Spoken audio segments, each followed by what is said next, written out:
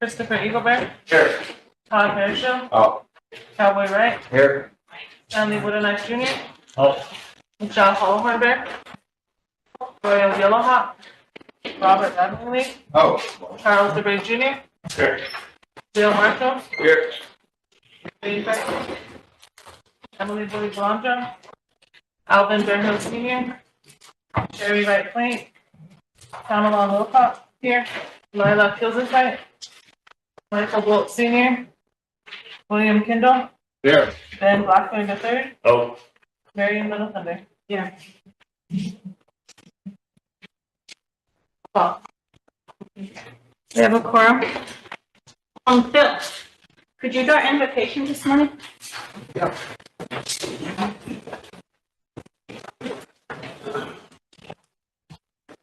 Dewa kapika le upeke ki porque a woshi la tijila ko metake o ba homne noje pike la net ke hoya pi ko wayate ki khata ha ya wuyukta na ha tiwahe ya ka ki la na wichoza ni na wangla ki waste ka hoya pi na wa shi chuka pike le na ta ku waste un ka ka wuchim na pokata ki wichoi chari ma uki le na cha kiukta pi na ushu ki la na onke apo metako yas. Oh.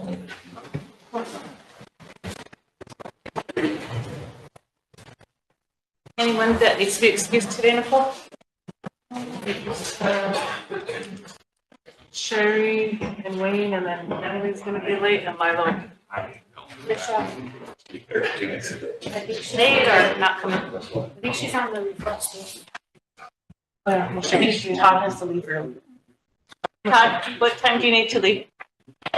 Yeah, I'd like to be excused early. I'm a pallbearer for Tim Whitebird. You're gonna meet at the casino and take him to the best building.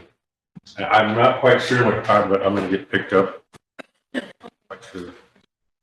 Thank you. Yeah, Michelle. I'm not sure about it. Is there anyone else that needs to leave early? Motion to excuse Sherry, Wayne, Michelle, and Emily and Lila will be late. Todd needs to leave early. Tammy, second. Stan, question, vote. All in favor? 1, 2, 3, 4, 5, 6, 7, 8, 9, 10. 10. Opposed? 2. Not voting? 1. Motion approved. Secretary, do you have minutes that need to be approved today? Oh, all I have is resolutions and committees. Okay. According to the Constitution bylaws, that's what's next. Okay, so we'll do the resolutions for approval.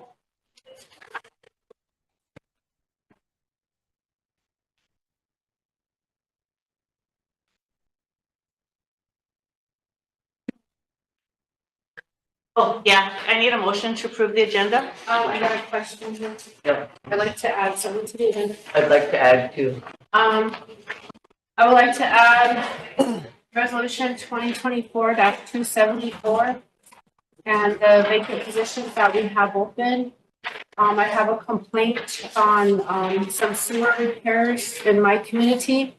I have a request from another individual for participation, and I would like the ARPA report presented to us. Just gonna do the ARPA report. I'm from finance, printed out, brought in here, and given to us. Okay, a lot of that stuff, it would be good if you let the secretary know ahead of time so they can have that prepared. And some of that stuff is day to day, so like the sewer issue, things like that, you can meet with me. No, I'll bring it up here. Well, that's day to day and it's gonna pull from the agenda, but all right, as long as the council approves it, we'll do that. Votes. Good morning, Madam Chair and everyone here in the Oaki listening. Can we also add to the agenda Sachangu propane, EPP, and water resources, please? Just to get an update and a report. Okay, and in my report, folks, just so you know, I will be doing the EPP. Bob will be here to go over it. It will be in this handout that goes out to you on my report.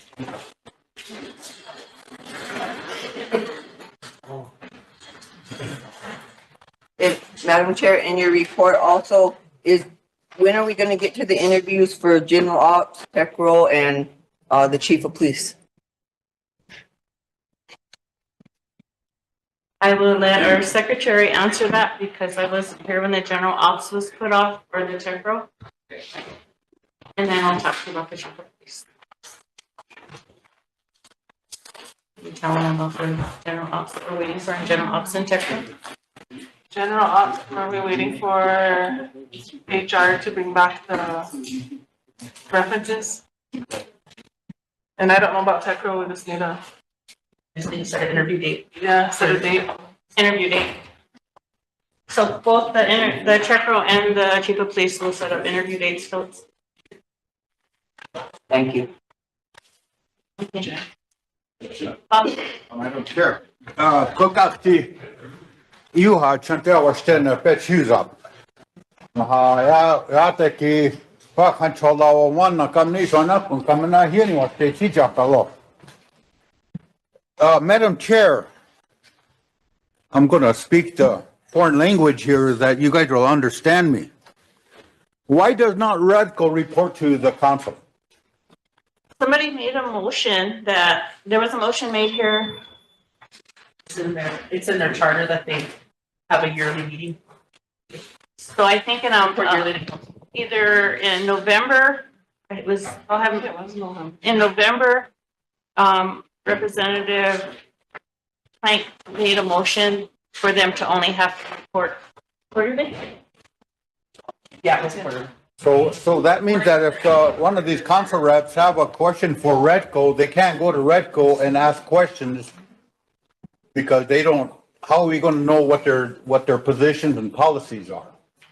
So I would suggest to you, if you have questions for them, some being new council, let's make a motion to have them come and come on the next meeting on the 20, I can't see that far, Second. on the 22nd to give a report. I think all these rest of the council people, I think they share my concerns too. Here we are, middle of the winter, and we're still having concerns with LEAP and propane and stuff, and them having one driver, the things need a change. And I don't know what the update is on that. So when people call me, I don't know what to tell them, and it makes me feel stupid. And another concern that I have is regarding travel. Why do we have only 12 people here? We barely made quorum. I don't think anyone's on travel today. It's other reasons. That's another thing that I'm glad you brought that up, the travel. According to the Constitution, the bylaws say that anytime you go on a travel, you have to come back and make a report. I have not heard a single report from all our frequent flyers here. You guys are busy going to training and stuff. Come back and tell us about it. Stand in front of here and tell the out there people why you guys use your money to go on trips.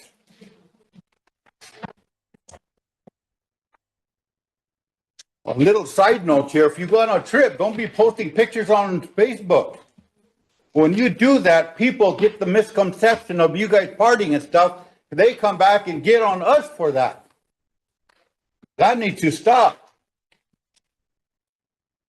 If we don't get control over transportation or travel there, Madam Chair, I am going to make a motion to suspend, put a moratorium on travel until we get things together.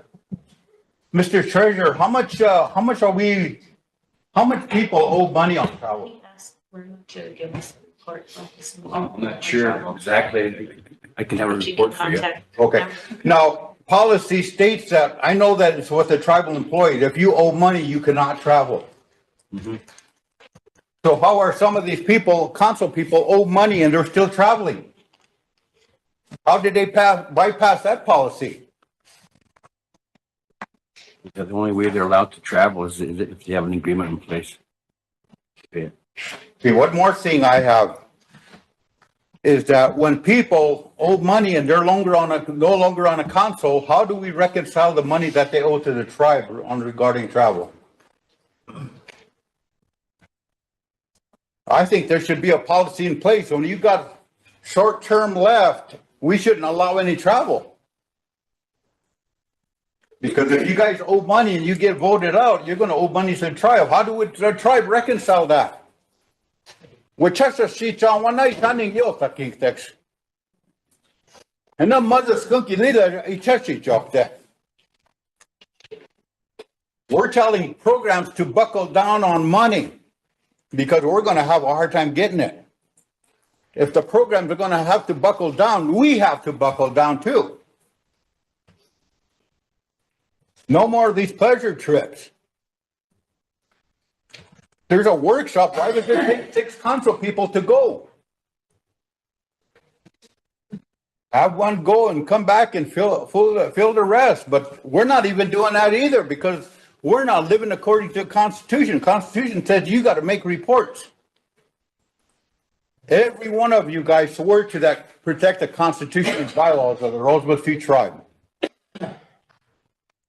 And you, every one of them people that travel and don't report, you guys are violating that.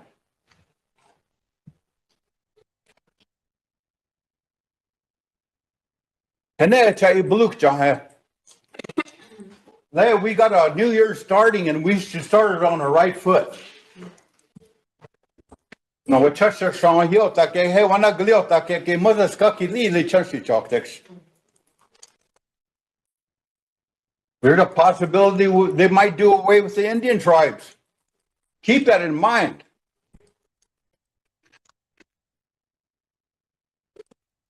It's on, Madam Chair. I started in New York on a New Year's on a bad note because of me sitting at home thinking about all the misdeeds that we are doing here.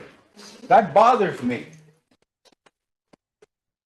Because when I got in this office, I swore to the Constitution and to protect the Constitution bylaws of the Rosebud Sioux tribe. And I meant that when I said that. I didn't swear just to say it. I swear to be protective of the Constitution. And we're not doing a good job of that right now. I think you guys go on a trip, you guys come back and do those reports. If you guys owe money, pay up on them. Mr. Treasurer, I would suggest that you start denying some of their travel if they owe money until they reconcile that.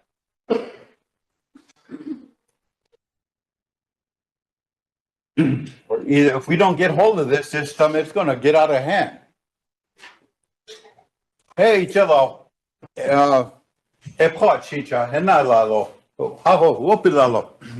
Representative Bradley, like you asked at the last meeting to have a report, so I had Nicole ask Myrna to bring you that report. For attendance? Travel. Travel, and I didn't see any attendance published in the paper yet. Okay. Can you add that? Yeah, because at the last meeting you asked for both. Yeah, 8 people not present here. That's not acceptable. We need to start publishing them so the people could start getting on them. Tammy? I kind of want to add on to Councilman Radney's discussion there because we've always heard, about our tribal council being advanced, advanced to the end of their term, advanced, to where they have to pay back, but they haven't paid any of that. I would like to see that. How many are advanced? How many owe travel? How are we going to go and collect this money? So I'll make that motion that by the next meeting, we get a report from the treasurer here that a report stating how many council reps, former council reps owe the tribe money for advance on their salaries and how many owe travel. And how we're going to hold them accountable for that and start collecting. Thank you. I can't tell you that, to my knowledge, there aren't any old ones that owe travel. That's your bad. The policies are, like when you come to the end of your term, you're not going to get any travel advances if you don't have enough money coming in your salary to get a travel advance. You're allowed to travel, but you have to go on your own and get reimbursed. Okay, well, I would like to see that on paper. Sure. Are you referring to just travel or are you referring to your salaries as well? Salaries too. Talc loans. You can only go 2 ahead. I think there might be a few that will talc loans, but the salaries and stuff, no. You guys only allow 1 month. I think there's one council that's over that, but all the rest of you guys are adhering to that. Not not this body. Yeah. this I'm one. talking about prior And, council. last council, I was a treasurer last council and we didn't allow that. I think it was 2 months, but prior to that, I can't answer. But I'll do some research, have the girls do report. Okay, another question for you, Mr. I need a second to that motion or it's gonna die. Ben, I wanted to add on to it too, just to make sure. Ben, a question? Totes, all in favor? 1, 2, 3, 4, 5, 6, 7, 8, 9, 10, 11, 12, 13. Opposed? 0. Not voting? 1. Okay, final question. I requested, the contracts for the attorneys that the tribe utilizes and the contracts for our, the people that we hired to go to Sioux Falls, our lobbyists. I have not got those. I've been told by a few of your employees that they're not to be found, basically. They're not in finance, they're not in personnel, they're not in secretary's office. Anytime we have a contract, that contract should be in finance. The original should be in finance along, so that way, when they do the payments, there's a copy of that contract there consistently. And if it's not there, if it's not with Nicole or in personnel, then where is it? I don't know. See, there you go. There's the answer. We don't know.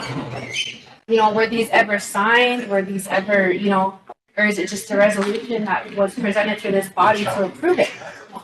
I would like to see those signed contracts. Does anybody else want to see the signed contracts? Do I need to make a motion for that? I wish you would. Okay, I'll make the motion for that. That makes things easier for a lot of people. If you Okay, would. I'll make the motion to have those signed contracts for the lobbyists and for the attorneys that the tribe utilizes to this body immediately. Because I've been asking for them and I haven't seen them. Second? Totes, question? Ben? All in favor? 1, 2, 3, 4, 5, 6, 7, 8, 9, 10, 11, 12, 13, 14. Thank you. Opposed? 0. Not voting? 0. Carried. Ben? Okay, thank you. Morning, council. Good morning, everyone. Happy New Year. I guess we're starting off, I guess on another note here, as Mr. Radley said, is that we requested a lot of this stuff even before. I know Mr. Eaglebear, you know, from the council rep for the Black Pipe made that request too, and we haven't received it for the attendance and also the, again, the travel. So I guess we requested that last year many times. So I'm just kind of curious of, is this are we actually gonna get it? You know, that's my biggest thing. Are we actually gonna get it? Because again, it hasn't been put out there. It's supposed to be published. I said after every meeting, before every meeting, at the beginning of the month, at the end of the month, to put it out there as far as attendance, you know, for committees and also council and I guess any other entity that's out there. So I'm just making sure that we can follow that again. Because again, it's the start of new year, new month. So we need to make sure we get that taken care of because I haven't seen it whatsoever. Yeah. We need to do the funding for that because it costs a lot to put it in the paper. Well, actually, we're going to be, it's just supposed to be published, I think, on the council's webpage, I think, on your guys' webpage, and then send it to us as We haven't council. done, I have it in Google Docs, I could share with you guys, but I just we need to establish funding for me to put it in paper. So you can't send it to us as council, just to Yeah, I send to us? can. Okay, so that's all we want, that's all we want, is just to Okay. get it to us, so maybe we can share it too. Because they're done, all the committees, all the council meetings, it's all done on Google. Okay, so we can just get it off Google. Yeah, just I'm telling share. them to print them now, so. Okay, just making sure, because again, that was requested last year, beginning of the year, middle of the year, evening, so I'm just making sure that we get that taken care of, so thank you. So, Representative Blackburn, I can ask Myrna to bring those other reports to us. It's just a printout. I think she has them ready because she did overhear Representative Bradley ask for them. So we'll get those to you guys this afternoon. Okay, thank you. Okay. Votes. I'm gonna bounce right off of what these gentlemen were saying. You know, new year, we need to really be transparent because there hasn't been no transparency. And for the Oaki listening, there hasn't been. You know, we serve the people and we can't serve them when there's no communication.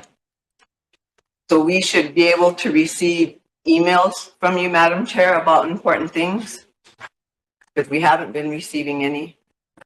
And nothing should be top secret here, because we're all looking and moving toward the same thing for the 7 generations to come. And we are failing right now. Because when you 2 women got voted in, that was very powerful for this tribe. But it hasn't been, because you can feel the difference. You can see the body language. You 4 up there should be meeting almost on a daily basis, because you control the tribe. We are your boss. You guys need to meet, and I'm going to use this as an example. When Madam Vice gave her report, she was talking about elders. And every time someone makes a recommendation here, you interrupt, Madam Chair, and you say that your office is working on it. We're 4 months into this.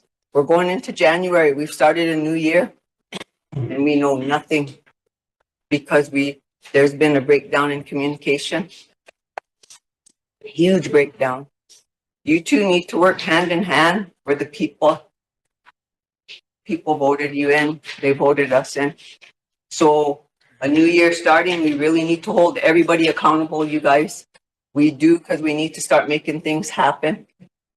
You know, when Sichong, you know, there's a lot of things that the people, the listeners need to get from us. You know, when there's a storm coming in, we have people calling propane, numbers for housing, on-call worker, all that should have already been put out. So no one has to worry about it. There should be a PSA. There should be something in the Tribune about who's doing the roads, the contact people, because we really are failing our people at this time. We are, because there's no communication here. There's no follow-up. So everything we do from here on out, we need to put a deadline on it, a start date and a deadline. We really have to start holding people accountable. And we were supposed to receive that ARPA report right away. You know, and when EPP's activated, if a storm's coming in, we should all be meeting in here with the community chairs. And I am not taking time up, because we're in here for the people. You know, we should be meeting with them, and we should be planning things out. Can I interrupt you for a second? Yes. That's all going to be in here when I do my report, just for a matter of saving time. A lot of what you're talking about will be in this report. And it'll be an answer to all of your questions. And just so you know, we have been making plans to work together and communicate and get all this out to everybody.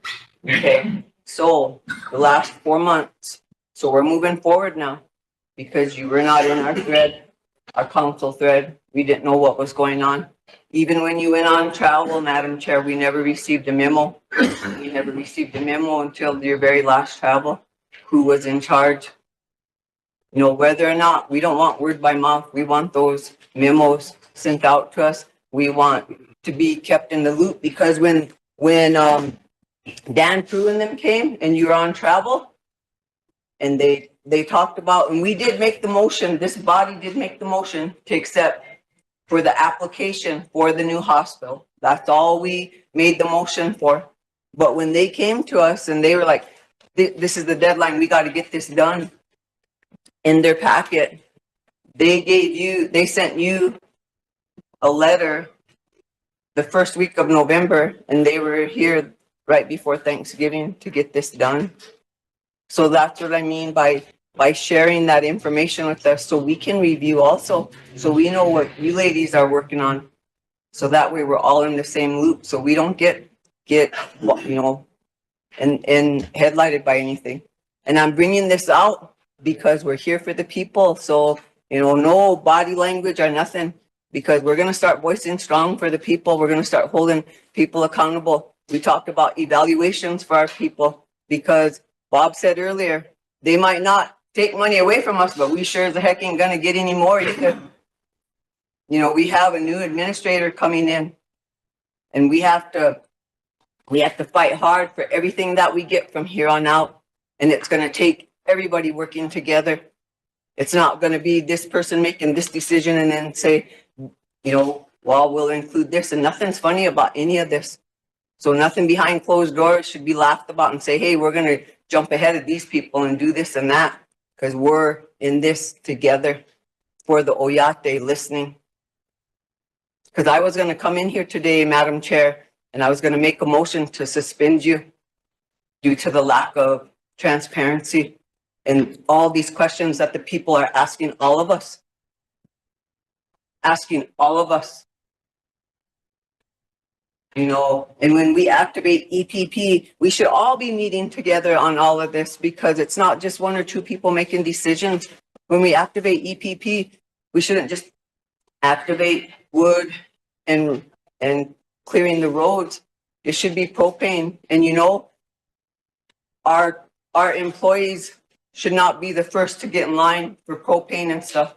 When we activate that, that's for the people who truly need it. And I'm saying that because we all have an income here.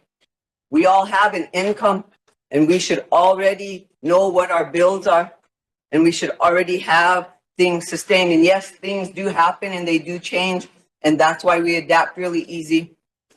But we're looking out, especially for those that need it. We have a lot of elders that have a lot of questions, so that's why I requested Water Resources, Sioux Propane, EPP to come down, because everybody remember there's always two sides to every story.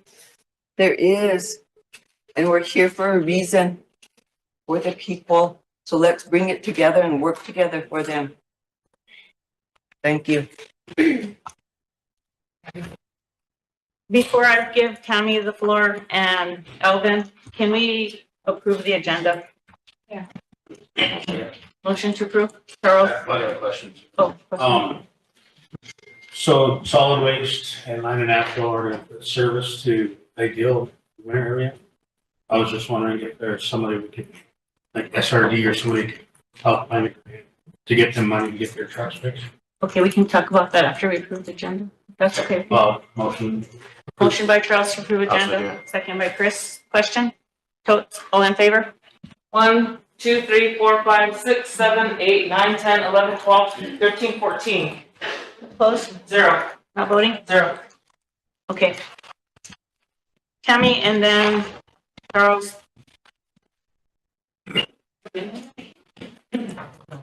Go Elvin. Go Elvin. Okay, I kind of want to elaborate on, what Councilwoman Juan stated, talking about, she was, came in here planning on making a motion to suspend you. And to be honest, I wasn't supportive of that, and I ain't gonna lie. And I wasn't supportive of that because you use the Attorney General on this body right here. And that Attorney General, according to the ordinance, takes directive from this body, and this body only enacts under a motion. And that's the ordinance. And if that Attorney General contract does not coincide with that ordinance, then maybe we need to reconsider that contract. And another thing, I'm getting texts regarding the resolution that I brought up, 2024-274, and how it conflicts with the personnel manual. And I would further discuss that once we get to that, but I would like to get to that today. As soon as we get to the personnel section. Thank you.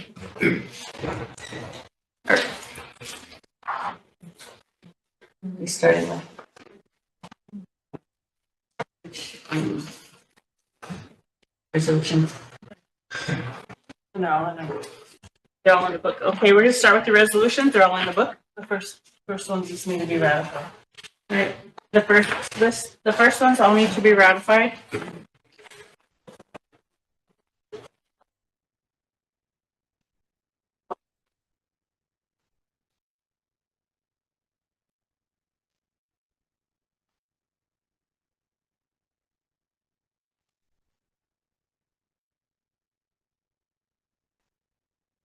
You have to say everything.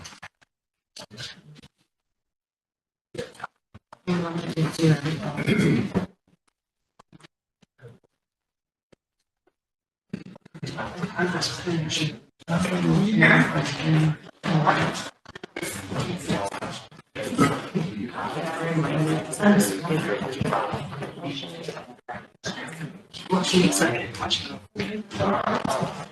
Ratify. Okay, the first one. Who needs to bring it up?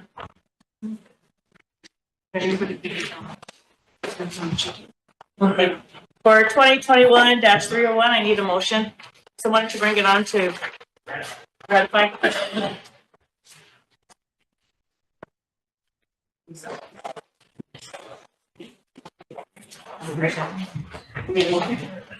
Yeah, read the motion. Is there a motion to ratify this? I need to sign those checks. Motion by Bill. Second by Coates. Question by Charles, all in favor? 1, 2, 3, 4, 5, 6, 7, 8, 9, 10, 11, 12, 13, 14. Opposed? 0. Not voting? 0. 14-0-0. Okay, the next one is 2024-371. Proposal to participate in IHS Phase 1 application for joint venture construction. Motion to ratify this one. Motion by Coates. Your second.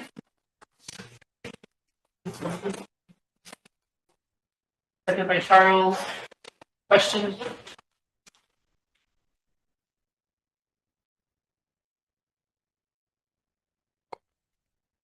Chris, all in favor?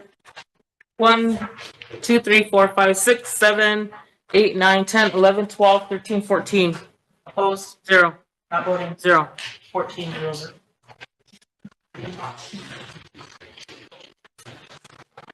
Madam Secretary, if they didn't sign the petition resolution, can they move to ratify it?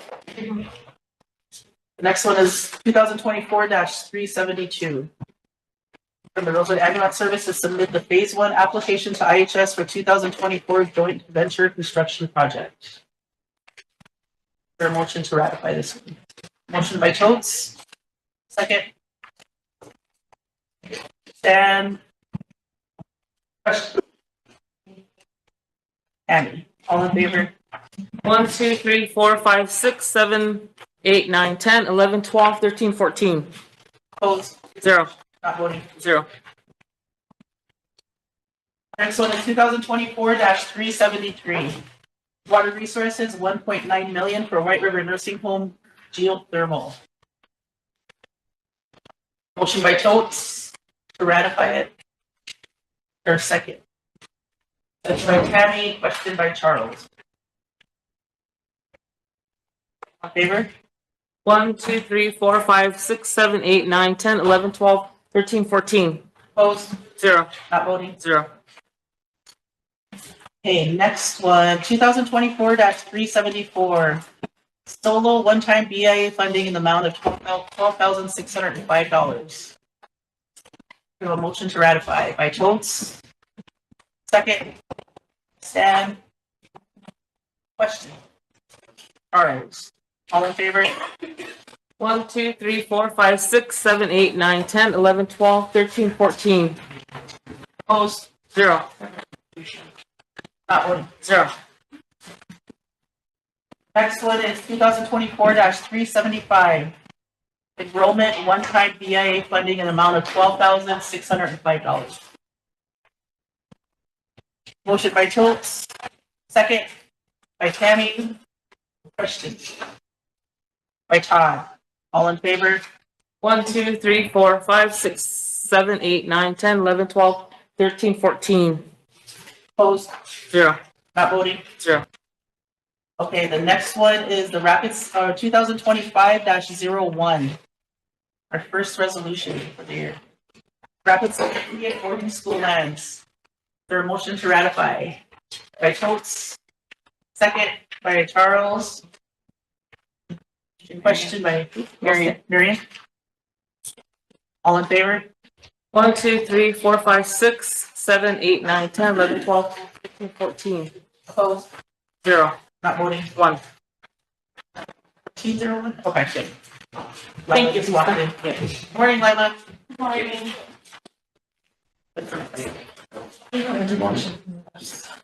Okay. Are they, need to be read in? Yep. Education committee? Someone from the education committee, bring on the ones for education.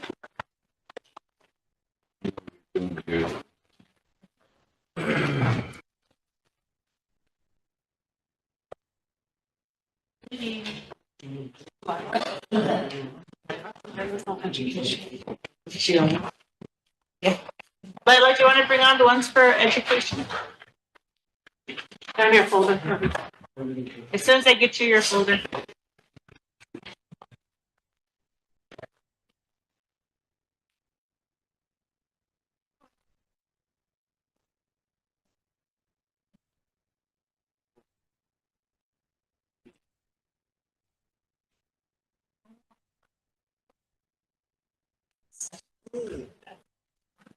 I just opened one eye.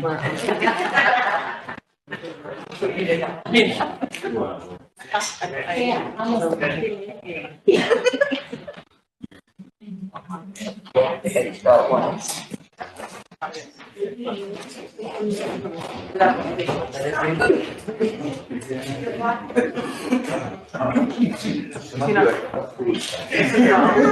Attendance report.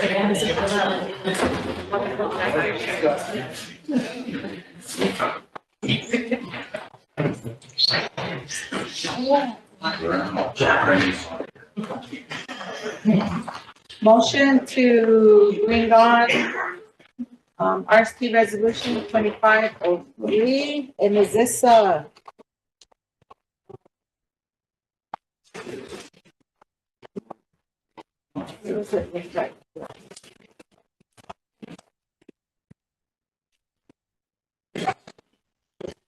is a Lila, did you get this sheet? yeah. Okay, there's Okay, so this one is for the Head Start procedures for hearing and resolving complaints.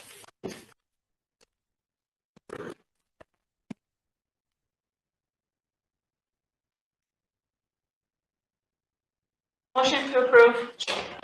Oh, second? Schultz? Go ahead and read it in, Lila. I'll start at the fourth whereas. Whereas the Head Start program is requesting approval for the procedures of hearing and resolving complaints.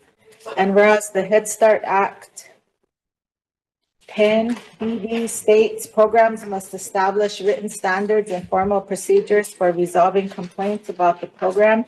And whereas the SLO Head Start Policy Council approved of the procedures for hearing and resolving complaints on November 14th, 2024. And whereas the Rosebud Sioux Tribe Education Committee reviewed and approved the procedures for hearing and resolving at a duly called meeting with the quorum present on December 4th, 2024, recommending its approval to the Rosebud Sioux Tribal Council. And therefore be it resolved that the Rosebud Sioux Tribal Council approves of the procedures for hearing and resolving complaints for the Sichangu Lakota Oyate Head Start program. And on the back sheets, you'll find the procedures.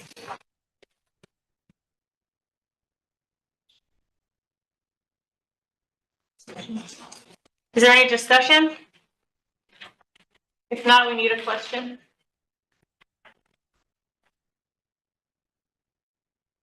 Bill? Bill, question by Bill, all in favor? 1, 2, 3, 4, 5, 6, 7, 8, 9, 10, 11, 12. Opposed? 0, Not voting? 3. Okay, the next one, 2025-04 Head Start enrollment and selection policy. Need a second? Schultz?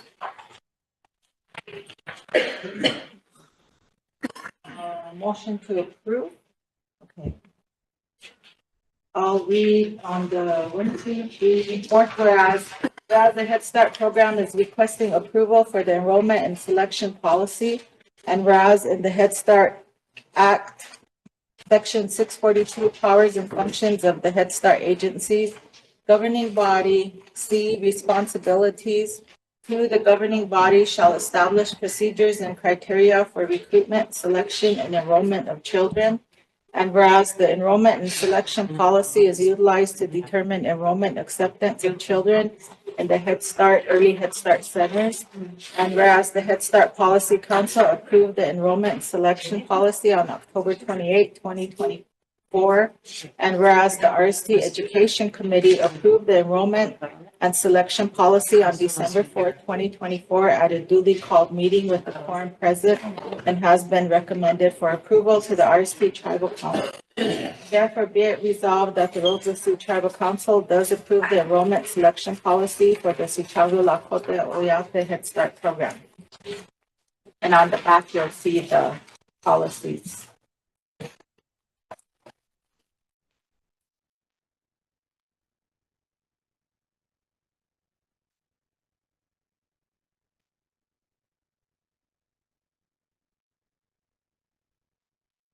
Any discussion? If not, we need a question. Stan? All in favor? 1, 2, 3, 4, 5, 6, 7, 8, 9, 10, 11, 12. Opposed? 0, Not voting? 3. Third. Thank you, Council. We'll move on down to 2025-05 Head Start Health and Safety Practice Procedures. Motion to approve. Second, Totes. I'll read from the fourth whereas. Whereas the Head Start program is requesting approval for the effective health and safety practice procedures. And whereas the Head Start performance standards referencing the overall health and safety practice are mentioned in 1302.102A4, 1302.47, 1302.90, B and C, 1302.93, 1302.94, 1303.74, and whereas the effective health and safety practice procedures are to ensure all program staff are knowledgeable and informed to maintain all levels of health and safety practices for all students. And whereas the SLO Head Start Policy Council approved the effective health and safety practice procedures on November 14, 2024. And whereas the RST Education Committee approved the effective health and safety procedures on Wednesday, December 4th, 2024 at a duly called meeting with the quorum present and has recommended approval to the RST Tribal Council. Therefore, be it resolved that the Rosebud Sioux Tribal Council approves the effective health and safety practice procedures for the Sioux Lakota Oyate Head Start program. And you'll see those on the back of the page.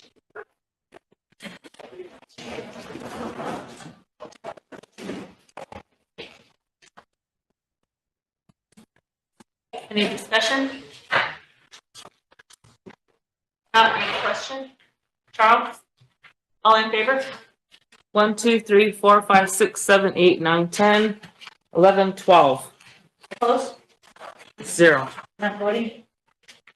3. Okay, Council, thank you. We'll move on to 2025-06 Head Start 2023-24 Self-Assessment Outcome. Motion to approve. Any second? Totes. Question, Charles? Oh, I'm sorry.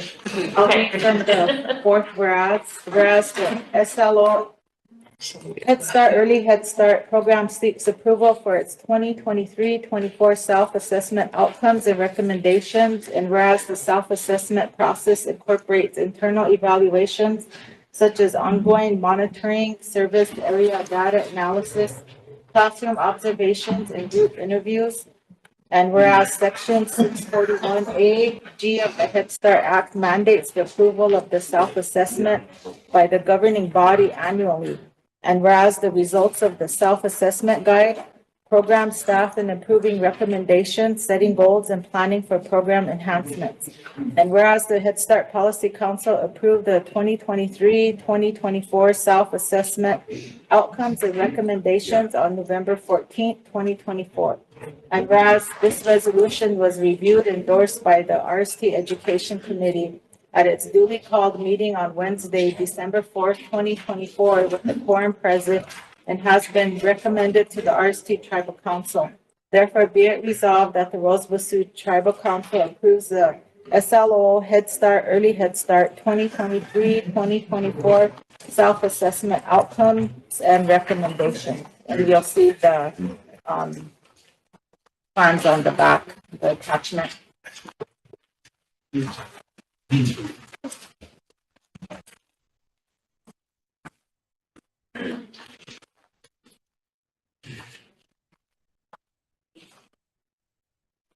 Any discussion? Question? Ben? All in favor?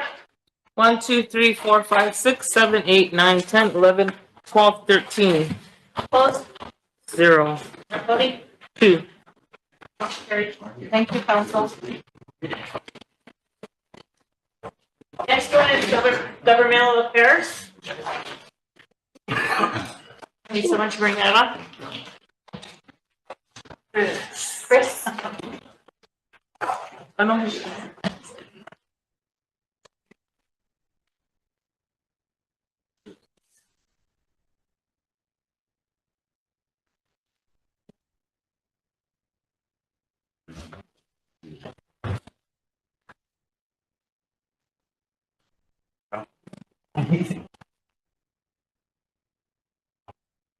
Did you find it, Chris?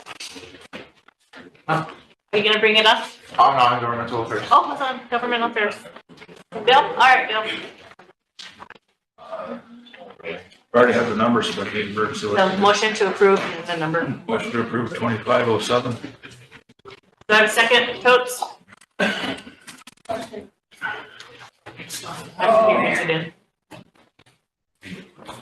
Start on the fifth whereas. Whereas the Rosebud Sioux Tribe Council has enacted RST ordinance number 22-1, creating the Rosebud Sioux Tribe Land and Natural Resources Committee.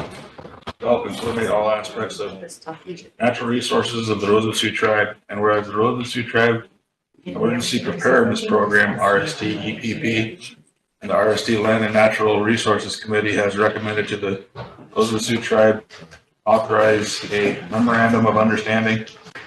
The Todd County Emergency Management, TCEM, Todd County Commissioners authorize the RST EPP will take command during any major disaster incident within the boundaries, and the TCEM will provide support and assist where needed during any such disaster. The TCEM will also serve as a liaison to the state, local, non-tribal entities, whereas each party shall indemnify and hold the other party harmless from against any all claims, suits, liabilities, obligations, damages, and expenses, including reasonable attorney fees and expenses arising out of either indemnitor's performance or failure to perform in accordance with the terms of the and whereas, and nothing in the agreement shall be construed as a waiver of sovereign immunity of the tribe from suit or any of its constituent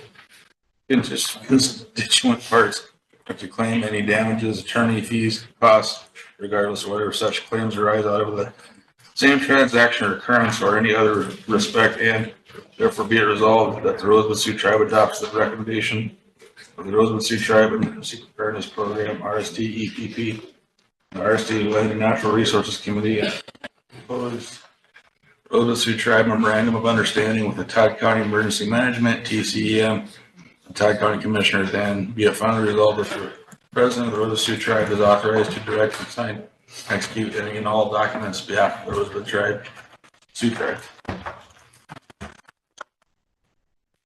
Any discussion? Yeah. I got a quick question. The Todd County Emergency Management, is that, who's made up of that? What committee or what is that made up of? Bob Oliver brought this in here when we had our meeting there just right before the holidays. And it was just it was the only thing he had. I don't know if he's available, if he could answer a few more. He'll be coming in when I do my report. Okay. Yeah, I'm just concerned with the term Todd County Emergency Management, because I mean, we're our own entity as the Rosebud Sioux Tribe, and that's why EPP was established. And I believe that he should have the overall say-so of anything, especially major disasters. So if we bring in Todd County Emergency Management deal, then it seems like we're going to go to the state to have them come in. That's why I'm kind of curious who's all on this committee and who's, who has a say-so on this stuff. So that's why I'm just kind of curious. Yeah, like I said, it was we had a few things we covered, and then he brought this in to be brought on because he wanted this brought on today or as soon as possible, but he might be able to answer a few more in-depth questions because he kind of gave a quick overview. There's a few other things he brought up too, like I think there's like emergency radios that they utilize and stuff between this whole process and everything. So I don't know if you just want to wait till he gets here to answer any in-depth questions about it. Yeah, I would like to have. Let's do that then. Hold it till he gets here, I guess. Table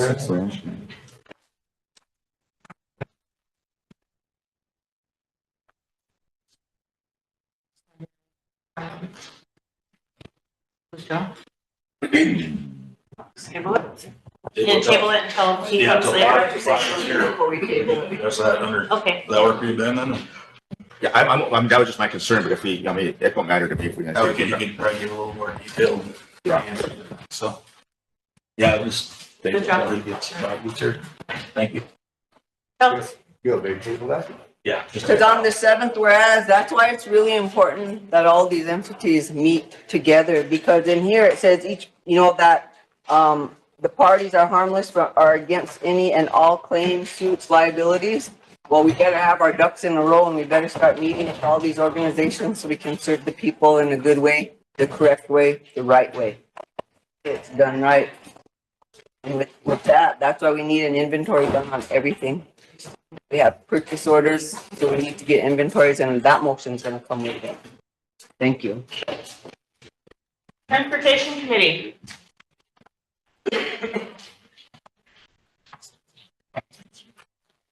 That way? We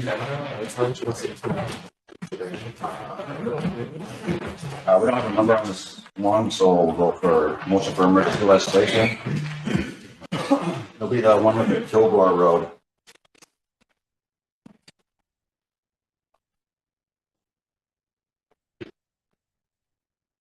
So be 2025-08.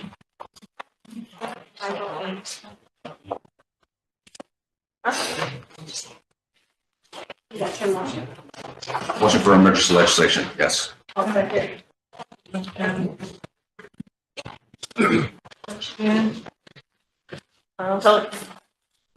in favor? 1, 2, 3, 4, 5, 6, 7, 8, 9, 10, 11, 12, 13, 14, 15. Opposed? 0. Not voting? 1. Motion to approve? Yeah, motion approved, 2025-08. Okay, Second? Okay. Go ahead, Thomas. we'll start at the 5th whereas. Whereas the 20-year tribal priority list, TPL, identifies 38 projects the tribe wants constructed pursuant to 25 CFR 170.420. Describes Kilgore Road, BIA Route 1 to Nebraska line as priority number 1. And whereas the 4-year Tribal Transportation Improvement Program, TTIP, identifies projects that tribe needs funded during 2024 through 2028 and is physically constrained pursuant to 25 CFR 170.421, in which a Kilgore Road BIA Route 1 is included.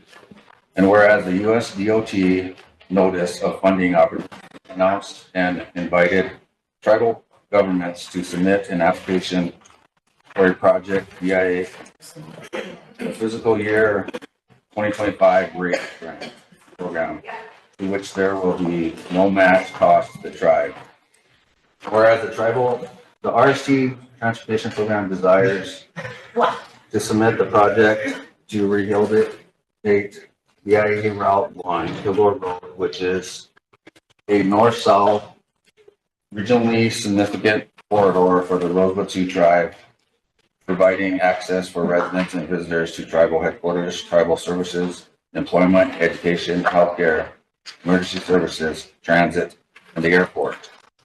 And whereas the project will complete all planning and pre-construction activities to create shovel-ready plans ready for a reconstruction of BIA Route 1, 10.3 miles in Kilgore Road, 6.2 miles from the St. Francis St. Francis, South Dakota to the US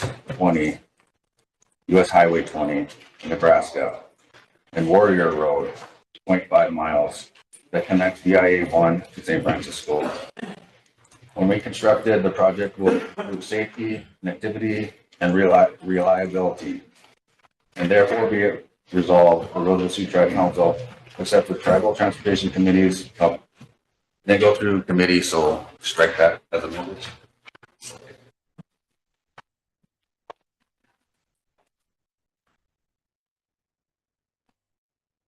Strike that whole, therefore be it resolved, that whole section there. Yeah, I didn't go through committee. The RST Transportation Program to submit Gilmore Road, VIA Route 1 to US Highway 20 Regional Improvement Project to the fiscal year 2025 race grant program to obtain funding to complete the planning and design work for the project. Now, therefore be it resolved that the Rosebud Sioux Tribe Council hereby authorizes the tribal president or her designee to sign any and all documents pertaining to the RISE grant application. Any discussion? If not, any question? Chris, all in favor? 1, 2, 3, 4, 5, 6, 7, 8, 9, 10, 11, 12, 13, 14. Opposed? 0. Not voting? 1. Next one, Cowboy? Yes. Move for emergency legislation. 2024. Hold on. 19. Need a second? Charles, question, Totes, all in favor? 1, 2, 3, 4, 5, 6, 7, 8, 9, 10, 11, 12, 13, 14. Opposed? 0. Not voting? 1. Motion to approve? Motion to approve 2025-09. Need a second? Chris? Good. Okay. I'll start at the 6 whereas. Whereas the four-year Tribal Transportation Improvement Program, IIP, identifies projects the tribe needs funded during 2024 through 2028, and is physically constrained pursuant to 25 CFR 170.421, in which BIA Route 5 is included. And whereas the U.S. DOT Notice of Funding Availability announced and invited tribal governments to submit an application for a project via the FY fiscal year 2024 through 2026 project discriminatory grant, which there is no match cost to the tribe. And whereas the RST Transportation Program desires to submit the project to rehabilitate VIA Route 5, which is a north-south significant corridor to the Rosebud Sioux Tribe, providing access for residents and visitors to tribal headquarters, tribal services, employment, education, healthcare, emergency services, transit, and the airport. And whereas KLJ Engineering LLC contract with the tribe to assist with the grant writing, the project will replace the existing failing asphalt on the entirety of the route with new asphalt overlay, stripping and rumble strips, centerline rumble strips, pavement stripping, safety improvements, safety guardrails, and therefore be it resolved the Rosebud Sioux Tribe accept the, and then go through committee. Strike that as amended. So tribal council approves the the RC Tribal Transportation Program to submit the VIA Route 5 Improvement Project to the fiscal year 2024 to 2026 project discretionary grant program. Now therefore be it resolved that the Rosebud Sioux Tribal Council hereby authorizes the tribal president or her designee to sign any and all documents pertaining to the project grant application As amended. as amended. Any a second? Tammy? Or question? Sam, all in favor? 1, 2, 3, 4, 5, 6, 7, 8, 9, 10, 11, 12, 13, 14. Opposed? 0. 1. Motion carries. Thank you, Madam Chair. Yes, Bob? While we're on Transportation Committee, I'd like to commend Cowboy for reading those in. And with our council's approval, I would like to step down as the chairman of the Transportation Committee. The reason for that is that at my age, I feel that it's necessary for a younger person to occupy that position. It takes a lot of time and effort, energy to chair that committee, which I don't have. So with that in mind, there's very, very intelligent, capable of members on that committee that could take over the duties as the chairman of that committee. So with the council's permission, I would like to step down from the chairman. Mind you, I'll stay on that committee. And I'll ride you guys' butt if you guys do wrong. I'm still going to be on that committee, but I'd like to step down as the chairman. And one more thing, and just a little bitty side note, it's not probably important to you guys, but it's important to me. On that time and attendance sheet that the secretary's office passed up, on the 24th of October, it showed that I was absent. I disagree with that. Because on the 24th, there was no council, there was no quorum, but I was here. And good thing my wife keeps a ledger of the daily activities on her book, which shows that on the 24th of October, I was here at a Transportation Committee meeting. So I totally disagree with that absent mark on my time and attendance. And even though it might not be much for you guys, I work for the people. And I promised them that I was going to be here every day, every council meeting, every committee, every community meeting. And this puts a blemish on my mark when that's written on there like that. So, Madam Chair, even though it might not be a big deal, I would appreciate it if the Secretary's office changes that absent mark on there and put present on there. And even though there was no quorum, there was no council meeting that day, I was here at that transportation meeting, Robert, on October 24th, October 24th. we did have tribal council, and that was when we did the general operations interviews. Why did it say no quorum then? But I remember you being here for those interviews. That's just according to my notes.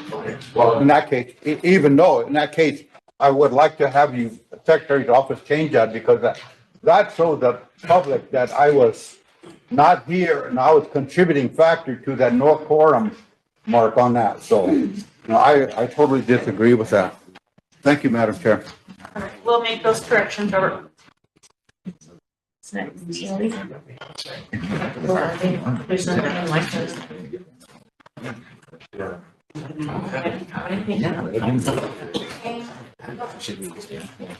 I was here October 24th too. I was absent. No, I'm council. Chris, Because I ain't gonna say that. I didn't do that. Yeah. I ain't gonna say that. Just, Madam Chair, just FYI, too, I did give it to the public too, to share on that too, so you might want to let them know. I did give my copy to them also, so they are aware of it and stuff, but might have to put it out. I thought they were gonna get the actual sign in, not the actual ledger. It should have been a sign that they had on there. That's what I was requesting. But the actual sign in where everybody signs in when we first come here, I thought that's what they would give out. But I didn't know they were gonna do the actual ledger. FYI. All right, thank you. I think I was here the 14th too of November as an absent. How quick this turned around. Just take the L, guys.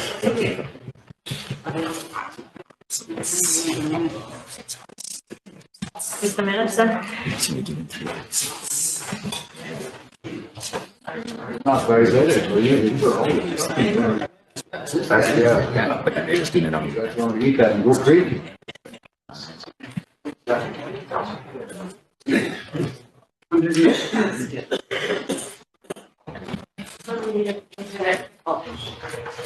Tina, all that underneath the basket, she said that's the TLE stuff that needs to go through.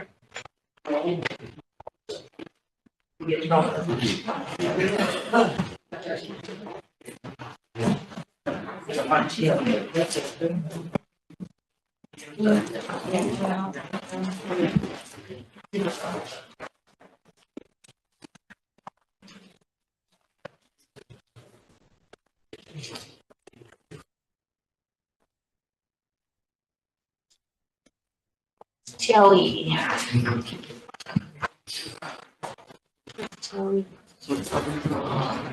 Okay, Lila, you want to bring on the TLE Are you resolutions? guys gonna move on my request to resign?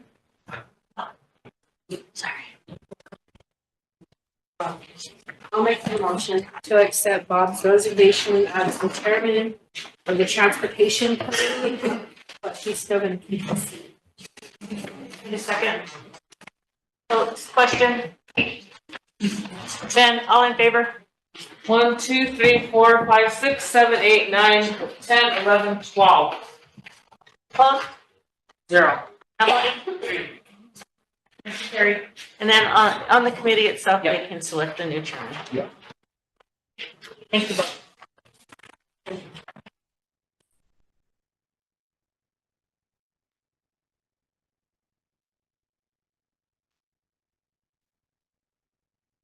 Motion for emergency. Motion for emergency. Oh, no, there's a number on it. Oh, 2025-02. Yes. And this is from TLE. Need a second? So let's go ahead and read it in motion for. Okay, I'll read on the fourth whereas. Whereas the bylaws for the tribal land enterprise empower the board of directors to act on behalf of the tribe and holders of certificates of interest in TLE on transactions pertaining to the management of tribal lands. And whereas the tribal land enterprise currently has funds on deposit with the Bureau of Trust Fund Management, and these funds are in the Rosebud Sioux Tribe Tribal Land Enterprise Certificate Land Purchase Account number PL 7399709. And whereas the following action was taken by the Rosebud Sioux Tribal Council on, we have to put the date in here, approving the drawdown of funds from the proceeds of labor account number PL 7399709, certificate land purchase account, and the amount of $1 million. The purpose of these funds transfer is so money can be transferred to Wells Fargo Bank, where TLE has their checking account for general operations as needed. Now therefore be it resolved, the Rosebud Sioux Tribal Council, in accordance with Article 4, hereby authorizes Chairman and Vice Chairman of the Tribal Land Enterprise Board of Directors signature authority on all financial transactions and withdrawals as required by 25 CFR Part 115.816 pertaining to this drawdown. Now be it further resolved that the Tribal Council authorizes the officials identified above to expend such funds as specified in this resolution. Any discussion? Tammy? Mike? I have a question. Okay. Do you know if they have a budget for this amount? I'm sure they do. Can we see it? Yeah. Yeah,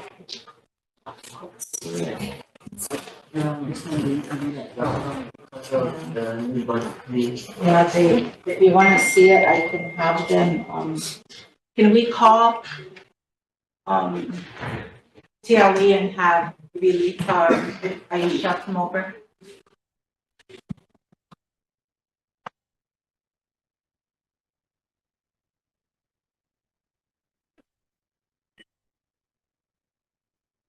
While we're waiting, Mike? Thank you, Madam Chair. This resolution pretty much is a kind of a standard procedure thing that requires council approval for TLE to draw funds down to, just so they can fund their budget. Okay, that's all it is.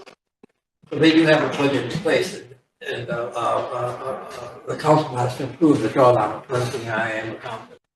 But anytime they need funds over there, it goes into their operational budget over there, which they have, you know, so kind of standard procedure. Yeah, I It's not understand a that. big deal. You know, I understand that, Mike, It's but a I haven't cash seen the budget replenishment. yet. It's just replenishing your checking account.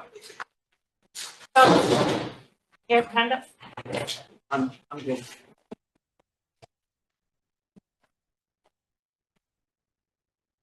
Their way. I like the budget, simply because I haven't seen their budget yet. So, you guys can vote on it if you want. So this wants to see the budget, so we'll go ahead with the approval of that resolution, we'll vote on it.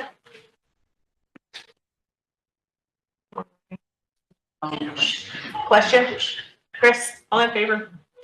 1, 2, 3, 4, 5, 6, 7, 8, 9, 10, 11. Opposed? 0. Not voting? 4. Next one, Milo? I think that's a state that.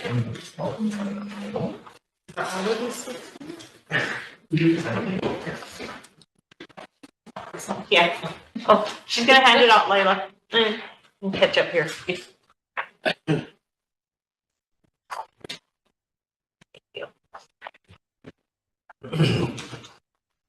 Yeah. Can you get your copy? Tammy, can you get a copy? Can I get a copy of that also? Copy. Pleasure.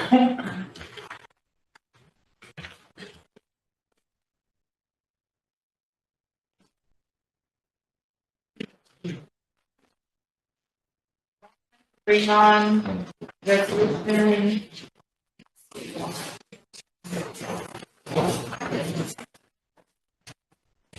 Twenty 321.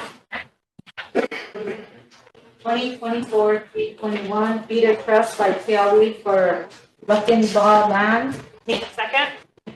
Oh, I'll read from the fourth whereas 25 USC section 2216C, a part of the Indian Land Consolidation Act of 1983, as amended in 1991, 2000, and 2004. 25 USC sections 2001 through 2019 provides that an Indian or the recognized trust government of a reservation in possession of an interest in trust or restricted land, at least a portion of which is in trust or restricted status on the date of the enactment of the Indian Land Consolidation Act, amendments of 2000, and located within a reservation, may request that the interest be taken into trust by the Secretary. Upon such a request, the Secretary shall forward take such interest into trust, and whereas 25 CFR section 151.10 states, upon receipt of a written request to have lands taken in trust, the Secretary will notify the state and local governments having regulatory jurisdiction over the land to be acquired, unless the acquisition is mandated by legislation. And whereas 25 CFR section 151.10 states, the Secretary will consider the following criteria in evaluating requests for the acquisition of land and trust status when the land is located within or contiguous to an Indian reservation and the acquisition is not mandated. And whereas 25 CFR section 151.11 states, the Secretary shall consider the following requirements in evaluating tribal requests for the acquisitions of lands and trust status.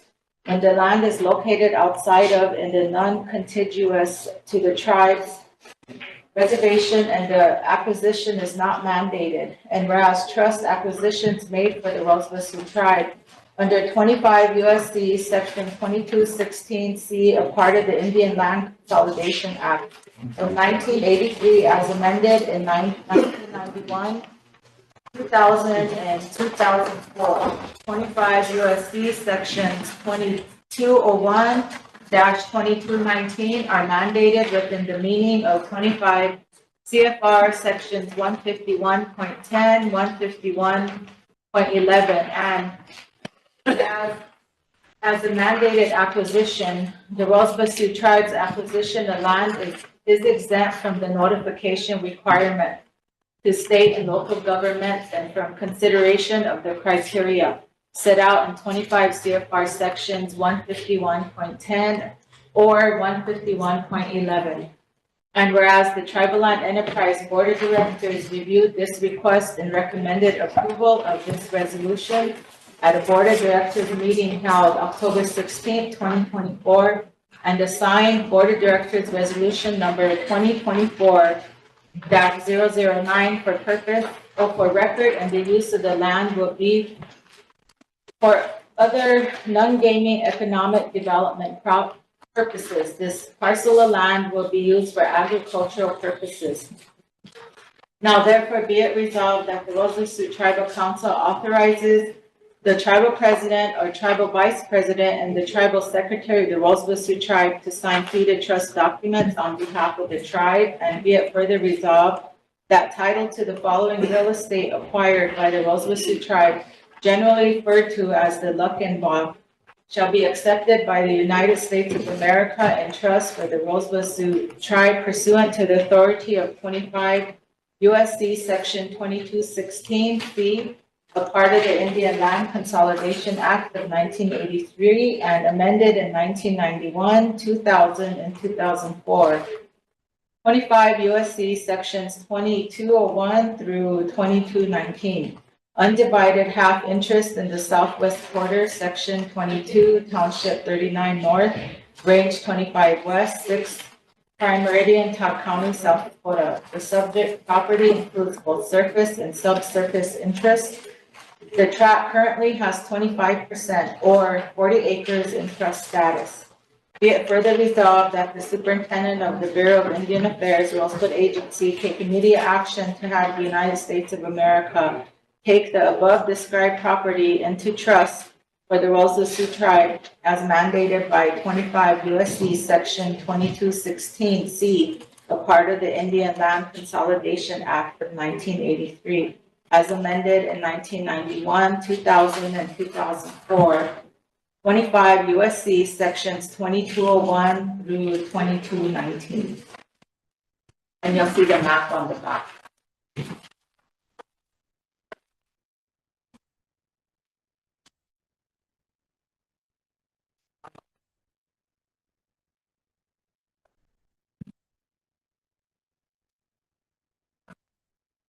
Any discussion? Ben? Just quickly, Madam Chair, where's it located at? I mean, is it up in south of Mission or? Mission? East of Mission. You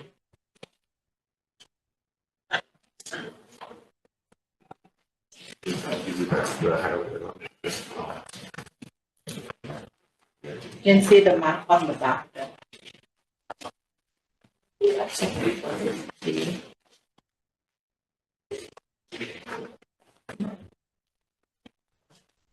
Call for the session.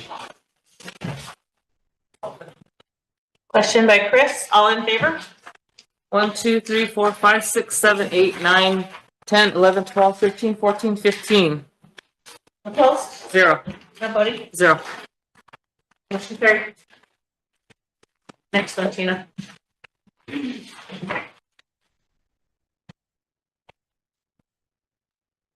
I'll never be late again. Boy, you guys are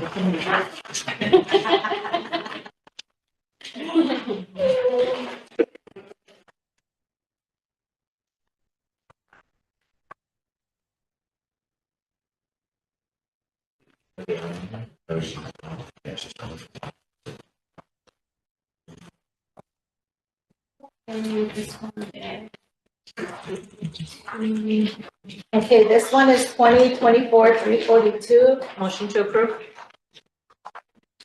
Need a second? Chris? Deed of trust, Pennington County land. I will read from the fourth whereas.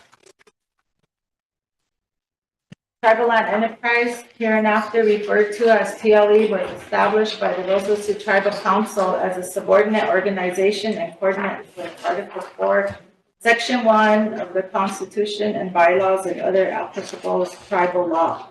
And whereas TLE is governed by its own bylaws as adopted and amended by the Rosebud Sioux Tribal Council, and whereas pursuant to Section 19 lands of the bylaws of TLE, the tribe is authorized to enter an agreement with TLE to manage and operate, subject to approval of the Commissioner of Indian Affairs or his duly authorized representative. All lands now in tribal ownership or which may come into tribal ownership from any source. And whereas pursuant to Section 10, purpose and objective of the bylaws of TLE is authorized to provide a long-term land buying program which would benefit members of the tribe.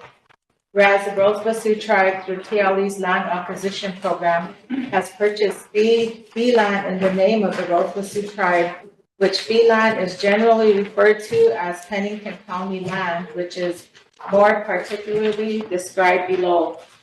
The fee land is approximately 220 miles, more or less, from the Rosebud Reservation boundaries.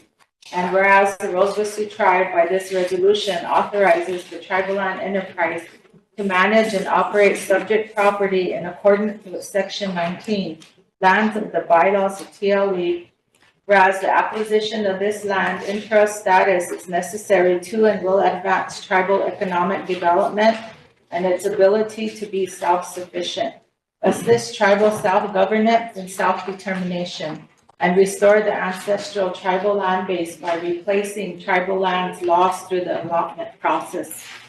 And whereas the acquisition of this land in trust status is necessary to and will ensure use of the land for future generations of an expanding tribal membership. And whereas the acquisition of this land in trust status is necessary to and will reestablish tribal sovereign authority over territory previously held by the tribe and ameliorate damage to tribal self-determination and self-governance resulting from diminishment of the tribal land base. And whereas the Rosebud Sioux Tribe intends to consolidate fee lands and existing tribal trust land into usable parcels, and the use of this land will be for other non-gaming economic development purposes. This parcel of land will be used for agricultural purposes, and whereas the consolidation of fee lands described herein will supplement the existing tribal estate in the vicinity of each property, increasing the economic viability of said lands to the tribe and tribal members using the land for other non-gaming economic development purposes. And whereas there are no encumbrances on this property, and the Rosebud Sioux Tribe desires that this tract of land be put into trust in the name of the United States of America and trust for the Rosebud Sioux Tribe. And whereas the Tribal Land Enterprise Board of Directors reviewed this request and recommend Tribal Council approval of this resolution at a Board of Directors meeting held November 12, 2024. And assign Board of Directors Resolution number 2025-003 for the record. And therefore be it resolved that the Rosebud Sioux Tribal Council authorizes the tribal president or tribal vice president, the tribal secretary of the Rosebud Sioux Tribe to sign deed of trust documents on behalf of the tribe, and directs the regional director of the Bureau of Indian Affairs to take immediate actions to take and accept the following described real estate, generally referred to as the Pennington County land, into trust in the name of the United States of America and trust for the Rosebud Sioux Tribe of the Rosebud Sioux Indian Reservation under the discretionary legal authority of the Act of June 18, 1934. The Indian Reorganization Act, IRA, amended to 25 U.S.C. Section 5108 and applicable regulations and procedures. Northwest quarter, Section 24, Township 1 North, Range 1E, Black Hills Meridian, Pennington County, South Dakota, containing 40 acres more or less. The subject property includes both surface and subsurface interests. And be it further resolved that the Regional Director, Bureau of Indian Affairs, Great Plains Region shall keep the Tribal Land Enterprise Board of Directors as to the progress of the deed of trust transaction.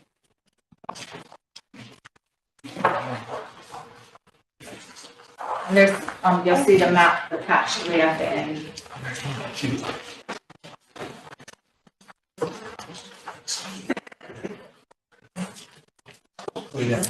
Any discussion? If not, any question? Vote. All in favor? 1, 2, 3, 4, 5, 6, 7, 8, 9, 10, 11, 12, 13, 14, 15. Opposed? 0. Not voting? 0. Motion carried. Okay, council, we have 2024-343 TLE to purchase St. Francis Mission land. Motion. Second, Coates.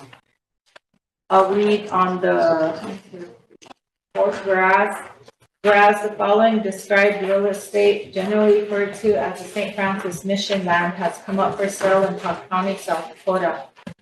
Southwest quarter, northwest quarter, section 2, township 39 north, range 33 west, 6 tri-meridian, Cobb County, South Dakota, containing 40 acres more or less.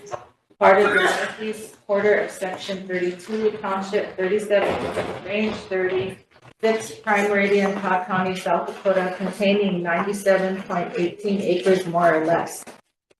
And whereas the Rosebud Sioux Tribal Land Enterprise Board of Directors reviewed a possible real estate acquisition on November 12, 2024, under resolution number 2025-002 and recommends approval of this resolution.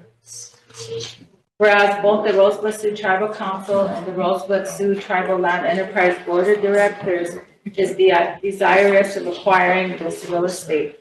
And whereas pursuant to section 19, lands of the bylaws of TLE, the tribe is authorized to enter into agreement with TLE to manage and operate, subject to approval of the Commissioner of Indian Affairs or his duly authorized representative.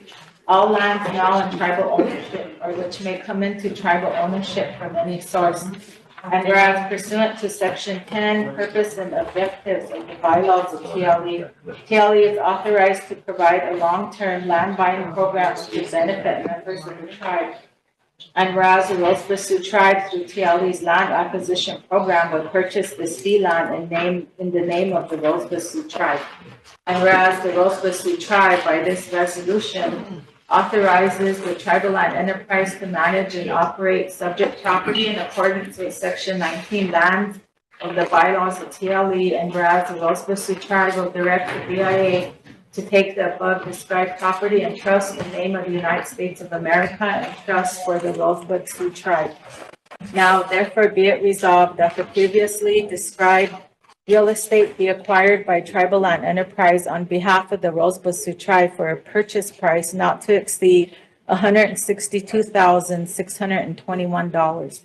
And therefore, be it further resolved that the Rosebud Sioux Tribal Council authorizes the tribal president or tribal vice president and the tribal secretary of the Rosebud Sioux tribe to sign any and all documents required to finance and finalize the purchase of this real estate. And you'll see the two maps on the map. This is St. Francis Mission proposed land sale.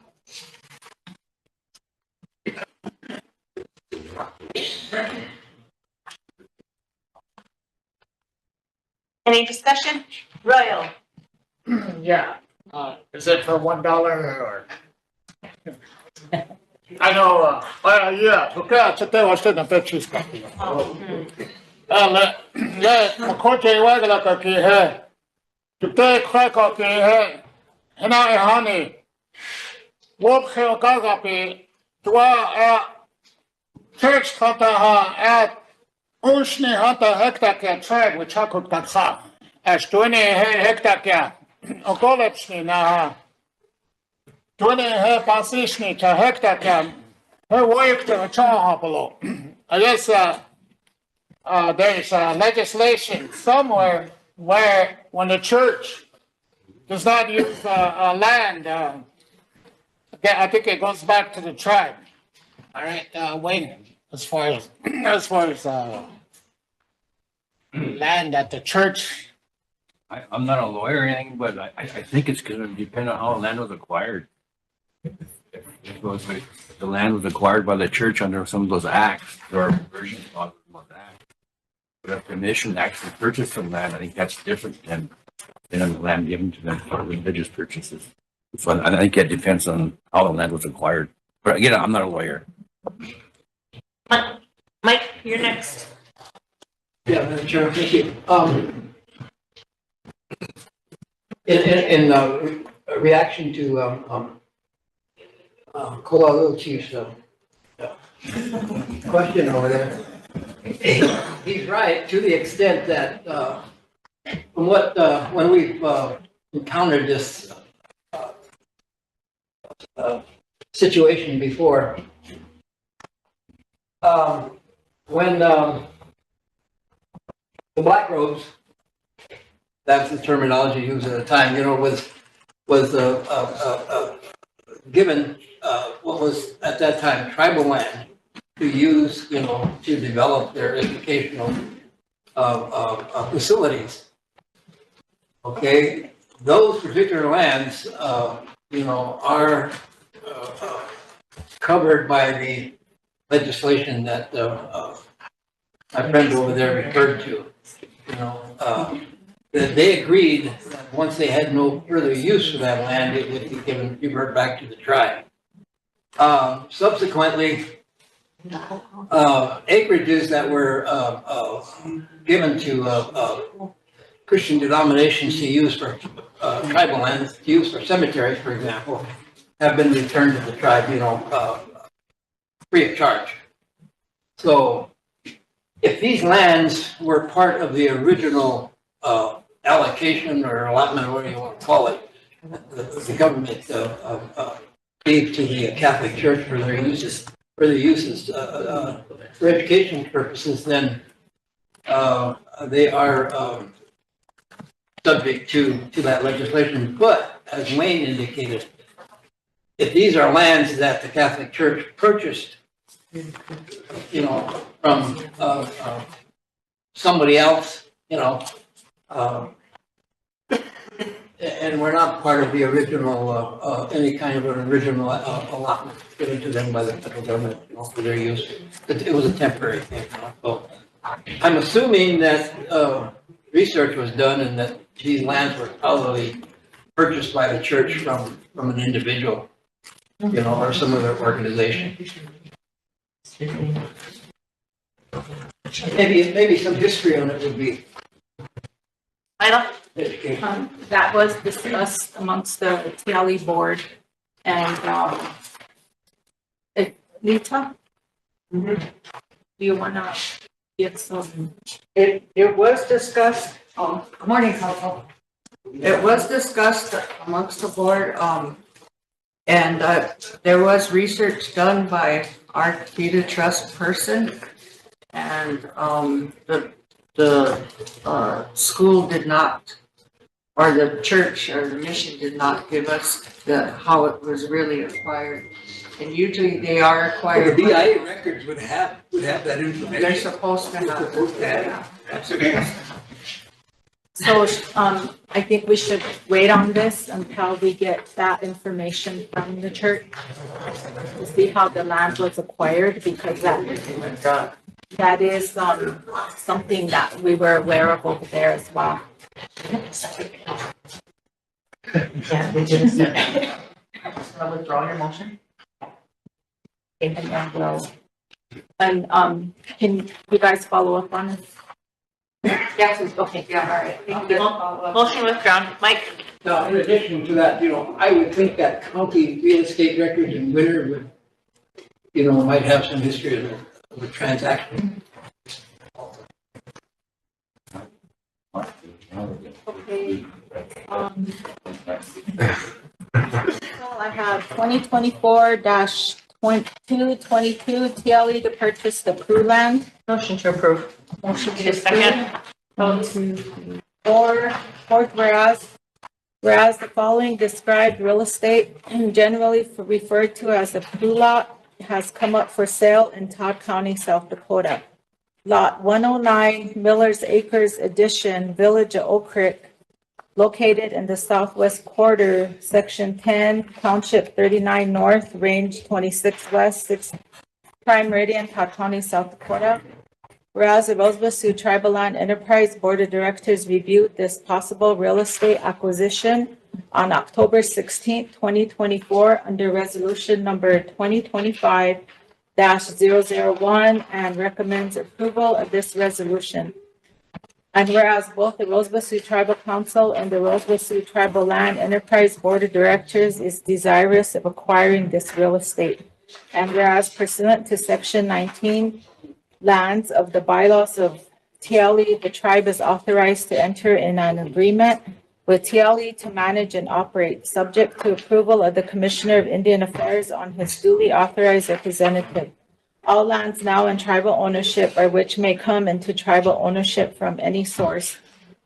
And whereas pursuant to section 10, purpose and objective of the bylaws of TLE, TLE is authorized to provide a long-term land buying program which would benefit members of the tribe. And whereas the Rosebud Sioux Tribe through TLE's land acquisition program will purchase this fee land in the name of the Rosebud Sioux Tribe. And whereas the Rosebud Sioux Tribe by this resolution authorizes the tribal land enterprise to manage and operate subject property in accordance with section 19 lands of the bylaws of TLE. And whereas the Rosebud Sioux Tribe will direct the Bureau of Indian Affairs to take the above described property and trust in the name of the United States of America and trust for the Rosebud Sioux Tribe. Now, therefore, be it resolved that the previously described real estate be acquired by Tribal Land Enterprise on behalf of the Rosebud Sioux Tribe for a purchase price not to exceed $1,000. And be it further resolved that the Rosebud Sioux Tribal Council authorizes the tribal president or tribal vice president and tribal secretary of the Rosebud Sioux Tribe to sign any and all documents required to finalize the purchase of this real estate. And you'll see on the back, the map of Oak Creek, and it's lot 109.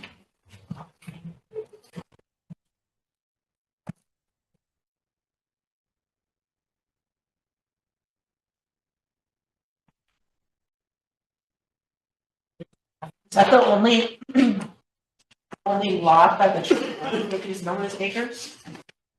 This is the only one that this was brought to TLE and presented for purchase, and it's just that area there. And it was bought for $1,000? Yeah.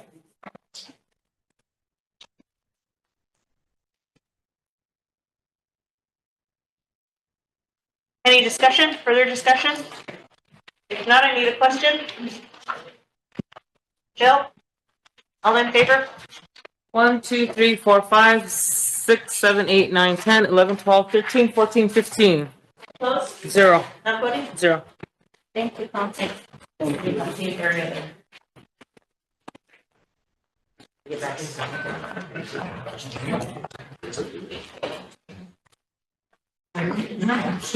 Can I make your hand up there? Yeah.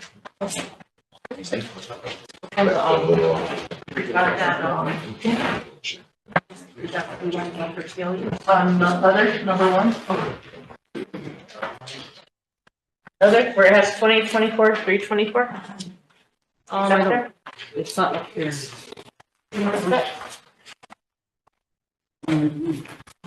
I think that was in our, Here, right here. yeah.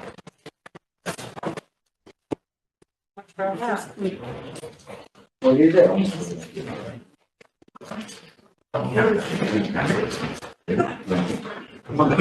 Yeah. Under your other tab? 2025. Waiting now. They did that one already? That was the first time we did it. Yeah, not just- we asked them to come over to. into the budget. Yeah.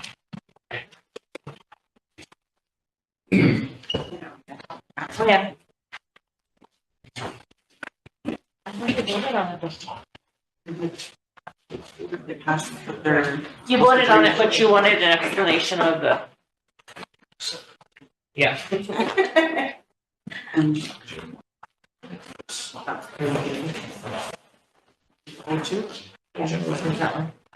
They already approved it, but they wanted a copy of this. Did you want any of this explained to you, or you just want it for your FYI? Okay, yeah.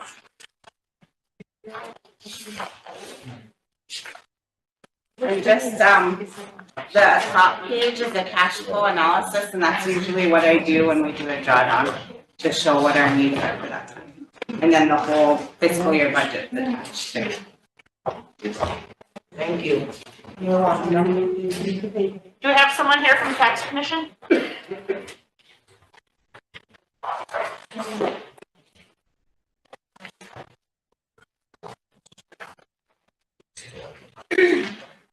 Tammy?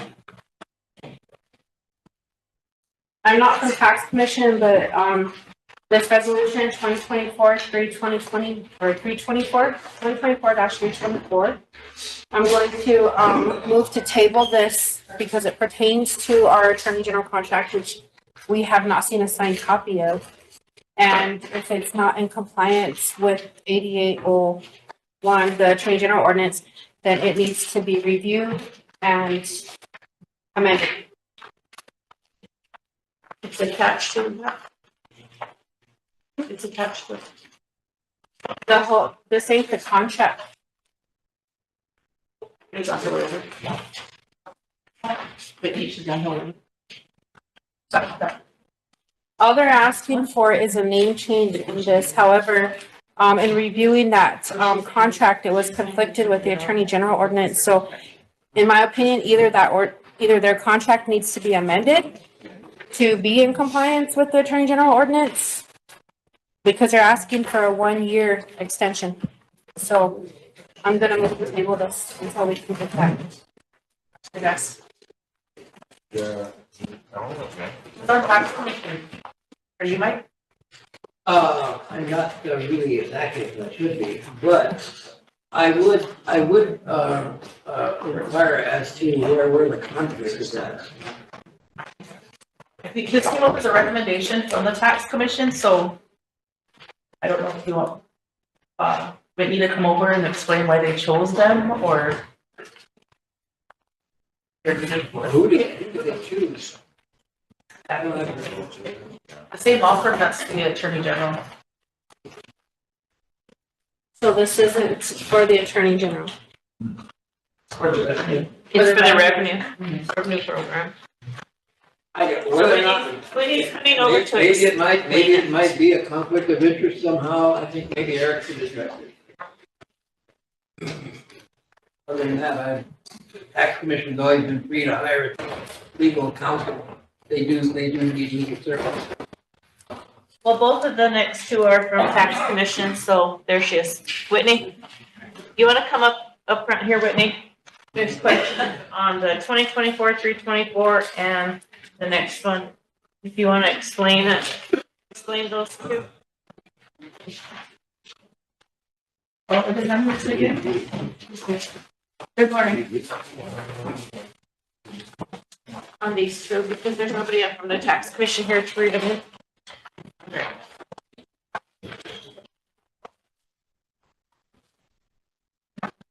Question is the county attorney, why they were selected the law firm. Okay, hopefully I can answer. Well, we did pass a resolution back in, let's see if I can find it. 2024-78, and that was selecting the law firm of Peebles Kidder LLP as a special attorney contract for the Rosebud Revenue Department. Now we were acting to extend the contract for 1 year to finish up some work, and it was regarding basically cannabis tax and some other stuff that they were working for us. With a $10,000 budgeted amount. I'll answer you guys' question. But it's basically an extension of the contract for 1 year that was passed in 2024. Earlier this year. That was adopted in, March of 2024. Do you utilize them a lot? I'm trying not to, because the dollar amount just isn't really there. We did get I think the luxury tax, kind of, pushed, well, I shouldn't say pushed, it was, recommended. And so that, basically we're gonna be establishing a cannabis luxury tax. And that's went to, governmental affairs, and they have referred it back, and I think more to Eric for, kind of, just as a step, you know, I mean, even though it was written by Peoples and Kidder, you know, it was, still to look for our own attorney to review it. And so it's supposed to come back to governmental affairs with a recommendation. And along with our kind of business license, we're looking at an annual license for the tribal business license. So that was referred to tribal attorney. And I can't remember if I was actually a tribal attorney or if it was to Attorney General's office. So, you know, with that, we would be coming back to governmental affairs for, you know, to review. And then it comes to council for first reading, and then has to have a public hearing, you know, for all of this, and then, you know, second reading, so forth. So that's where those two matters are. Are there any questions for Wendy?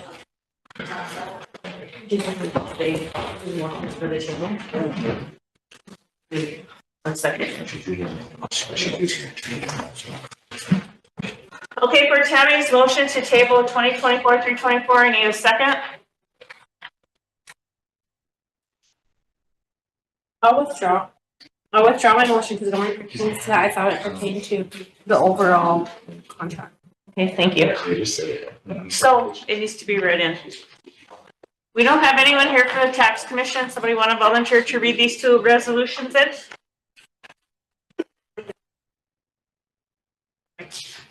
Mike? I can read it all. All right. Inagi. I have to, I can work. Did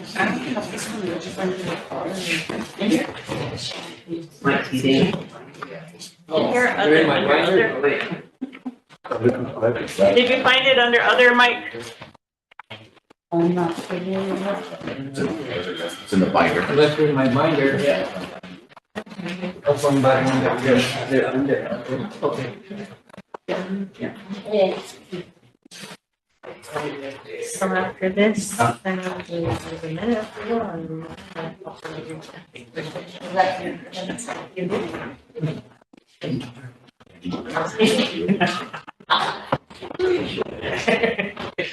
High five. So this second one will need to be. 2, 3, 5.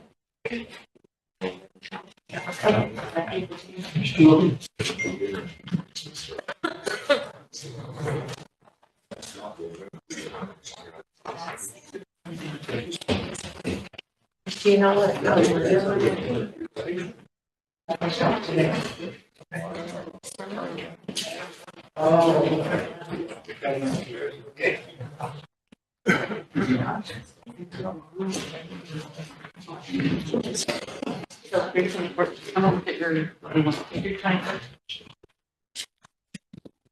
Chair, Motion approved. Madam Chair, so moved. Motion by Mike to approve, seconded by Jones. 2024-324. Okay, I'll read 324. Starting with the third whereas, the Rosebud Sioux Tribe Tax Commission is in need of legal representation in matters arising from the enforcement of its tax code. And whereas the Rosebud Sioux Tribal Council approved resolution number 2024-78, which approved an agreement for legal services with Peoples Kidder LLP. And whereas the agreement has been amended to change the name to Peoples Bergen LLP and to extend the agreement for one year. Now, therefore, be it resolved that the special attorney contract between the Rosebud Sioux Tribe Revenue Office and Peoples Bergen LLP is approved. Any discussion? Call for the question.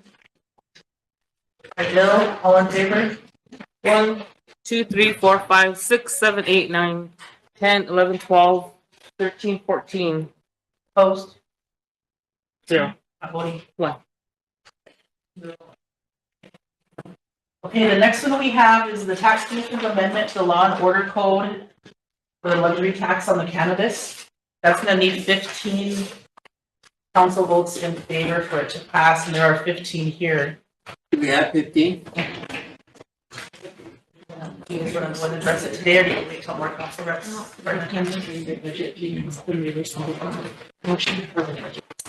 Madam Chair, I'll move to approve. Okay, it'll be a motion for emergency legislation. Emergency legislation then.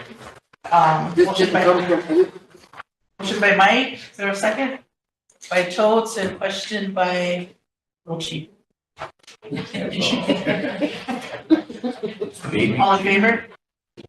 1, 2, 3, 4, 5, 6, 7, 8, 9, 10, 11, 12, 13, 14, 15. Opposed? 0. Not voting? 0. Madam Chair, I'll move to approve. One vote will knock the vote out, right? Right. 25. Yeah, we need, all 15 in favor of, but we have 15 here, so we should. Yeah, what if one of us disagrees with it? Well, then it doesn't have. We're gonna vote the motion. I think we should have the full council here before we even act on it. It's not too busy. Oh, it's on the agenda, so. Okay. So Mike, it'll be a motion to approve I'll move to approve. 2025-10. 5-.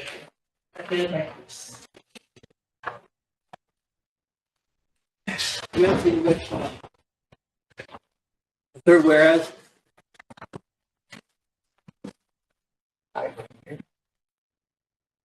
Whereas this resolution is being recommended to the tribal council by the Rosebud Sioux Tribes Tax Commission and the Rosebud Sioux Tribes Governmental Affairs Committee, so I assume it went through the Governmental Affairs Committee. Whereas the Rosebud Sioux Tribal Council adopted resolution, RST resolution number 9479 and RST ordinance number 9401, which imposed a luxury tax. And whereas this ordinance created Chapter 13 in Title 11 of the Rosebud Sioux Tribes Law and Order Code. And whereas this ordinance needs to be amended to include a luxury tax on cannabis.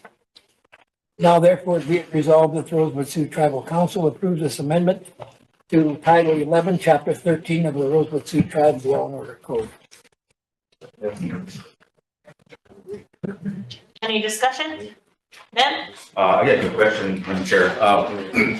This luxury tax, the cannabis, they have that, like in their budget for that tax? You know that, how are they doing with that? Is there anybody that can? Whitney, can you answer that?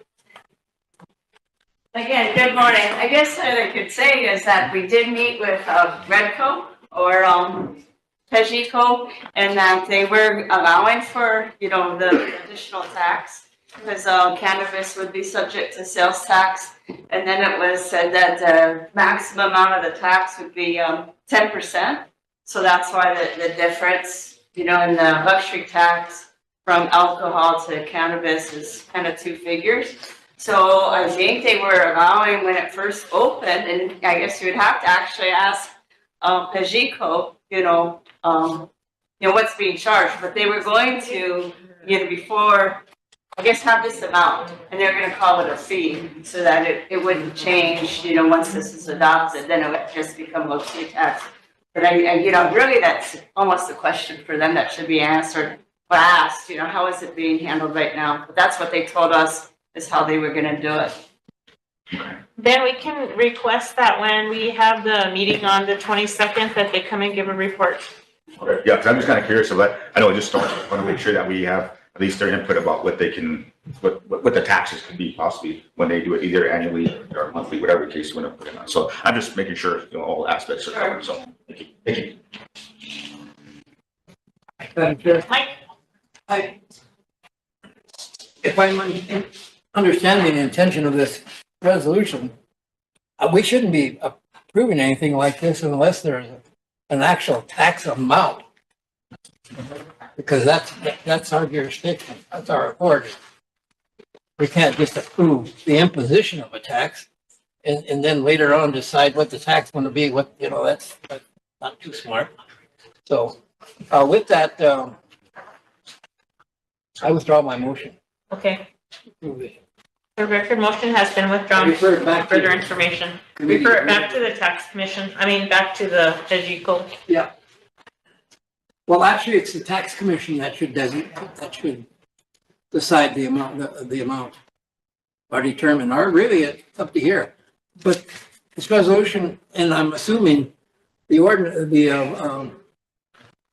language in the documents that attach to the resolution don't have a tax rate in it, like 5% or 10% or anything like that, Well, Whitney's there, Mike, ask her.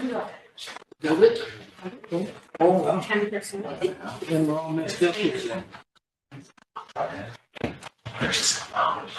Okay, so it is 5.5%, so I changed my mind and the resolution stands as read.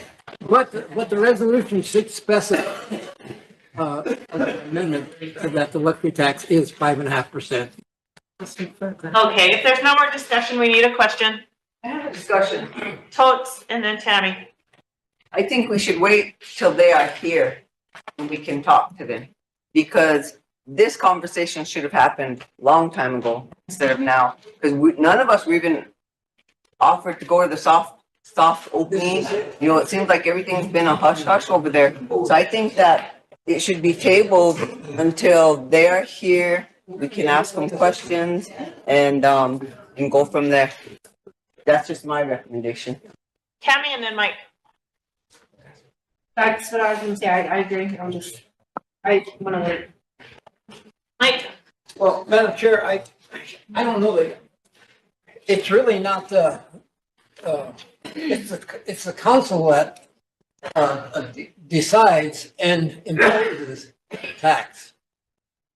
And there is this resolution and this resolution in the ordinance, I guess, if that's what it is, imposes the tax and sets the rate. So we can do it now. Why refer it back to a committee? There's a rate here.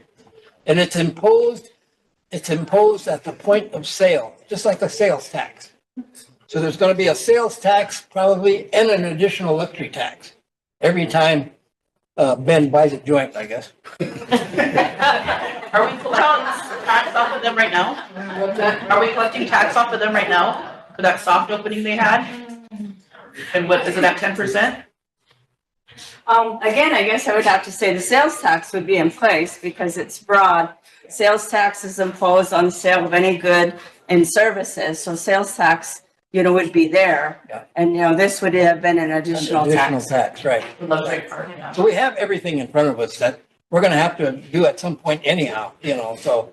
Totes Seems has, to me, we should. Totes has a motion on the floor to Unless table. you want to charge more than 5.5%. So I need a second or it's going to die. If not, we'll move on. What's her? She made a motion to table. I'll withdraw. Okay, she's withdrawn. Tammy, did you have a question? I do. So really quick, we're just amending the ordinance, right? 10%. Okay, that's all. All right. Okay. Back to question. Back to, I need a question. Chris? And for the record, this is the first reading. It requires 2, so all in favor?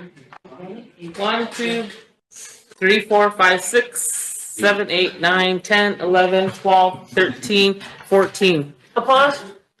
0. Not voting? Oh, opposed, 1. Sorry. Opposed? Yeah. 4, 1, 0. 410. Yep. 14, 1, 0. It failed then. It has to have 15 in favor. It failed, so I'll have to come back up again at the next council meeting.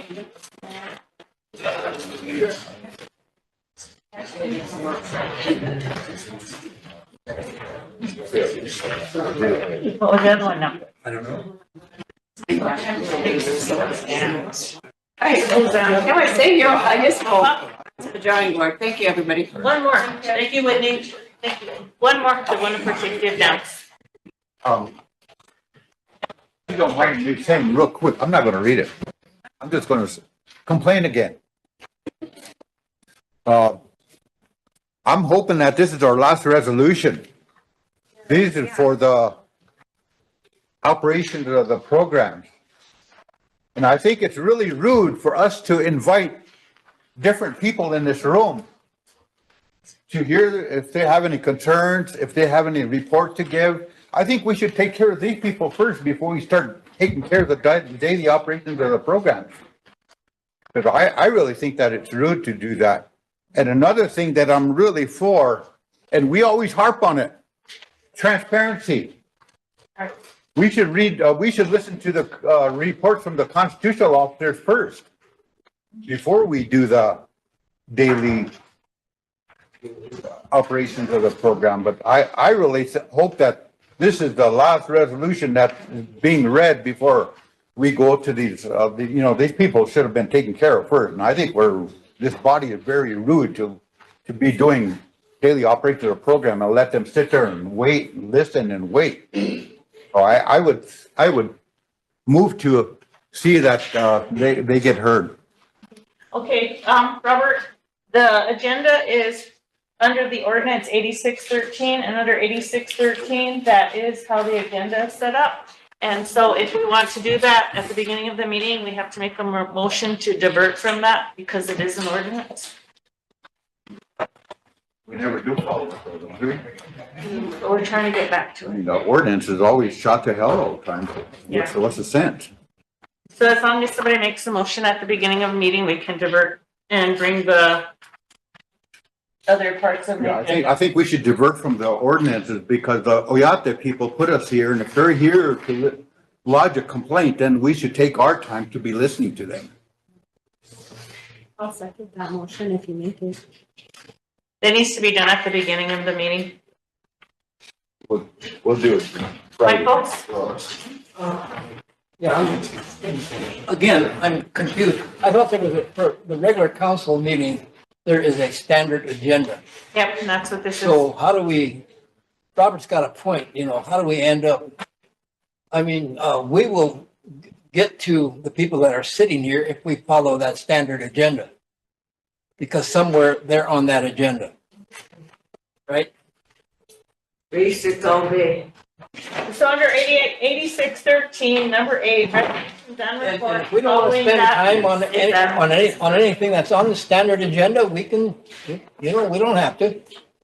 But we need to, that agenda is to establish an order of getting business done.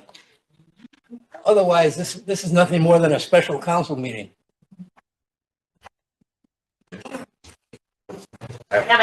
Just a quick one too, I think on that, I know we've done it in the past where we ended up made a motion to divert. I think we've done that several times. I think so, just FYI, because I know we've done it before, to divert a motion. So I'm just kind of curious of that, because I don't know most of the stuff. I just was talking this morning about the agenda. We don't see it until we actually get here, so that's another big thing. And I know we had some add-ons, so that was just my concern, is that we don't see anything till we get here, then we just vote on it. But in the past, I know we did motions to divert from the agenda or to bring people on. I mean, I guess that's kind of where I'm confused at too also, is like, how is this going to be coming to play? Because we do it for some, we don't do it for others. That's kind of the way that's been working in the past year where, oh, well, we only have council on these 2 days and the third day, but then again say, hey, we need a special council, or we got to do a special council on Friday. I'm like, oh, well, that's diverting. So the ordinance says only on these 2 days, but again, we say, oh, we can get a special meeting on Friday. So I'm always like, well, why can't we do that? But I don't know, I guess it works for some and some don't want to do it. So that's just what I'm curious about. So that's just my take on it. But again, we can divert, I believe. Thank you. Okay. So Bob's concerns are noted. So if you want to make a motion, can you do it? You're the presiding officer, Madam Chairman. Pardon? You're the presiding officer. Yep, and I'm trying to follow the agenda accordingly. According to the ordinance. According to the ordinance, is what I've been doing. This is our last resolution. Yeah, the last resolution. Emergency resolution for, funding from the BIA Safety of Dams for purchase of firewood. I need someone to bring it on. Budget, fine.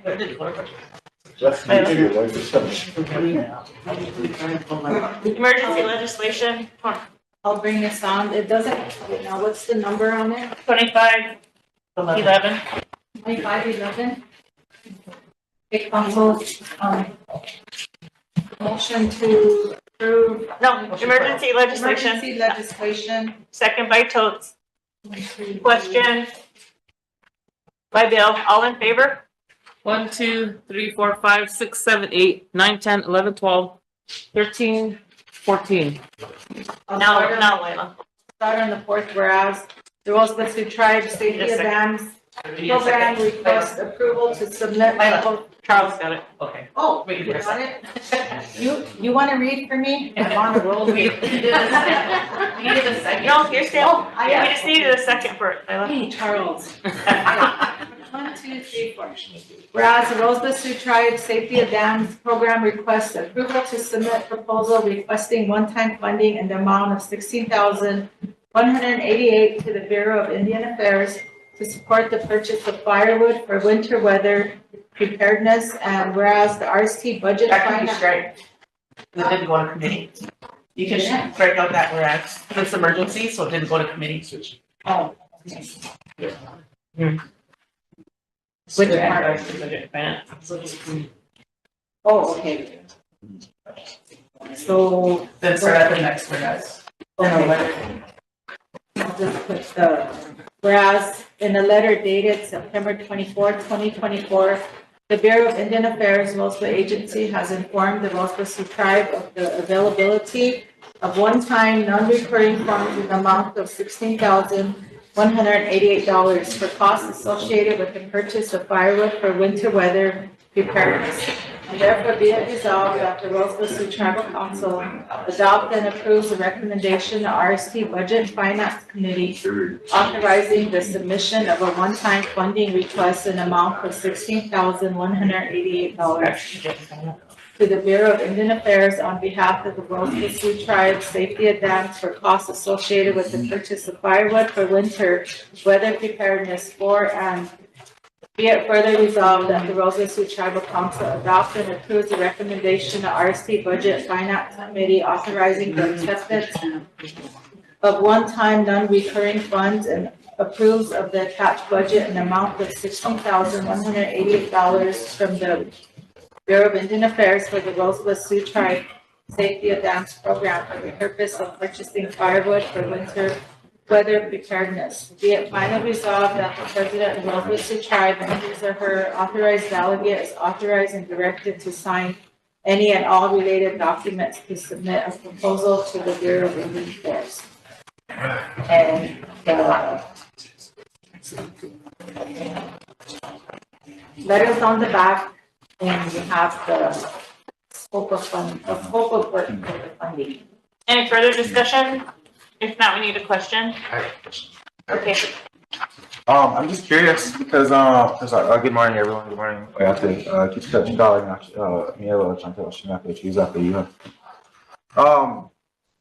so on the resolution, I'm all for this, but at the same time though, I guess the wording real specific. This is safety of dams. I mean, to be fair, I understand that the person in charge of this is in charge of EPP.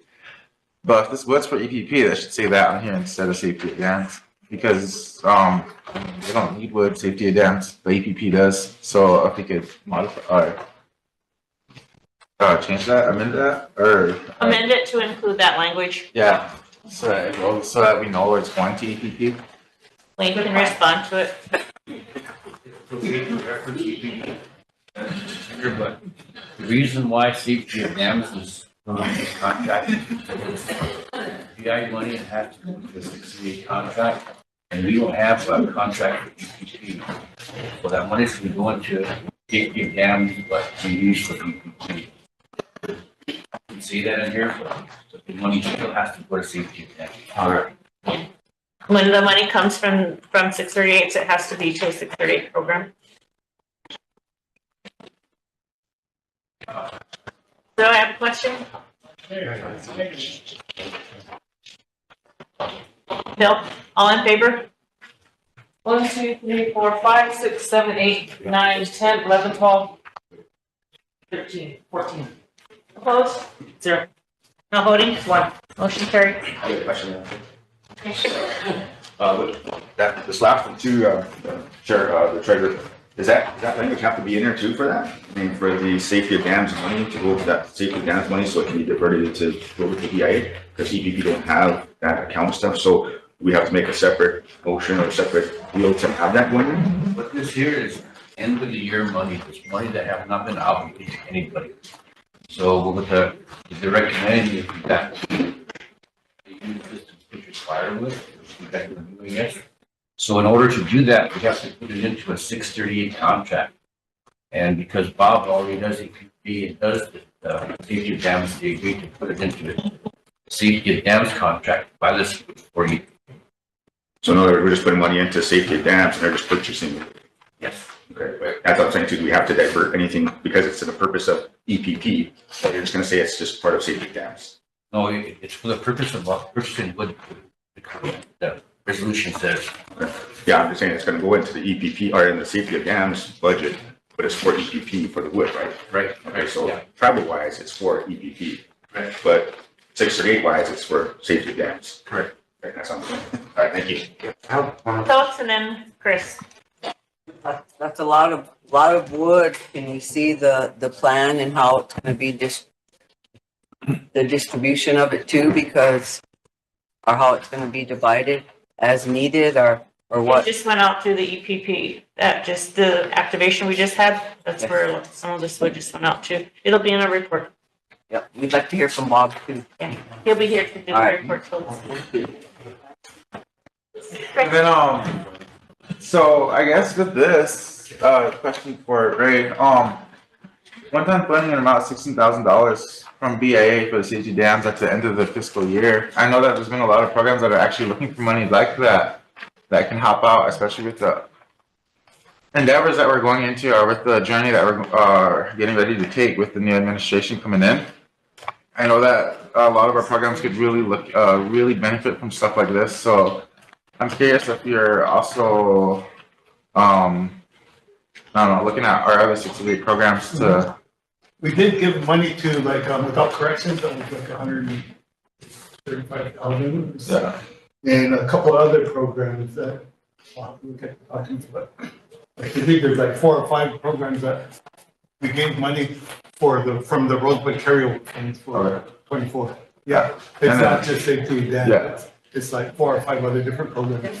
We're probably in Portland, I'm assuming. Yeah, it's in there. Yeah. Historically, Chris, SRD kind of shepherds this, every year, their year-end funds. So those programs that request it would go to SRD and request it, and then SRD would make the recommendations to council. Thank you. And then when they are doing that, Chris, at the end of the fiscal year, when all this money has to be obligated, there was a memo that was sent out, an email to all the to the 6 or 8 programs. And I believe it did go out to council too, didn't it? I think so. Yeah. And then there was one that came to your office from the regional, which are required for these carryover funds, not from here, but from the regional office. Yeah, okay. Where did we leave off at? Mike.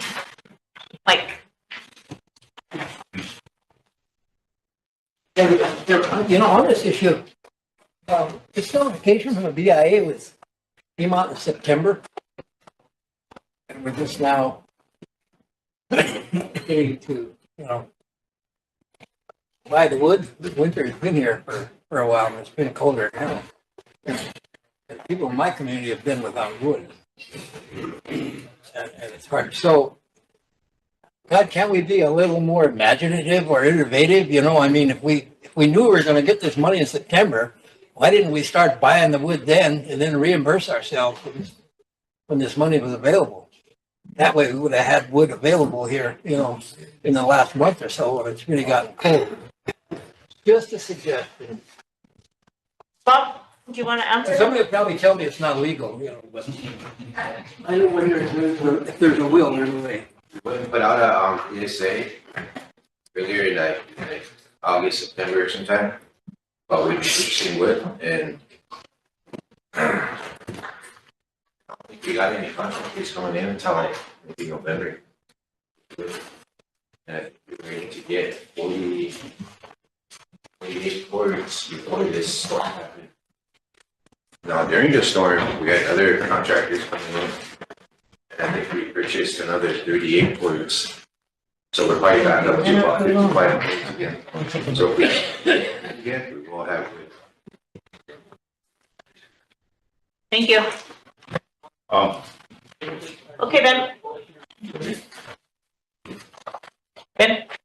I don't know if you want to do this now or wait till later. We got a lot of questions for him also. You want to do it now or? No, he's gonna come up under my report for EPP, so all your questions regarding EPP can come up at that point. He is on my report to give a report to all of you. Okay, well, he answered my question, so I'll just say I got questions. Okay, never mind, we'll just wait till it comes up. Okay.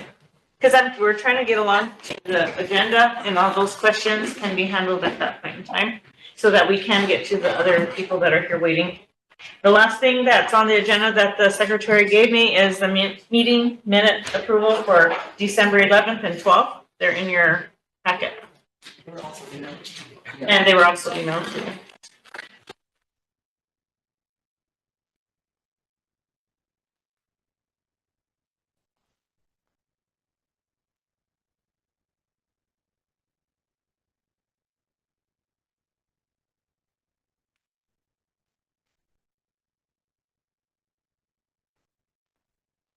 It's on the very back under other. Way in the back under other. The very last part of it.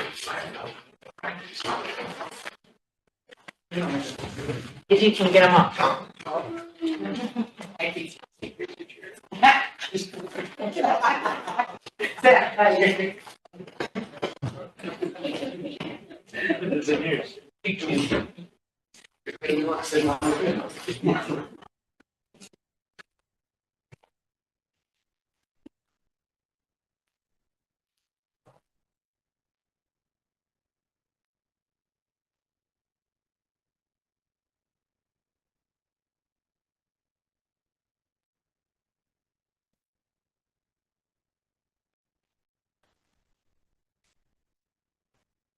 You want to approve separately or the same?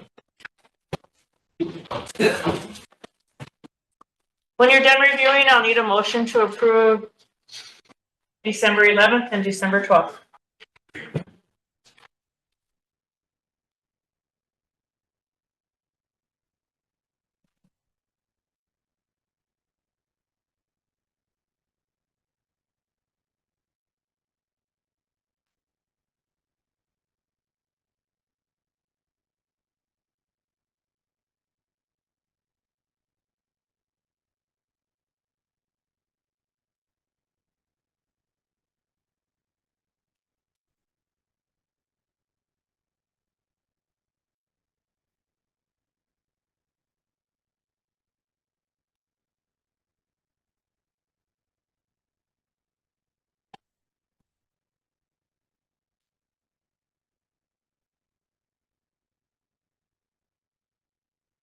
Yes.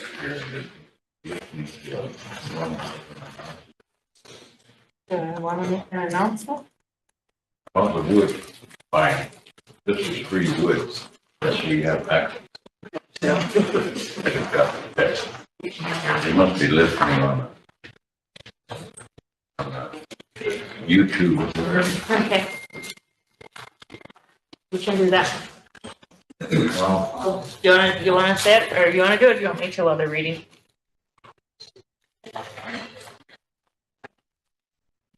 Since we're discussing wood, Crystal Horvath with U.S. Fish and Wildlife Service sent Russell a message while we've been discussing it, saying that they have free wood there that's available all we to. have to do is request amount. We just need to request an amount. Where's that at? We'll do that. Black Hills? Yeah, no, Black Hills. So if everyone has had time to review, I need a motion to approve December 11th and 12th meeting minutes. Motion by Charles, second by Ben, question by Bill. All in favor? 1, 2, 3, 4, 5, 6, 7, 8, 9, 10, 11, 12, 13, 15, 14. Opposed? 0. Not voting? 1.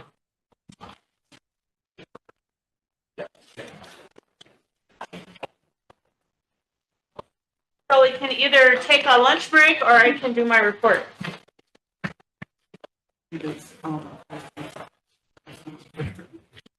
Oh, I need a motion to approve Nicole's report. Motion by Todd, second by Mike, question by Bill. All in favor? 1, 2, 3, 4, 5, 6, 7, 8, 9, 10, 11, 12, 13, 14. Opposed? 0. Not voting? 1. Motion carried. Take a lunch. Take a lunch, okay. We'll recess until 1:20. When you come back, I'll do my report. Not sure, what are these people here for? Are they just listening in, or what are they here for? These ones, they're on our agenda.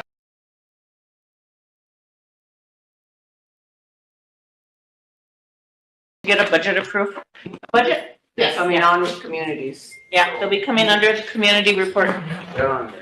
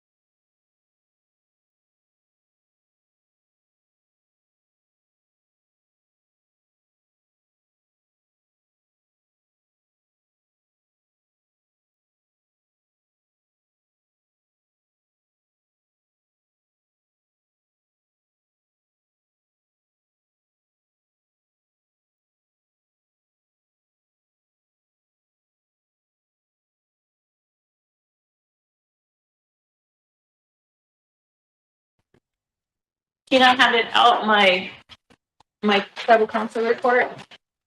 And I don't know where Bob went. Bob back in here. I'll go see.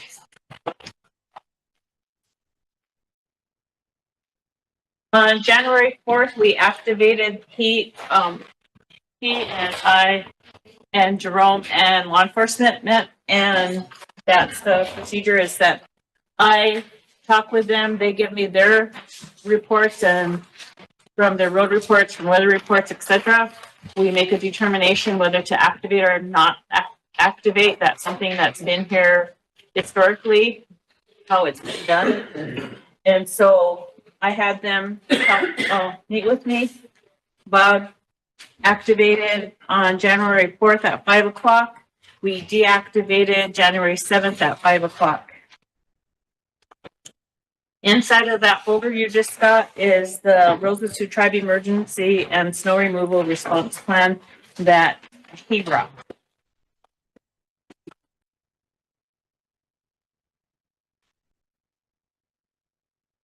While we're waiting for him to come back in, while you're reviewing what he has in there, it was unknown to me, and I was contacted by a IHS employee that for a number of days, the airport lights were out, which caused an inconvenience for our tribal members that had to be flown out for emergency situations.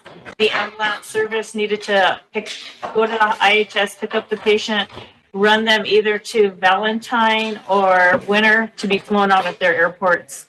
I guess, you know, in the past, everybody kind of, what I'm trying to do is realign. And in the past, everybody has kind of been just doing their own thing, going their own direction. I've been working with them, with a lot of the directors, to get them to work with me, to let me know things that are going on. Before, it wasn't that way for a while.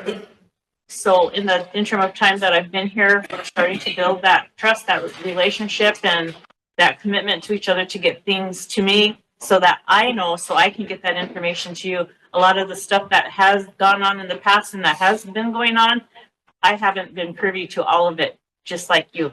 I'm learning a lot as I'm going along. So with the airport, I guess a few years ago, they had the same issue where their lights were out at the airport.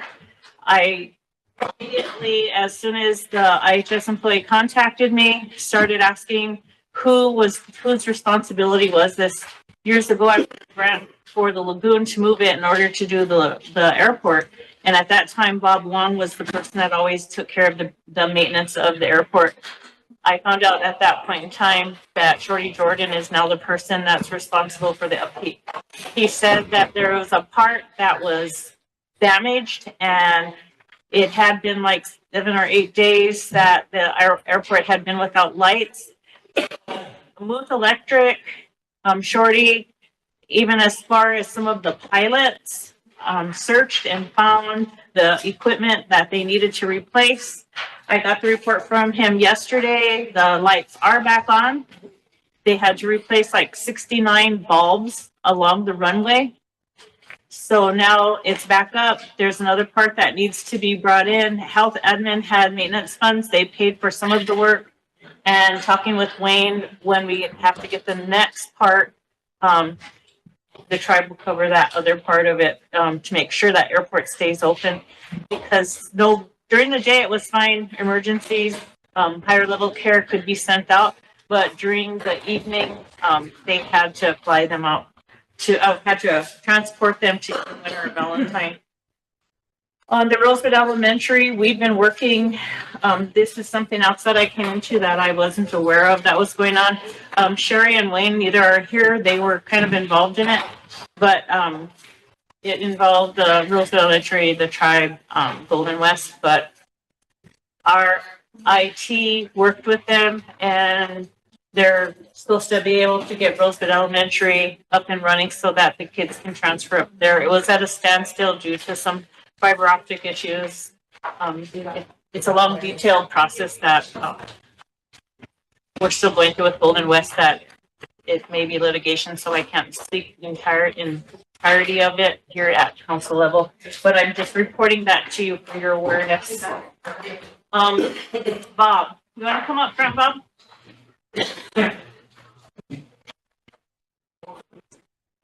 You, Bob. That Bob.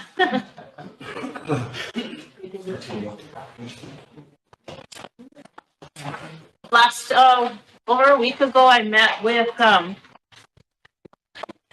I pulled in all my directors because I am responsible for day-to-day and for personnel issues. So in order to prepare for this meeting today, I had what I refer to as a readiness meeting. I called in all these directors that I felt like probably would be involved if we had emergency occur. And the reason I call it readiness is because I asked them to come and meet with me. Sitting on that side, I knew we had this stuff, but sitting on this other side, what the process was, exactly what it entailed to prepare for storms or any type of emergency. I needed to know firsthand from the directors, what is your involvement? What do you do when we have to activate something? Because we see one side of it from this side, but on the other side, it's a whole different planning mechanism that I needed to be aware of in order to report to all of you. So I asked each of the directors to come in and pose it to them. In the event that this happened, what do you do to each of them? And what do you need? What are you short on? Is there something you need in your program to prepare for bad weather? Equipment, vehicles, storage tanks, batteries, whatever is needed. So I brought them all in to ask them these questions covering what types of emergencies we would have: propane, water, electricity, wood, food. And so that's what I did with my readiness. And this is a report that Robert put together. I don't know if you want me to call you Bob or Robert, but I asked him to be ready today to come to talk about this report and to let you all know what the protocol is. And that is, they'll meet with me. Once they meet with me, we give the word to activate. Once it's activated, he puts it out.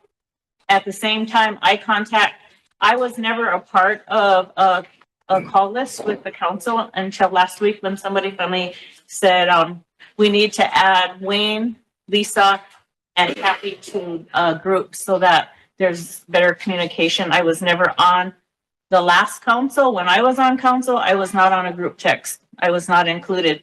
I was not included when you all came back. Until last week is the first time I've been included in a group text with all of you, which I'm very glad because I was able to let you guys know what I was doing at that point in time, which before I was not. And so I'm going to let Bob talk about all of this emergency preparedness information with you because he is our EPP facilitator, coordinator. Okay. You guys have Hold on. anything first? Hold on. No. Totes? Madam Chair, with this report, your meeting that you had, it should have happened way prior than the 4 days or 3 days before that cold spell came in.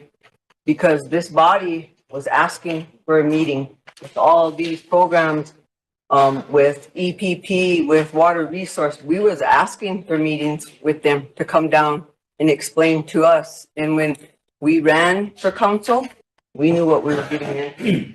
And when you ran for your office, you also knew it was going to be a big change. So we need to prepare and plan, not just wait before the storm hits or 4 days before, because nothing against you, Bob. I'm just stressing what I've been hearing from the people. And when things happen like this, we need to get a PSA out immediately to the people. And we also need to inform the people because that's why there's two sides to every story, but we haven't heard from Sioux propane. So we need to get numbers out, phone numbers. We know the housing on-call worker. We need to get that out to the people. We need to put those things in the newspaper. Those numbers, we need to let them know also who's calling in areas because some are getting confused here and we work for the people. So we just need to plan a little bit better when it comes to these things. Thank you. Anybody else? Go ahead, Alvin. I think EPP they need to, not him, but housing. Basically, when I was working there, the last visit they had, there was no EPP. So housing took the brunt. The majority fixed these houses because they own most of these houses. And right now, housing don't even have one furnace tech. Now back then we had 5. And we were all out fixing furnaces, fixing water pipes, all this. And right now they don't have anybody.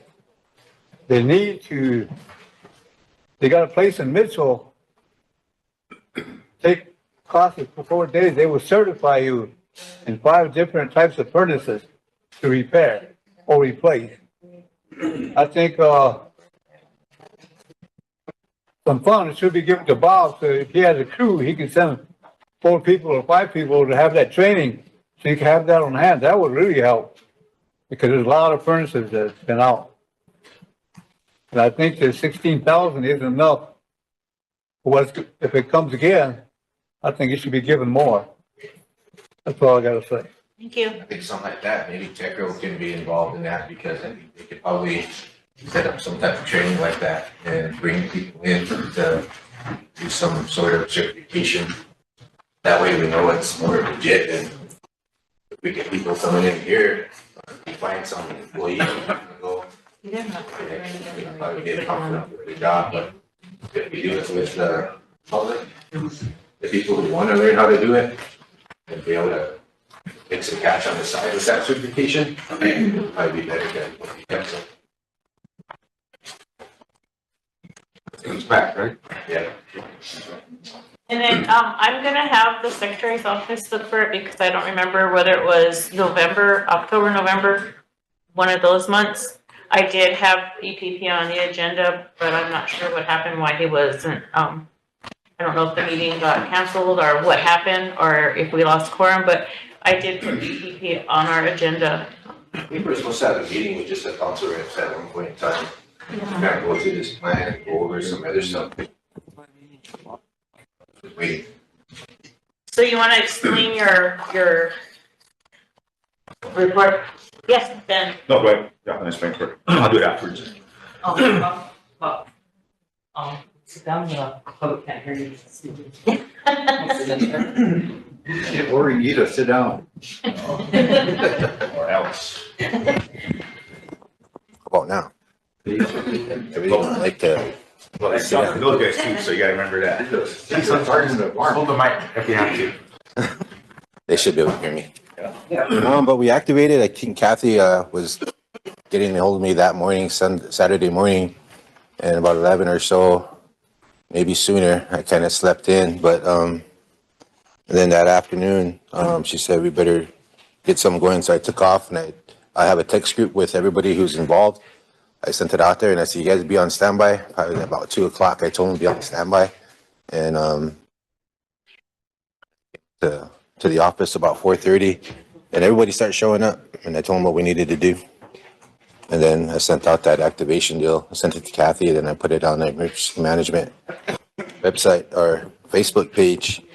But we did end up giving out, like, we helped 110 people with wood. And you guys know that we don't give out that much. It's probably about this much right here that we'll give out, just enough to get through a couple days. And if they need more, they'll call back and we'll help them with some more. We're not going to be saying no because we already helped you. We're just going to keep helping them because it's pretty tough. I do know that there's a lot of people out there without propane. There's people out there with money who want to pay for their propane. I had a couple calls come in, but we don't have access to that, to the propane drivers or anybody. And then we had like some elders out there who needed some heaters, so we went and scrounged up some heaters and we gave those out. We had some furnace issues out there as well and some frozen pipes, but I sent those to Jim, heater charge, so that he can send his people out to get those dealt with. That's some that we don't, that we weren't able to do. I think it's better just to leave it with Jim so that he has all the contractors and we don't have to be looking for any contractors. It's better to use your resources than to try to do everything. And then at the bottom, that's who all helped out. The GIS guys, it was really good because we have these work orders that come in, we fill them out and he'll grab them and he'll make sure he puts the address down. And we always get everyone's phone number so we can call them in case somebody gets lost or you can't find the house. We'll call them back. And I think this time there's a community out there who never calls in, but this time they're actually calling in. And we also took them like 2 cords of wood because they're so far out. It's easier just to take them a lot of wood and drop it rather than try to go house to house because we have a pickup load. And we had 2 trucks out there. It goes fast. So I said, just take them some cords. So I think we end up taking 2 cords, but we got to go to the other community as well and make sure we have a contact up there where we can drop some wood. And I think with Milks Camp, we took some out there earlier this year, December or so. They wanted some wood, so we took them some wood out there.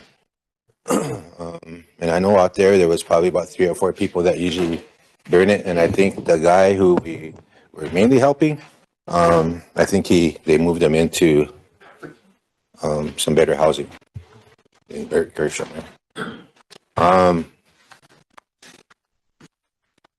Some of the other things that we've been doing, and back in October and November, I set up some CPR classes, CPR, first aid, Narcan, and the AED. I found out that nobody here at the Shelby Building knows how to run that out there. So that's why I set that up. And now all the guards know how to run it. I think we had all of them that went through it. And then we had some people from Motor Fuel go through it. I went through it, and everybody who's part of the activation kind of went through it, so we'll know. I don't want them out there come across some that they can't handle. We're also planning on putting on some search and rescue training. That's going to be coming up. And it's also recommended that everybody take ICS 100, 200, and 700, and that could be located on that FEMA website. It's pretty tough. There's probably about 40 some questions for all of them maybe, and you have to remember. And if you have certification from 6 years ago, you got to take it over again because it changed. We also were able to get, so our big issue with the tribe, with every department that we have here, is that at one point in time, they all had radios. So those radios were probably low band and they weren't digital. We're getting 68 digital radios. We have them already. We just got a PO to get all the accessories to get it operational, which is the line to the battery, everything to hook it up. They're already programmed and they're P5 compliant, which means you can talk from somebody from here to Sioux Falls or Rapid or wherever. Except for if you get down to Spring Creek, I'm not too sure yet. They're saying that's still a dead zone, so I'm sure we're gonna have to be working on a tower if we're down there so we can get out. But I think that was our main issue in the past. So the road department, motor fuel.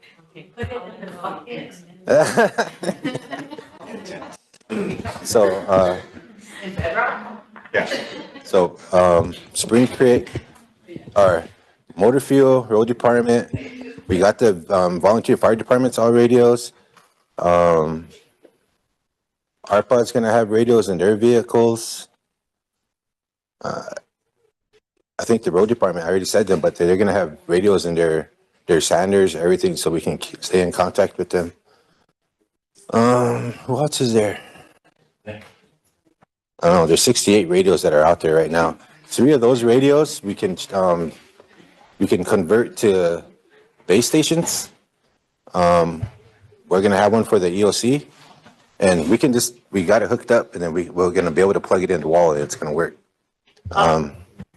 We have 2 questions, Ben and then Robert. Ben first. Thank you. Again, thank you for coming. Thank you for this. I got several questions. One of the major one is, what is EPP? I mean, right now you're delivering wood, and I don't know if that's an emergency. I mean, we got communities that are delivering wood. We got vendors that are going to be delivering wood. I myself can pay a vendor to deliver to somebody. So what would EPP have to, why would we activate EPP to deliver wood? So that's one of my questions. The other one is, the difference from last year, or even the year before, and why haven't we got these done since then? That's one of my biggest questions, because it's still going to be here no matter what. When you get activated, there's going to be a seriousness of people that are going to be calling no matter what, but we need to have answers for those. And a lot of them are like, well, I call EPP and they should be activated. They're going to go and give us wood and stuff, like, well, the community gave you wood already too. So, you get the wood from there. So I'm just curious why EPP, if they activated, what is their purpose? Because I know there's emergencies that are supposed to be happening. A lot of regular stuff is what should be prepared for. Communities, or with the programs, departments, housing. It's a lot of things that already should be in place when emergencies happen, as far as like housing houses. But I'm wondering what EPP would even activated. What are they going to do? Where are we going to go? I know the roads need to be plowed. The road department has that. Sand and gravel has that. So a community, what would it need? That's just my question, because again, in the past, we had a lot of issues with medical type stuff, I think. So, and then the other thing is, there was nothing from last year, or even previously. We have these cell phones, these work cell phones, nothing came on that. Even this year, I thought there'd be a difference. There's nothing. You're not on the regroup? Excuse me. Yeah, I'm not. I'm not on the secretary's group, and now I'm on that community group now. But before I had nothing. Just to interrupt you just for a second, and council, for all of you, if you can give your number to, who is it? Santi? Santi? I think they all have He it. reactivated the regroup because it was inactivated for a long time. And all of you need to be on the regroup so you can get the EPP and any other emergency alerts that come up. Okay, yeah, that's what I'm kind of thinking too, because I know from last year we haven't had anything on this. This doesn't really get too much. Get some community action. So let me stop you right there, because you're probably gonna have a bunch of other questions, but that regroup, it was probably 5 years ago, whenever I first started, 2018, 2019 sometime. They had that where they send out these mass texts, and everybody would get it, whoever was on it, because I went and I looked when, I think his name was Colton. He kind of showed me how everything was laid out. I said, So he had all these things that this is active, this one's active, this one went to a house phone. He'll show me everything, who got it and who did it and who opened it, whatever. But then what we did then was we opened it up. We had one group for everybody who's going to respond, come in and assist to the directors and whoever else was on it. They would come in. One will go out to the council reps, and one will go out to the council, to the community chairs. And that's where that would stop, because I think up in, there's some places that had home phones on there, and we didn't know. Yeah. And then we'd have to try to get a hold of them. So I think they started one up with the directors who are involved right now, and they probably have to get everybody else's number to add that back on, and it doesn't go up the chain, and then everyone will get one as soon as we start to activate, or any kind of activation. And to answer your other question about why do we activate because there's probably a need out there. It's like right now, even prior to this activation, we were taking wood out to people who are out of propane, and that's the big issue right now, is people not having propane.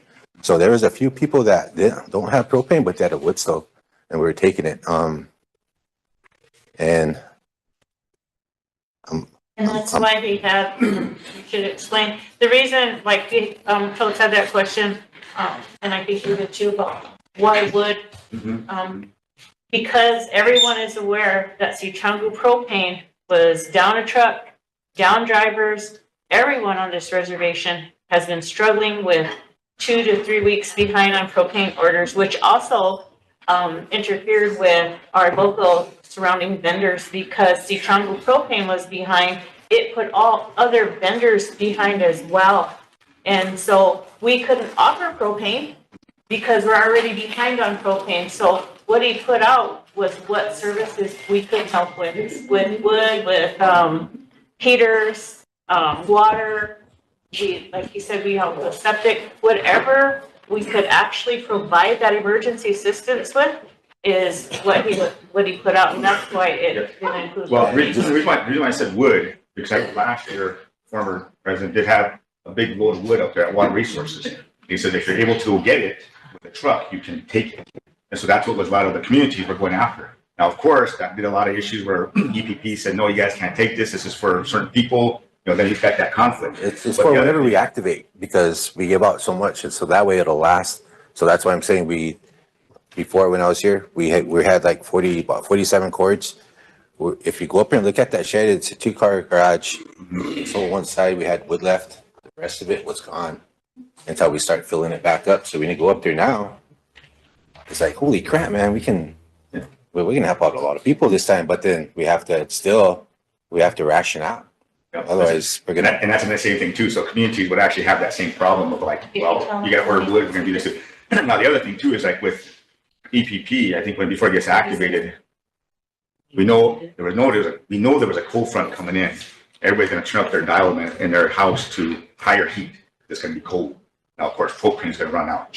So that was our biggest issue that comes into play. So I think to prepare, the emergency preparedness program, to prepare for that, I think that's what we probably should have been, I guess, looking at prior to a lot of stuff kind of. Now, I know winter's not over yet, so you're still gonna have February, March type frame. So, but anyway, I was just kind of curious because, again, you can give out wood, and if there's capable people of going out there after wood and then giving it to the people, it's like, what's the point of activating EPP? So that, I don't think we've actually really, and it is a need. There's a need out there. Don't get me wrong. There's a need out there, but there's people that should be responsible for fulfilling that need in our tribal members, our communities. So those are just my concerns. I guess that's the reason why I said that. But anyway, thank you. Thank you. Robert? We had a vendor who we had a contract with for 10 cords, and he had it. He only sold us 4, and he started taking the rest out to these grandmas. He said, the grandmas are calling. I gotta go help them first before he brought us the wood. So he sold his wood to the grandmas, he said. Well, first of all, I appreciate you helping this old man across the parking lot there when it was icy out the other day. Is this your Bible? That's plans or guides. Not unless I'm blind. That's pretty short right there. Okay, but I don't see any of the program's inventory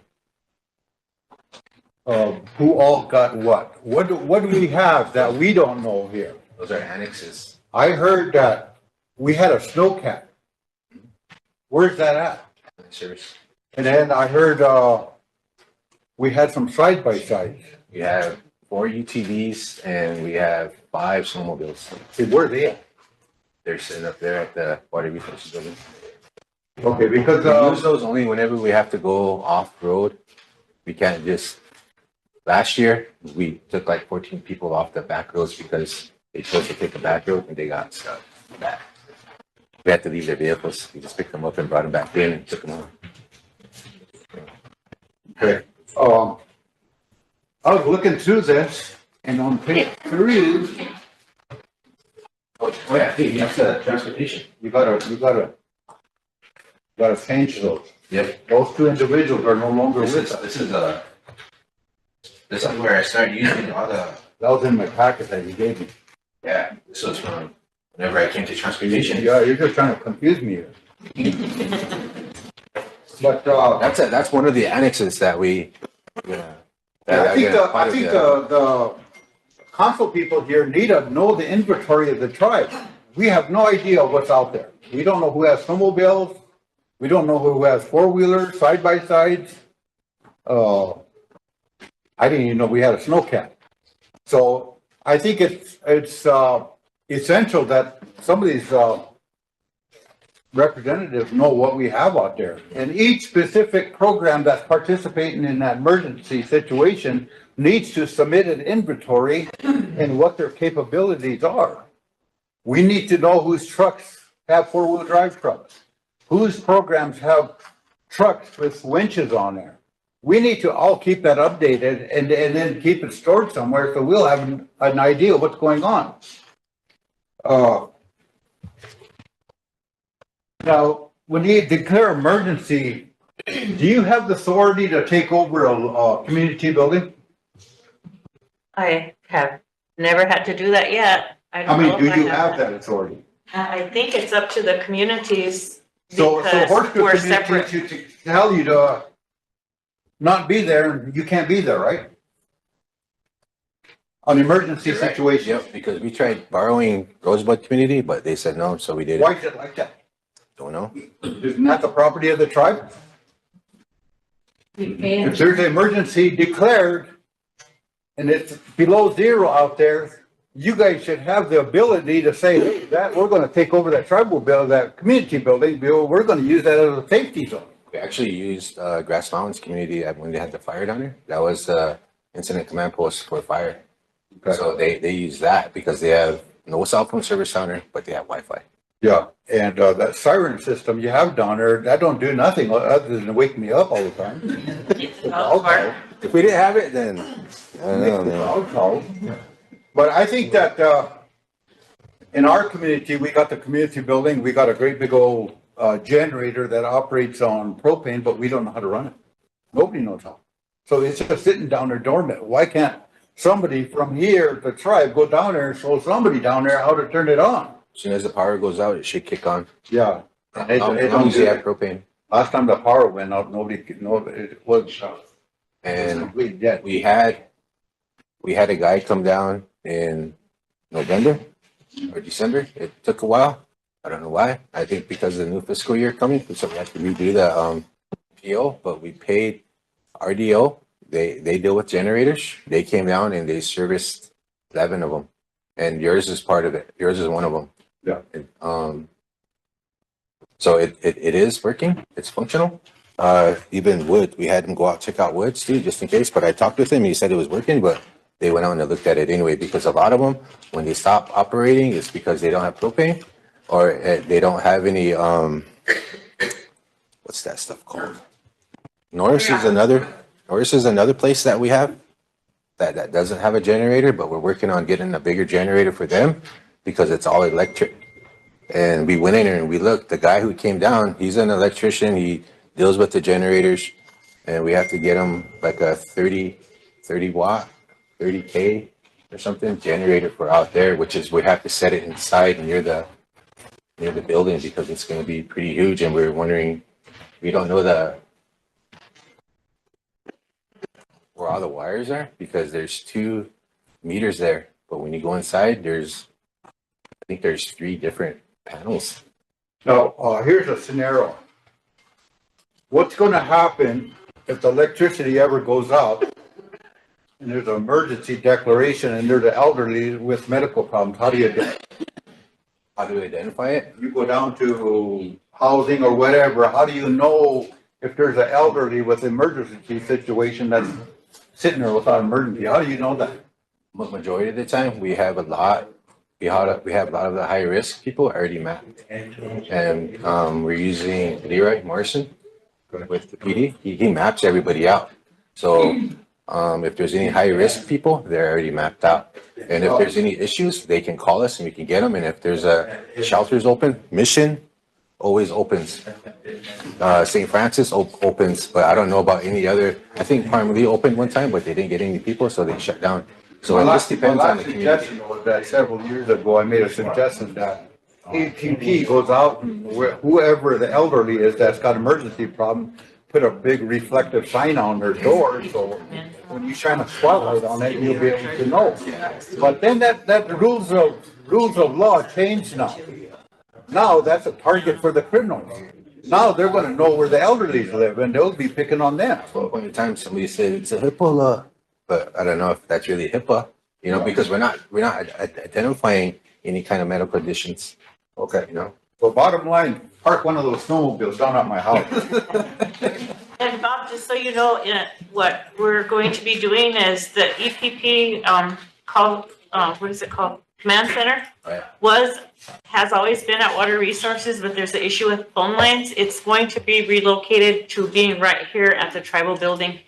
And so the communications will go out from here because there's more phone lines. And next is Colt and then Chris. Just go to something that you were just saying. When we activate, we shouldn't limit it to just snow removal or wood, because you are servicing with other assistants. And what if a storm just came in wickedly like it did that year? How would we get refunded if we only activate? Will we get refunded if we only activate EPP or snow removal and wood without everything else being listed. So that's another big issue too, is when we put out a declaration, is how do we get refunded for all these other services that we provide if it's just for certain things, you know? But that, what you're asking me is a Wayne question, because it's all about funding, and EPP is underfunded bad, especially when people want propane, or if we were to help with propane, we would have to go out and negotiate a price with a propane provider and see when they can actually come out and do it, whether it's 2 days before the storm or during the storm. But a lot of times with Sioux propane, they won't go out if the roads are icy. They already lost a truck a few years ago from that. So they don't want to take a chance at losing another truck, but it's all a funding issue because EPP don't get that much. And you know, anytime we get below zero weather coming in, we should always activate it, because Antelope community opened theirs prior to even being activated, and we ended up with some people from out to Parmalee. And for the officers out to Antelope, they're all certified in Red Cross shelter, and they which really is beneficial and it helps. And then when it comes to the community, to us all being in the regroup, with them putting us in, can we also put the community chairs in there so they're alerted? I know they're gonna have their own group, Are they? so that they can, so that they'll know. And okay, so it's a lot easier when it at some point in time during the activation. It's a lot easier if you guys got the calls and stuff. I mean, because my phone rings. Yeah. But they should be calling you guys, let you guys know. Then you guys can send me this group. But whenever somebody is requesting something like wood or whatever, it should have their house number and their phone number and the community directions or whatever. Because I know some council reps help out people from Spring Creek or wherever. You know, it's a kind of all over the place. But if we don't have a house number and a phone number that we can get back to them on, it gets pretty tough. But that's why we've been using Leroy as well, because he'll just punch it in his 911 system, and that name will pop up with the directions or with the home address. So, but it doesn't have a phone number. So, Good afternoon. So with how many cords do you think you'll probably need? Just to make yourself feel more comfortable. how many more cords? Yeah. If we had 80, would be good. Well, I know that we got a request from, or we have an opportunity to get some free wood from Black Hills, so maybe we should do that. Get in that request. A lot of it is pine. I mean, you ask anyone else that's suffering in the cold, I'm pretty sure that they're gonna bring what they can. They brought some down before, and it was pure punky. I mean, you know what punky is, right? You know, that's what it was. So I stopped it. Yeah. Well, it's just an avenue. I just figured that I might as well use it since someone did offer it. I think if we do have to purchase any pine, we should just purchase it from forestry, because I know theirs ain't punky. It's a little bit more solid, but it ain't that solid to where it's dried. When I looked at it, it looks like it's kind of dried enough. But that doesn't mean we should be buying cords for $400 though, you know, of pine. You know, it's different from hardwood. Yeah. I'm throwing that out there because it's been brought up before. I just know that it's free over there though. Yeah. So. We should get it. Stan? Before Stan has a question, I need a motion to have Linda be our Sergeant at Arms. Ours had to leave for a medical appointment. Motion by Marion, second by Chris. Question? Alvin, all in favor? Linda, count. What is she?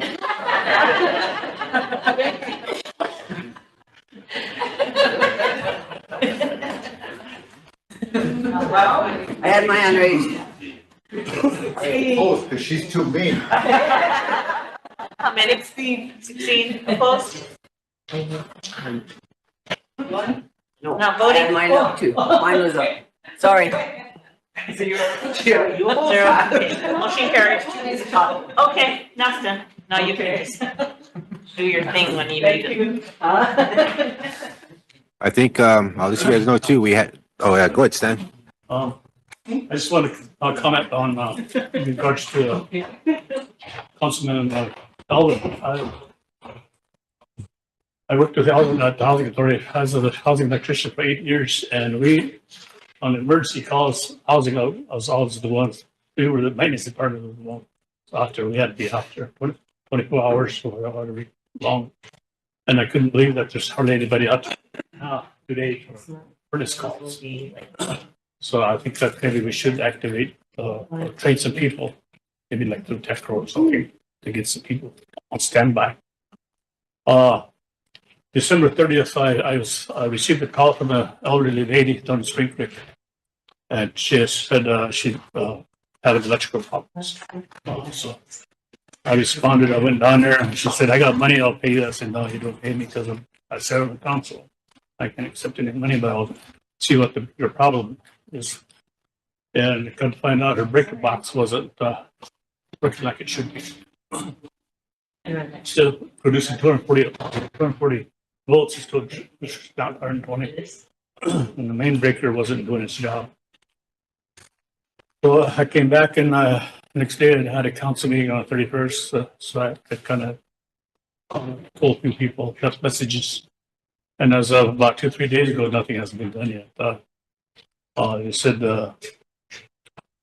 I said maybe so I talked to Bob, and Bob here trying to get our part of somebody getting higher, but there's kind of like some territorial issue or testing or some issues about it's a housing house. If we can't touch it, housing has to do that, and housing doesn't want to do this. Just back and forth stuff like that. Regardless, to me, that's an emergency. This lady's an elder, and hopefully something has been done for her. Yes. As of today, nothing has happened. And I can do the job. Me sitting on council, I'm limited to doing extra work, as some people call it.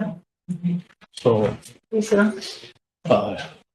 there's just so much I can do. But that's all I have to say for now. I've got some other stuff that are right. Thank you. I think there's another house like just the exact same way. It's a trailer house, so it's way out west. And I think ARPA sent somebody out there to look at that as well, because it was getting half the power to the panel, but it was coming in okay to the meter. So. Alvin and then Emily. I'd like to inform you that we had Luther in the late 90s, and we had a director at housing to Antone from Hamble. I got bad where everybody ran out of propane. So what she did was she ordered a big tanker out of Sand Hills. One of the big tankers that was brought in. Started the same time as this house. Just drove right up to the house and you got hoses where you could get rid of propane. That's what happened. Took all these communities that everybody that's not propane. I think maybe you should consider that with big blizzards coming. You got to think ahead. And that would be a good way to solve waiting on Leap. You don't know if it'll back up. You know? That'd be a good suggestion. I think it's all about funding though, and you guys can make that decision. Yeah. I can't make that decision, so because it's going to be way over 25. Just let her know. Mm-hmm. I'm sure she would. Emily? Thank you. I just thought would ask, sorry, if I could bring up, does the tribe currently assist with fixing the generators at some of our community buildings? I know ours has been out, and I think that leads it to a bigger conversation of, is there a way that if it doesn't already happen, an EPP could help maintenance fees long-term? Because I think with our communities, we have community officer pretty regular turnover. I think it's annually. And so you might get somebody in there 1 year who learns and gets all the training and everything, and then that could change next year. So just for continuity of these really expensive but needed equipment, is there a way that we could work out a maintenance agreement with somebody that has that experience to do that? So we did talk with RDO about a maintenance agreement like that. And I think we have to resubmit that quote that they give us, or maybe update it. But they'll come out this spring and next fall and check on them to see if they're still okay. So that was the type of maintenance agreement that we talked about with them. I think that would be great for long term, but do we have any current assistance right now to get the current ones working? Or if you think of anything. I have to look. Have some people reaching out to our community. I have to look and see what they did to Parmalee, because they sent me a list of what was all wrong. And a lot of it was, if they had to change something out, they were going to change it out because it was part of the package that we put in for. The only one is Norris, Black Pipe, is that generator needs to be replaced because it's too low, because everything in there is electric. It's a whole electric. I mean, that's why I think they have the panels on the roof to help with that electricity bill or something, you know. But I'm also talking with the HMGP people, hazard mitigation grant people, about getting a electrician to go into that building and kind of see what's going on, because there is a lot of burnt receptacles in there. So we want to make sure that everything is good before we hook up that generator. Otherwise, it'll probably cause a problem later on, you know. They're not going to be able to plug anything in anyway. So is it okay if I refer them to you, or do you have anybody that I could refer them to get it looked at, or what's that? let me call those guys up there, okay? Oh, thank you, Bob. All right. Okay, and before we go, Stan, Russell, and you've been working with Char too, haven't you?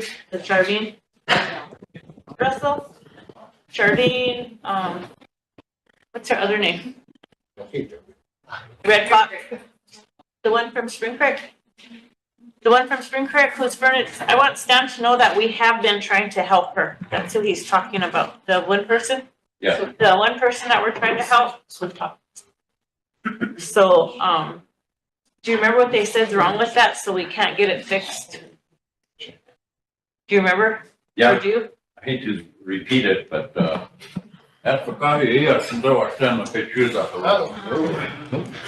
Nephew said, you better talk loud so that Stan can hear you on the other end. But, we got a call too, you know, and we've been trying to help, not just with that furnace or electrical work, but other things with the individual you're talking about. And we run into a problem because it is a housing house and it is still a responsibility of the housing people, but there is a issue there too. It's really hard to talk about somebody that, Well, that part you can. Tell yeah, him but first so what we we're have doing to our do. best to work with her. And, I just the other day, you know, I asked for a waiver of liability. If we go do something, remember, housing is your chartered entity. They're kind of separate. They kind of do their own thing. And, all we can do is monitor them. But, you know, if we sent somebody out there or even you, Stan, and you did something, and what if we had an incident? Then who is responsible? You know, so I'm really, we are working with people like that. And you guys feel free to call us. You know, there's many things that we're doing out of the president's office that you don't see or you don't even hear. Or if you hear something, it's probably negative. But the thing is, you know, even with this EPP business, you know, I've been here, sitting here, just like you guys for many years. And it seemed like every year we're talking about the same thing. We are a multi-million-dollar operation here with the Rosebud Sioux tribe. And we've been in existence since 1934. So we should have a well-oiled machine going.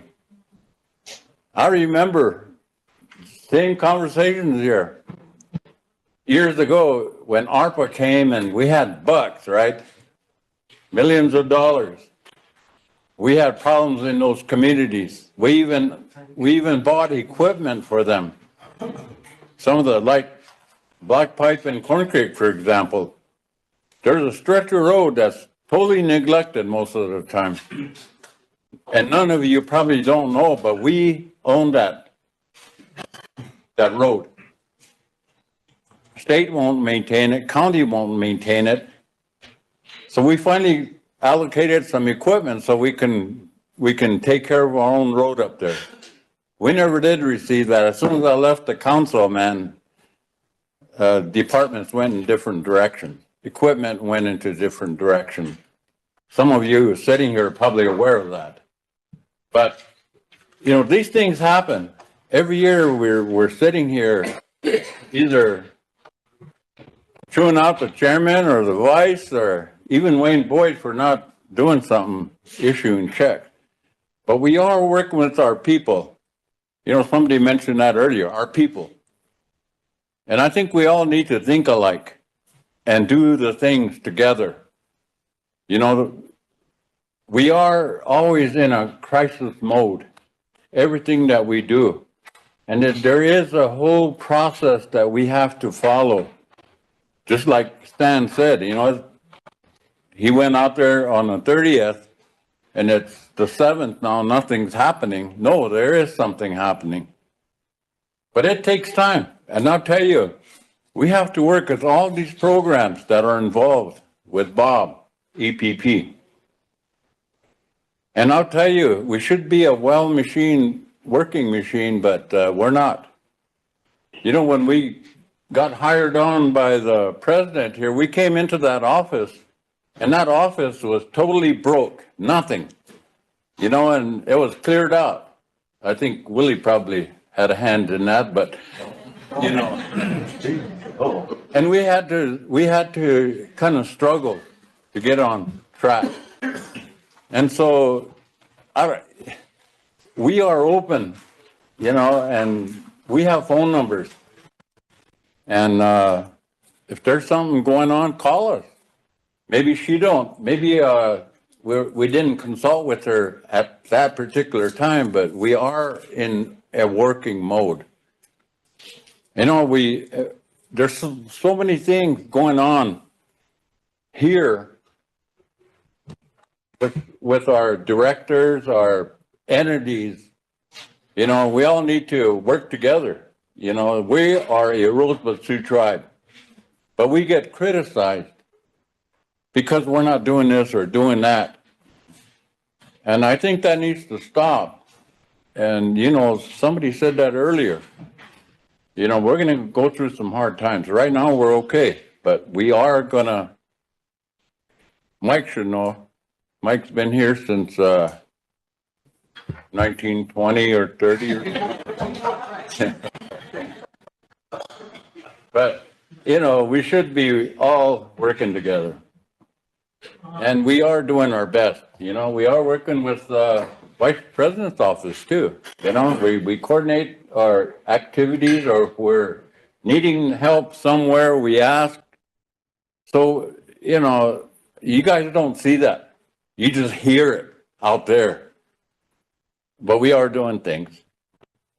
And I went to, and the public, I'm hoping the public's listening, because I probably came to your house to check your house, to see what you need.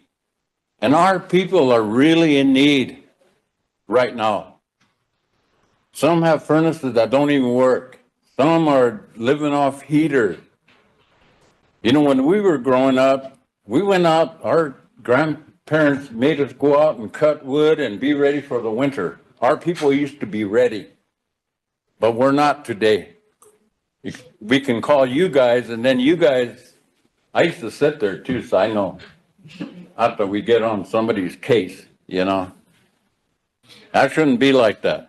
Let's have a good working, and we are in that mode. You know, I'm glad they're moving the command center here if emergency is called. And we went through all this. You know, my community, we went without electricity for 13 days. And I was really happy because I didn't have to shower or take a bath. And, you know, people were running out of propane. We lived off our community elderly center because that was the only place that had propane. But we all made use of it. There were 40 people laying on the floor at night. We know how to handle ourselves, but yet, you know, we're having all this discussion and pointing fingers. But these directors, the people in charge, you know, they know what to do. Heck, they've been doing it for all these years. But, you know, we bring them in here and boom, boom, boom, you know, and we have a lot of questions. If you have questions, and when I left here, I said, I'm a resource person. Feel free to use me. I can tell you a lot of things. I can tell you a lot of stories. But you know, no one's ever called me or talked to me, except for Mike Bolt. And he didn't even give me a pack of cigarettes. But the thing is, we are doing our best.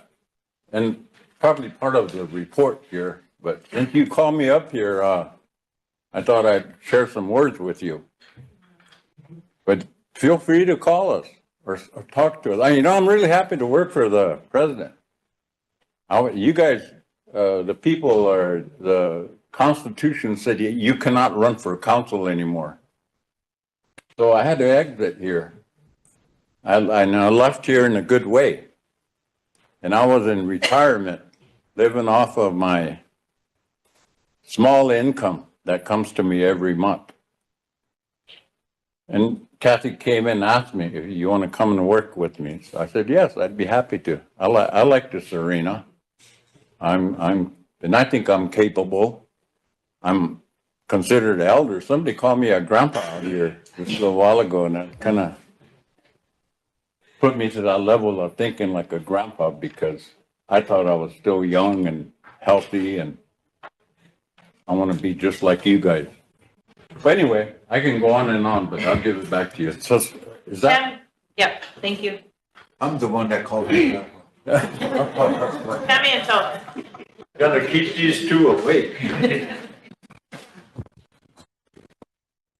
Okay, one of my questions is, so housing gives LEAP funds for propane, electricity and whatnot. And long time ago, that used to be the utility allowance for all our low rent. And when they quit doing that, then they started giving it to tribes, and the tribe could pay utilities for, I guess, qualified people that live in low rent units.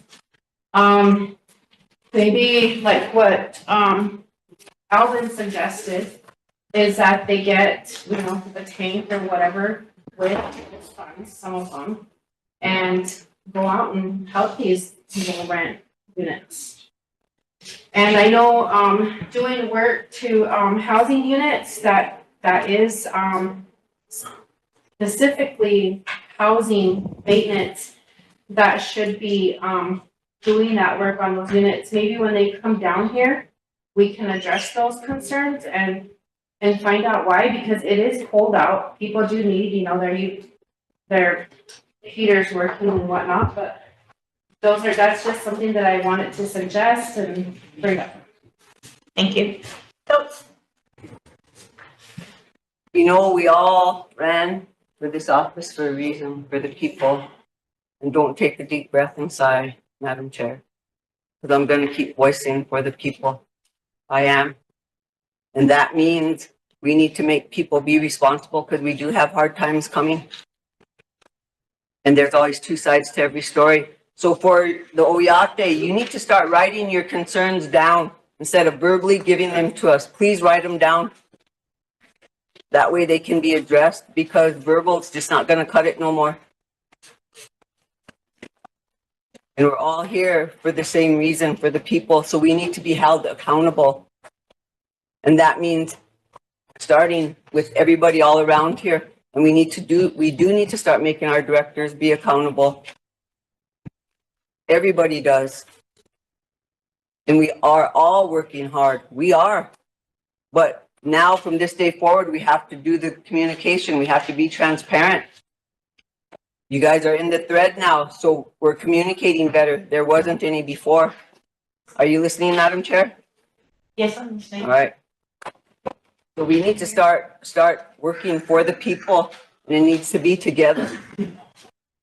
And we really need to start moving forward aggressively in a good way, in a responsible way to make these things happen instead of always waiting. We can't wait till the last minute on anything. Russell just said, we're always in a crisis mode. We shouldn't be that way no more. You guys, we're all in here, so let's make things change from here on out. Let's work together and let's get a dry erase board back here and let's put 3 things on there and let's work on them hard for a whole month till they're done. And then when those 3 things are done, then let's move on to the next.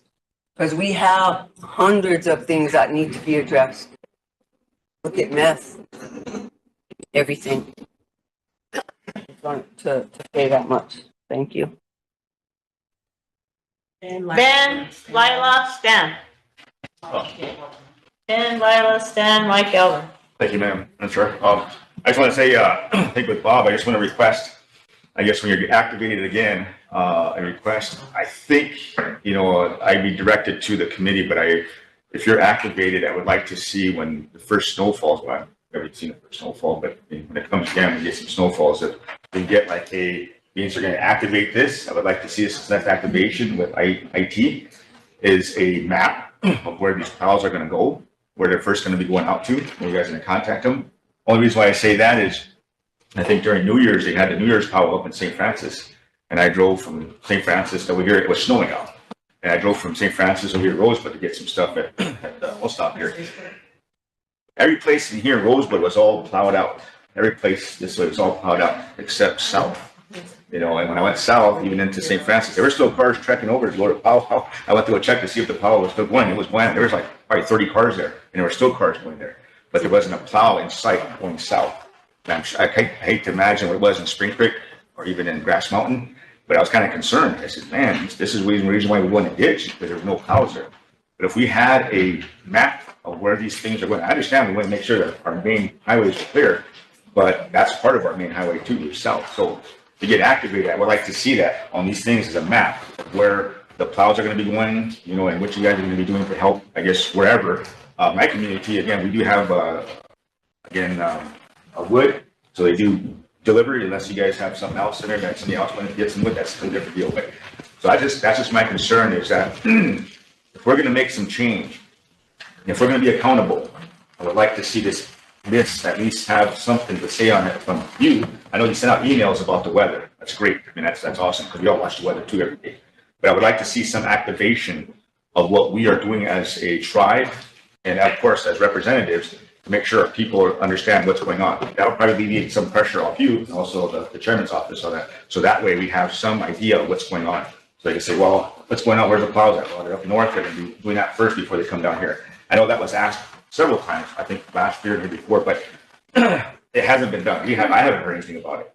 So if I can get something like that, I'm just requesting that because it's going to happen. I know a lot of the people are just saying, well, they'll come around when they come around. But I'm saying, well, if you know ahead of time, because time goes on no matter what. But if we improve and you're in this position to at least help in some way, that's what I would like to see. At least, so if we activate that system in there, the IT department, I would like to see that right off the bat. So the first activation of EPP, whether it be next week, next month, I would like to see something like that in there. So that's just my request, Mr. Chairman. Ben, can I intervene?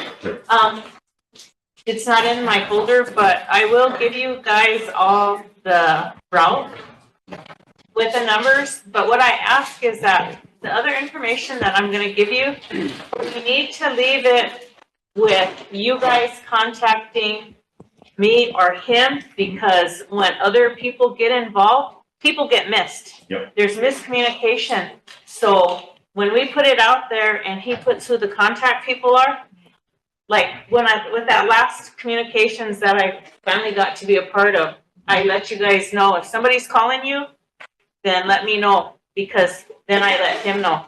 Because if you get too many people getting these messages, he's either not going to get it or he's going to get duped, because that we already dealt with that this with this last one where either people are missed or we got their names like 2 or 3 times. Yeah, that's one of the things that came around. I know council reps, I would get that information to be able to put it out there, but. So I'll get that information out to all of you. I'll either put it in your boxes or email it, one or the other. I do have it. I did ask them to bring that information to me, but, as for your information, I'll give it to you, but when something does happen, I request that information comes through the office and so that we can make sure it's recorded and it's getting routed to the right people. Okay, sounds good. I kind of frown upon the email part. I know this thing gets like probably 40 emails a day. Yeah. I mean, even when we did I'll put it in your boxes. the Christmas part of it, I got like 50 messages from each program. I don't know why that was, but text message will tell you better. But that's what I would like to see and request in our next activation of EPP.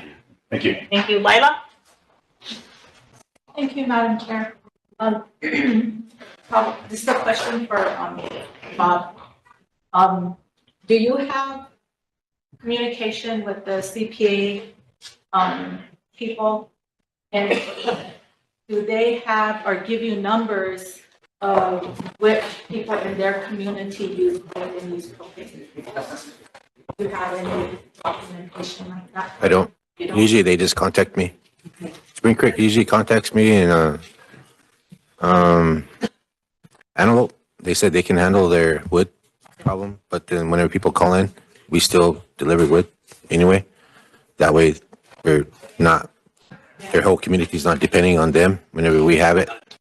And there's other communities out there that used to call me, you know. Because I also was, and I said this before, one time with UPP, is, we should, all the offices, all parties involved should have that information from the community. Because we should have all households, how many, it's just like a census, but it's used for EPP, and how many people have used wood stoves, how many use propane. And that way, it gives you guys the best information possible and how much cords of wood you will use to determine which communities, you know, because I know down there, a lot of my community use wood and the elderly use propane. And some like wood, but because of their health, they can't have wood stoves.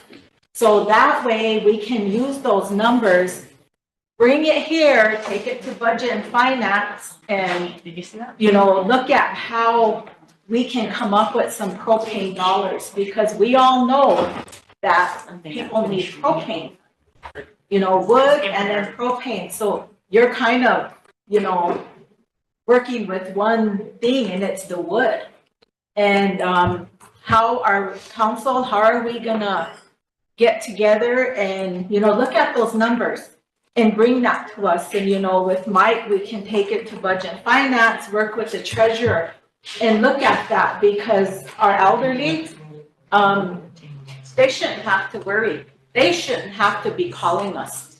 They should be taken care of. You know, that's just a given. So I would like to have us all think about that, because each community will be different, but at least you'll have a census of how many households. So the president's office, the vice presidents, Leah, maybe they have that information. I don't know, but Bob needs that. So he can, you know, maneuver a little better, and maybe with us working together, looking at it with budget and finance, we'll know the elders that we need to take care of.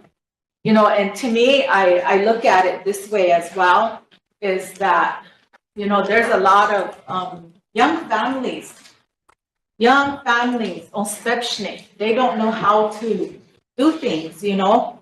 So we have to look at that. And, you know, these housing also, they have to be a part of it. I don't know if they've given funds to you guys, Bob, or you just call them for their houses. Do you just call them or? Yeah. Okay. So, It does. It takes a lot of, and people call us.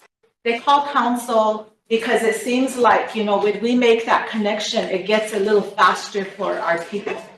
And it shouldn't be that way. Everybody should, I always tell them they'll come. It takes a little bit of time. We're getting to it. So, just letting people know, like Russell said, there is a process. But I'm from a small community. I don't have all the, there's a lot of homes, Rosebud, Antelope, Parmley, those communities. I can only imagine how tough it gets. But I think we're getting better with what we're doing. We're getting better with, like you said, I'd like to see what we have too, like inventory. I'd like to see what we have because I know we did purchase those snowmobiles and, stuff like that. So it'd be good for council to know what we do have. And just for my information and my colleagues' information, that would be good to know. But, we got to look at it and see when this is it's a vortex. It's a cold vortex weather that's coming. We'll have a little bit snow with it, but the temperatures are going to drop. And I'm glad that there wasn't a whole lot of frozen pipes, but I know that's really a big issue. It could change, Yeah. And that takes a lot. It takes a lot to repair frozen pipes. And we want to be proactive to that. So, and I really appreciate the hard work that goes into this. It's not easy. It's not, but well, we get to our people. I don't have an issue. They can call me and, tell me and I'll relay the information. But we get to them. And, those listening out there, thanks for your patience because we have people and they'll get to you. But even now, there's another cold front coming. So that's what we got to work with. We got to work with the weather that's coming.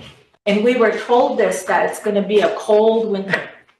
It's going to be a real cold winter. So everybody that's on staff and, working together. And I like the idea of the command center being here at the tribal office. They used to have it on, I don't know if it's YouTube or on the radio when they had that going here. My sister Jackie used to be here in Lawrence. We need to have that. I don't know what's going on with our communication system.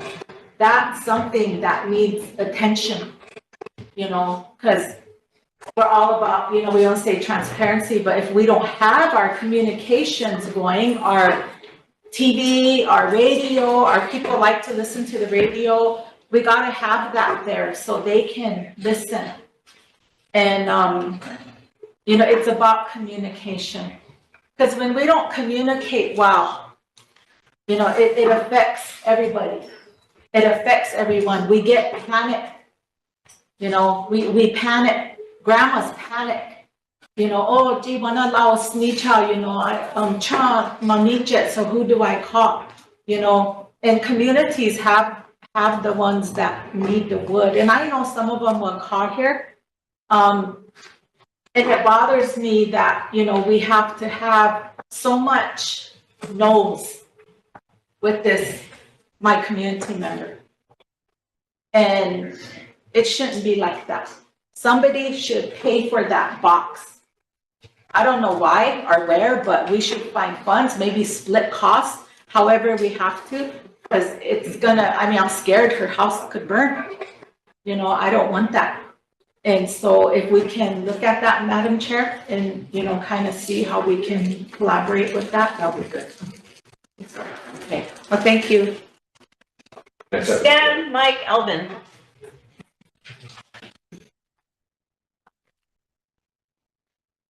I just want to say thank you for doing something for that lady. It's been quick. So I had a request to Bob to maybe come down and check out our generator at our community. I think we had an old log building for a community building at one time, and now we have a newer building. So I don't know if that generator got transferred over to our newer building. We have an electric furnace in there. we're having problems with our electric furnace. I think somebody's working on it, and hopefully it'll be up and going here soon. And as far as propane and so forth, I think, well, I've been told that we have 3 trucks. 2 trucks are broke down, just 1 truck left. Maybe we get them other 2 trucks fixed. And hopefully get some drivers. I carry a CDL. I actually you drive trucks, but nothing else. I can volunteer to have a truck, but I don't have the hazard endorsements on my license just to help out. So I mean, that's all I have. Thank you.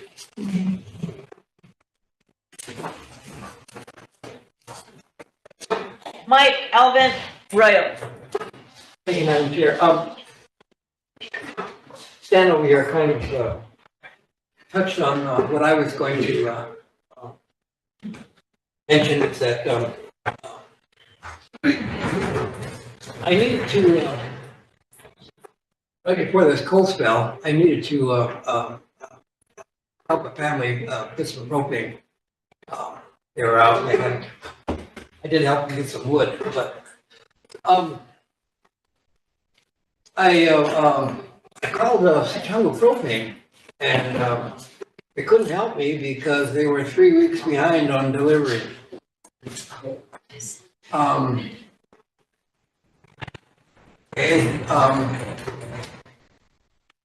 And of course, I began to reflect on the fact that why did we encourage the development of Sioux Propane to begin with? You know? And what was the problem? Well, we only got 1 truck. Nobody wants to work there because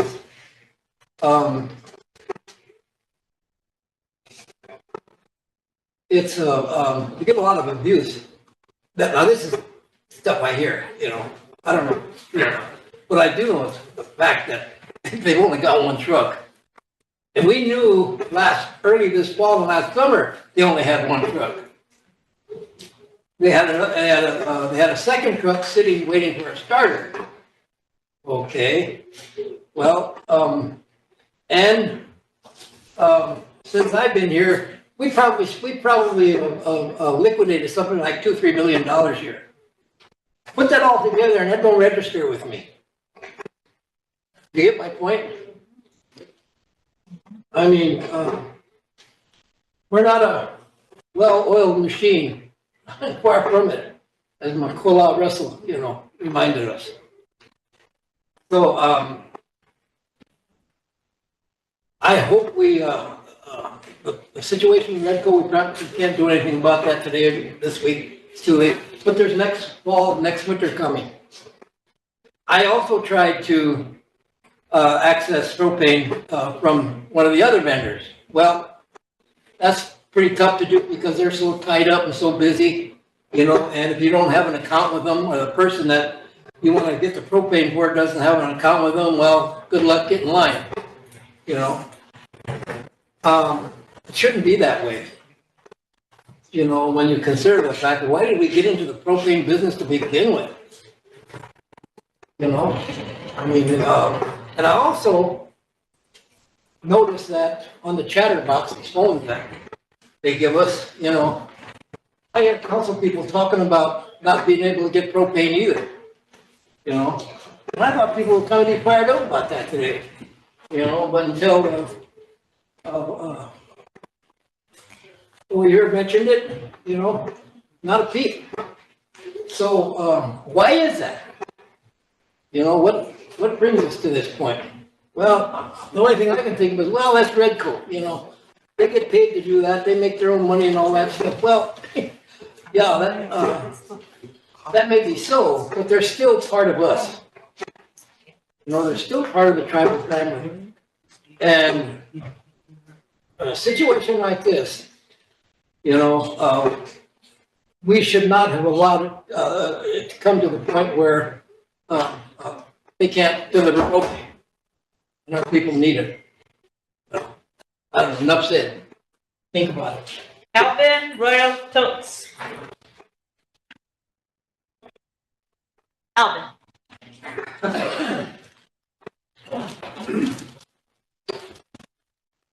fella talking about, he's wondering how many houses. And I went around and I counted 56 of them. Was a Transitional and Sioux 400. Now the Sioux 400s, all the furnaces are inoperable. They need to be replaced.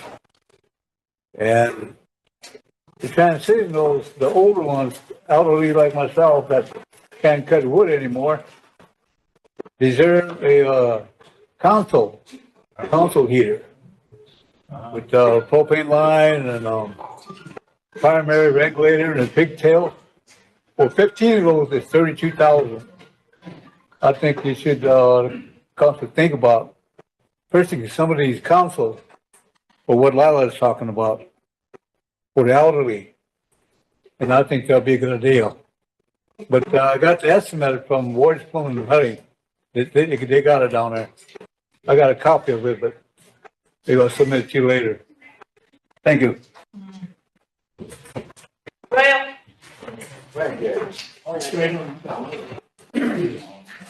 Yeah, okay. Today was in the purchase buffalo. Lila, work to chow have Lila, Ehani, Wahel, Leoyate Kataha, Lila, Ehani, which you want, Whetstone, Iwagala Koki head, Hucha, Ithacha, Hectakia, Isnata, Heta. Na ya chito manim na oyate ki waha kujokte na waha osnikte cha astaku itomni e ka hekta ka tako ye hockey hekta ka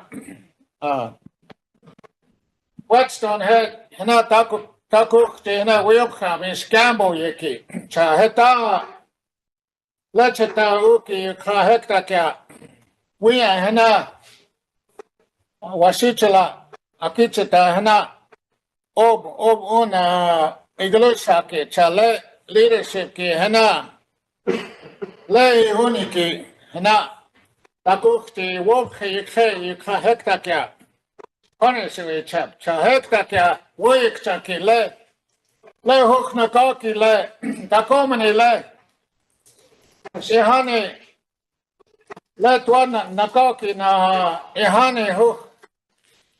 Washme na wa na chahu hekta kya wichate chahe wichate ki hogna le we hogna hu we hogna o he wichoye wa chi otebalo washichelo lela on behalf of Auntie Linda lela timer chale 153 cha enough le lela. Just to give a shine light on, there was a story we show you about Whetstone where the leadership, they gambled and they all the rations that the government promised.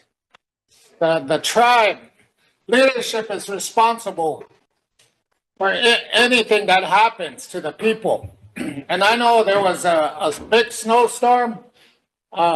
I don't know how many administrations back, but with that, I know people died during a big winter storm. So with that, there's a term they use, blood on your hands. And me and Bob, and before the storm was before it even got cold, we asked about homeless and all these things. We didn't want blood on our hands while we're in leadership. Leadership is responsible for the people and things that happen within this tribe. People dying. Heta leadership here. Years back, whenever there was a storm. There should have been some kind of a ceremony for the leadership. We talk about Nah. When you have blood on your hands, hit out soldiers ki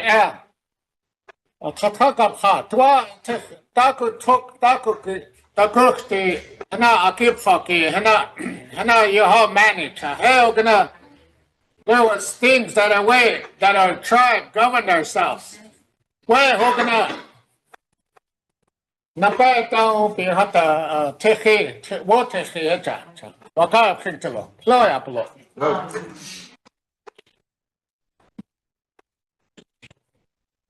Thank you, Roy. So, Tammy, all right. Like to give the floor to a community member, if there's no objection. And Good afternoon, everybody. I'm Melinda from Randall. I just kind of want to touch on the EPP there. I guess, of course, we're the largest community. We're active out there. We're out there 24/7. The biggest problem is what we're facing is the propane.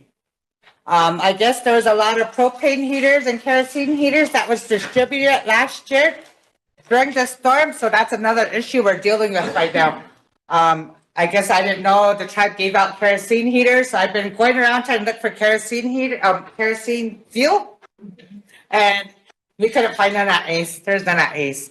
The propane tank exchange, we've been trying to help and exchange propane tanks for those propane heaters, but of course, we don't have the funding to do that, so that's kind of a roadblock for us too. But that's our two main issues that we're having as far as Antelope community. Of course, we need help with some food boxes, but we did emergency food boxes this time.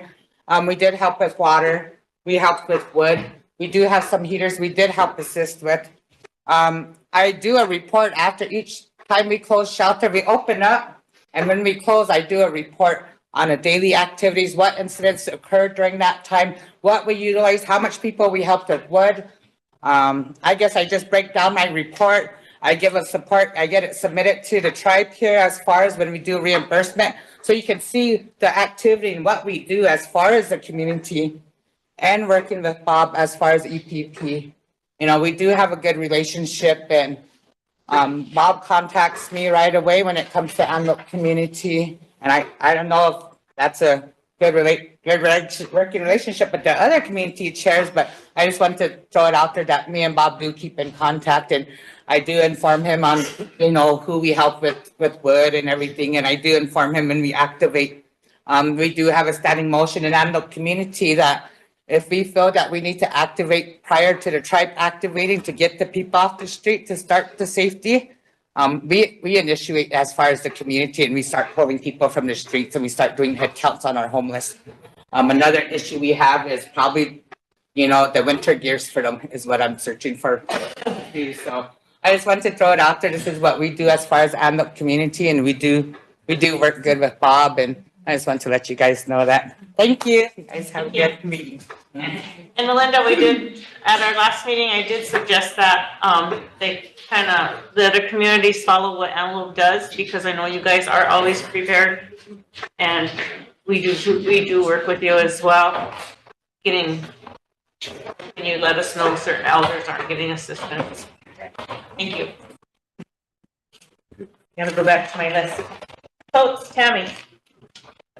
Oh, okay, thank you. Tammy, okay.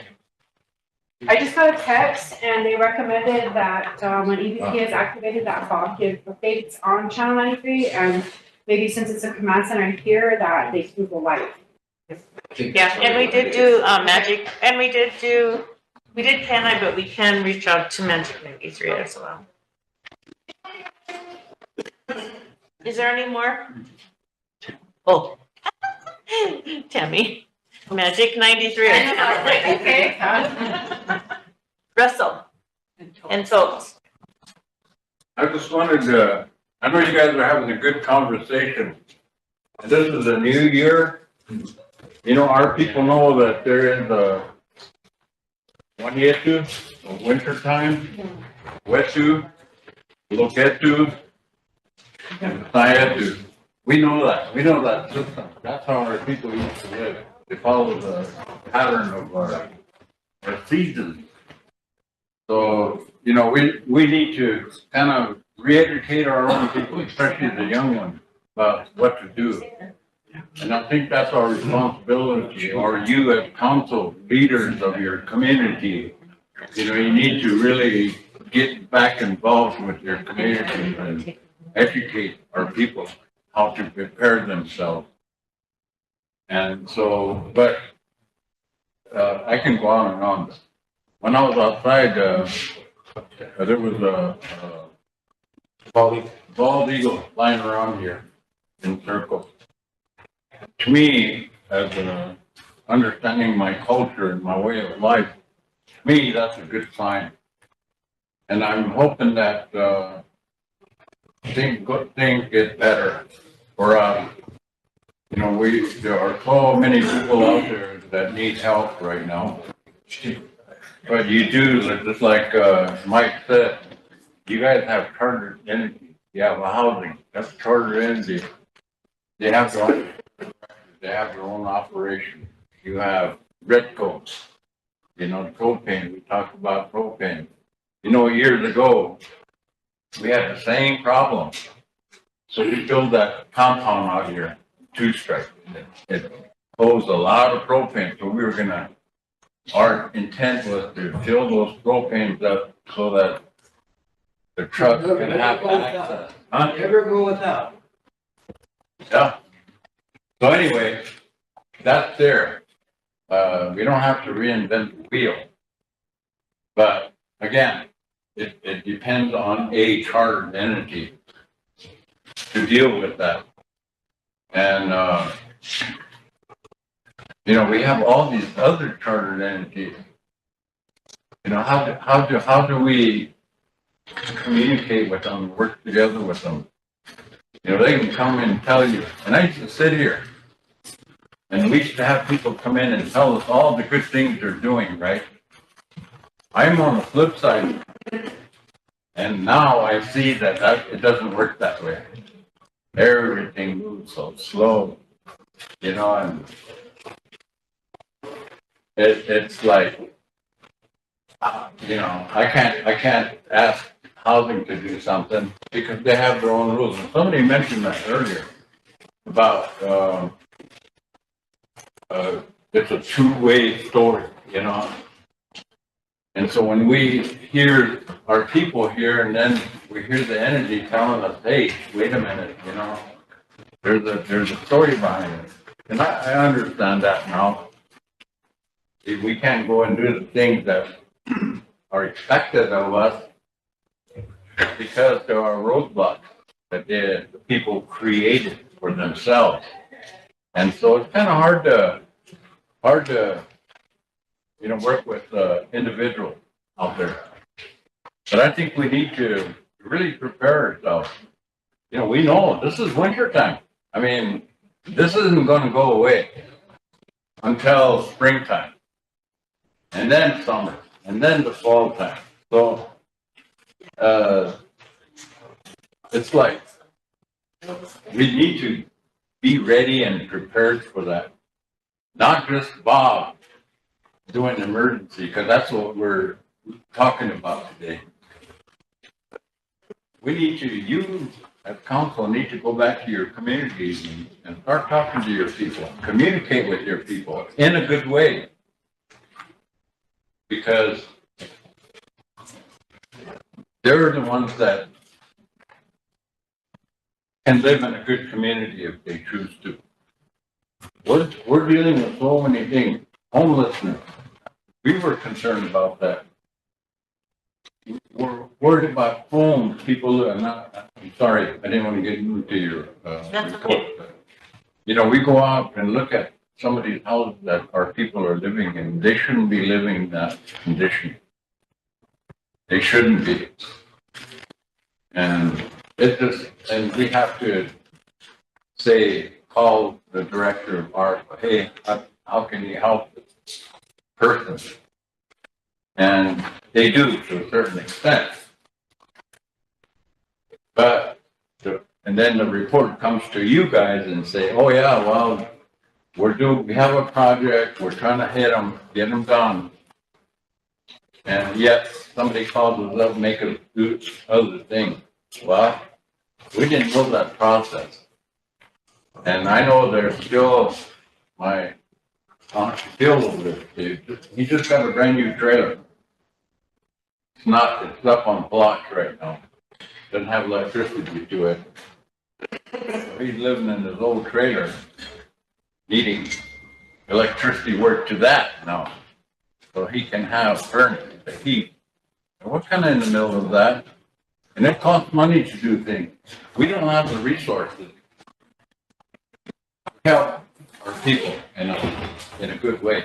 So it's kind of up to you guys. You know, however you want to allocate some funds or talk to your chartered entity to make their people work and do things in a timely manner.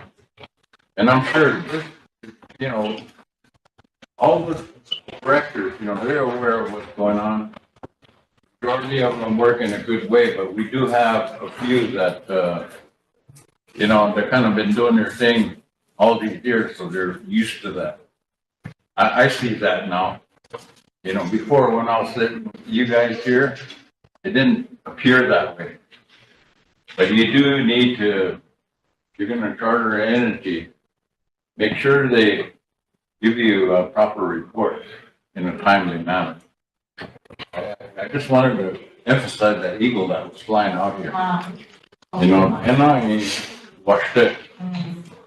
Tako wasti wala kam pagkapa siya tos kiskim siya pitiko mo hena ngama ni beksa hetra. And we're trying our best. You know, we're not perfect. None of us are. But we can do our best. So with that said.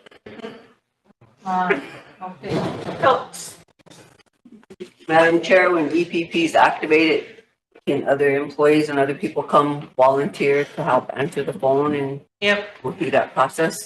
Okay. And then how do we make it all work? How do we make this all work? And then we did request on the agenda for Sioux propane. Can someone please come and from there and give us a report, please, about Nicole's gone, so I don't know if she was contacting them all. I don't know if she got hold of them. just so they can come here and give us a report about what's really happening, so the Oyate can listen and we know too. Yeah, because the information I've been giving you is every time I get a call saying, I'm waiting on my propane, I haven't gotten it for a week, 2 weeks, 3 weeks. I go to Wayne gets hold of Clay gets hold of Travis, and we say, what's going on? We have people calling us because they're waiting on propane. It's not just one or two people, everyone. Everybody, I'm sure some of you have run out of propane, are really low. And yes, we need an answer from there. I agree. Thank you. Because every time we call, we get the same response. Yeah, they're out, the trucks are out, and they did start to deliver, but they have a lot of catch up to do because now they are on the road. Yeah. Emily. Just real quickly, I just wanted to say that I reached out to Santi about the earlier conversation about that regroup texting. Sorry if I had this. And he said that there's kind of two different ones. There's kind of the general one that goes out to all of the employees. And if we're okay with that, he can get the list of numbers from, the secretaries or add all of council if that's what we want to do. Yeah. But then there's also the question of they started a new one specific for EPP. And so he wanted to know if council wants to be part of that also, or if that should be something separate. Well, the EPP is separate and then it goes out to council. So you know how you already have the council group? It'll be coming on there. You know that one that you guys just had? This is the regroup one, so it's not the one that was just. I just wanted to know if council wanted to be added to the EPP group, or if that's something that we want to leave separate for the EPP people and not interfere. I think that's that should set it out. We don't talk about it. Do you have any more questions for Bob? Oh, those are questions for Bob? All those questions were for Bob. I got something to add real quick. During that little meeting that we had with Kathy, I was asked to find out who has propane bottles, 100 pound and 20 pound and 30 pound. I thought maybe a 40 pound would be great too, but I haven't any in stock. But this does have 100 pound. They have 8 of them, and they have a 20 pound. They have 4 left, and 30 pound with 1 left. But you can use those. You can hook them up to your tank. We did it in the past. Some people, some elders, but they ran out. We got it here up, and they last about maybe, you would say 16 to 18 hours. You know, at least you'll have a nice hot shower. And just so you know, we all collaboratively work together, during this. I mean, it's the start, and that is the kickoff for us to see how we're all gonna do this together to improve it so that we are on top of it and we're not waiting until it's a catastrophe. What I said to the directors that all came is, I don't want a catastrophe like we had in that really bad storm. That I don't want a life lost because you can't reach somebody. They're all aware of that. They all keep in touch with me. We're building a good working relationship. So you will see improvements, and like I said, we're getting it on the radio. Bob's getting it out. We should start being informed. The other thing too, that resolution that was on the floor earlier about Clark County and Rosebud to drive. That's to make sure that we are taking the lead on any kind of declaration that we have and not putting Todd County in charge of Rosebud. We will be leading the way until we start to separate, because we go to the feds and they go to the state. When we start doing our numbers, anyway. So, and then there's also stuff that needs to be brought up, and I asked Kathy because the director is supposed to have a meeting about the personnel policy and procedure manual, and I think I took it to personnel at one time. It was to make sure everybody punched in when they came in.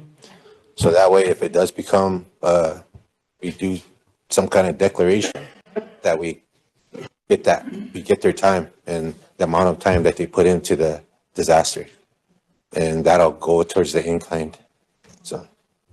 Bill and Ben. Well, I think if you address that, so. Okay. Pass that. Ben? Yeah, same thing.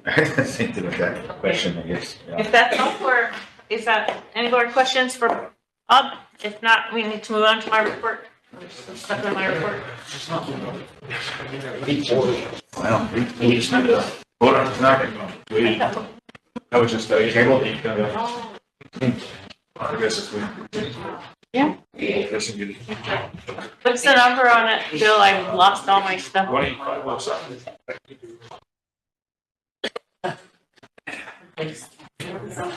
Let me see which one it is. He's got it. We all have it, but I just don't know which one it is now. We'll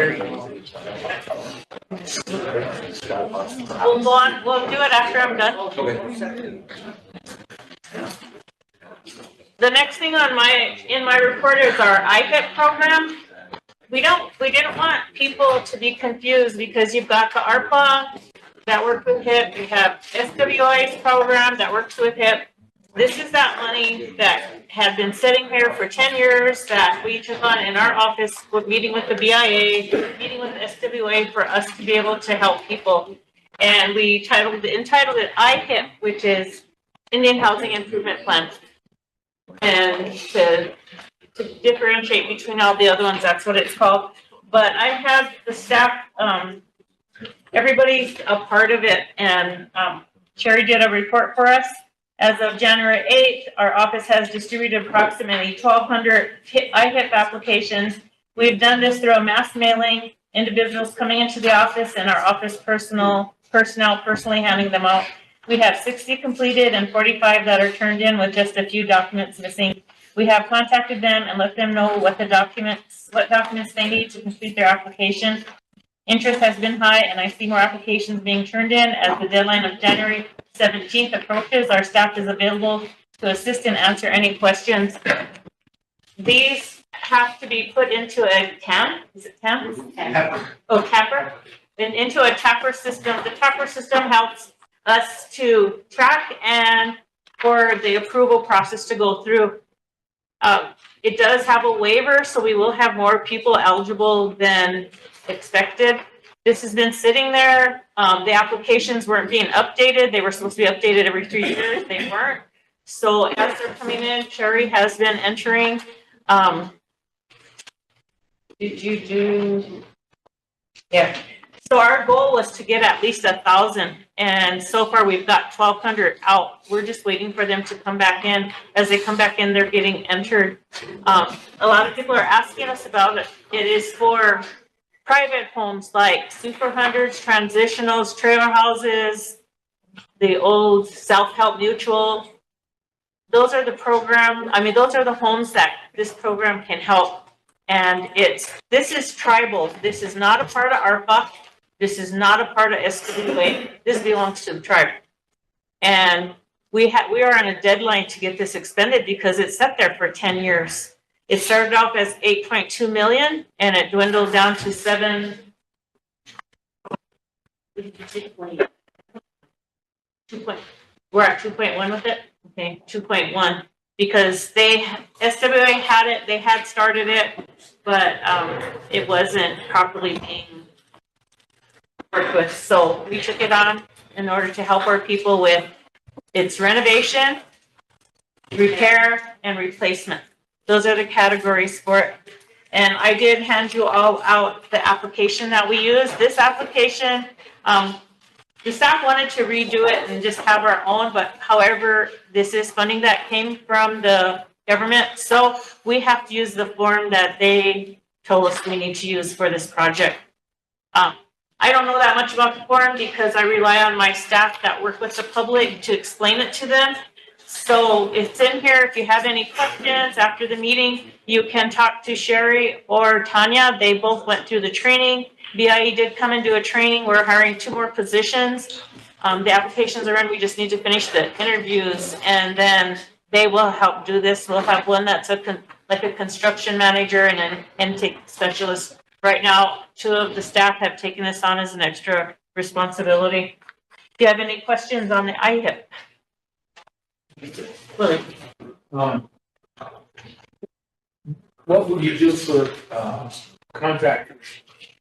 Once we get that other person hired, that person will be working with the contractors. We've already, I don't have it on here, but just as an FYI, I had asked Wayne for extra money for the office along with our discretionary so that we could help with some of the situations that occur this time of year, like broken pipes. We've got people helping. Antelope had an elder who had struggled for quite a while with the septic system problem. And so that funding that we asked for, we're paying somebody to go get it done because it's not getting done, as all of you already have voiced your concerns about that program. That was one of the problems that housing had, was getting the staff, contractors to do it. We actually have a lot that want to running come. into the same thing. So what are we gonna do that's different? Get it done. We have people that are contacting us that are wanting to work at our construction workers and that have worked with us. Recycled ARPA people, or we don't know? Well, some are, and then some are from SWA. So they all want to come and work for the tribe. Outside. Oh, couple outside. And yeah, some from the outside. Well, I'm hoping it works, like you say, for the tribe, because it sure didn't work at ARPA and RHA. That's my goal is, That was one of the problems. my main thing is trying to be there for We the have to be people. optimistic, so and say. Yes, we please want be it to work. optimistic. Yeah, we want it to work because there are so many people that need their homes repaired. So many are in need right now, and these other programs have let them fall through the cracks. Complaints that have come in is they started working on my house and they left it. That's one of the most common complaints. And under my administration, I'm not gonna allow that to happen. Whatever we start, we finish. The staff all get contacted. Russell and Lori, Sherry, Tanya, Linda, they all take calls and we all make sure we get somebody out on the needs. But when this is there finally, we're gonna be very busy. Russell. Yeah, one of the things we're running into is, we go and look at the houses. The people that call us, I respond. I go see them. I physically go see the homes they're living in. And one of the things that really trouble me is if you have a old 200 or old transitional, some of them are falling apart. And one of the things I would like to see, and it's up to you guys, but, you know, we have these 100 tiny homes that we initiated this 3 years ago, I think. And now it changed hands and it's going on in a different direction, but some of these people can actually live in these tiny homes. We can move them on the lot and they'll have a decent new home. Those are capabilities or possibilities, and I think you guys might need to rethink your contract that you have going out into different states. But I think a lot of the people I went to, they're young, and then we have elders that are living in those conditions, and we need to change that. We can change that with the small amount of money that's been built up. And there's a reason why they built that up. And now we want to make a difference. And so we are working hard. So that's something this body really needs to think about. And when ARPA first came, I suggested that we should develop a training program, train our people to be carpenters, plumbers, electric apprentice. This body didn't even take it seriously, but we had the money and the resources to do it. And now we come to this day, we can't find workers to do that. We may have to go outside of our realm here to bring people in to get this done. And one of the things that I'm really strong on is if we want to go fix the house, let's fix it and let's fix it right. We send in an initial person to do an assessment, and then we're going to have somebody go in there and see if the product is done, complete. And then we pay out. That's the way the system is working. Right now, it's just kind of a carefree hit and run. And, you know, we did have some money. Fixing furnaces is a big thing. And, you know, just yesterday, we sent some people out to 2 homes to fix the furnaces. They go knocking on the door and nobody answers the door. You know, we're probably getting calls on that again because nobody showed up, they tell us. No, So our people need to be aware, you know, when we come in there to fix the furnace for you, you know, we want to do it because we got other places to go, that kind of thing. So you need to inform your constituents, like somebody, the ones that voted for you. You know, you got to take care of your people in that way. So, you know, it's not up to us, but all of us. So I should think about that. Thank you. I think I put my nephew to sleep here. Okay, I have Schultz and Ben. What Russell was just talking about, you know, I think we need to work with the schools also, because at St. Francis Indian School right now, they actually are working with their senior students to get certified. So like they're offering courses like CNA to get certified. They're working with SGU. And we have a class over there that's rebuilding one of our homes that was burnt. So I think we should start working with our high schools so that way when those kids graduate, they have something to look forward to, and that's going to work for housing or wherever also. So we need to really collaborate with them because St. Francis is really doing a good job over there right now with the classes that they're offering for their seniors. Every school should have that for their students, so they'll get certified to go work out to the adult corrections. You know, they'll have that certification because they're collaborating with them. But I just wanted to bring that up. Thank you. Ben. Thank you, Madam Chair. I guess for me, I know I asked for it before too, but it's kind of sensitive, I suppose, but a list of those people who put in their applications. I'm not asking for their social security number, I think, but just the people, the community, and what they're wanting to be fixed. Because I know we duplicated services, you know, for housing, you know, ARPA, things that affect. So that's kind of what I was getting at. So that way we know, you know, who's being helped and that the process, the accountability part is being there.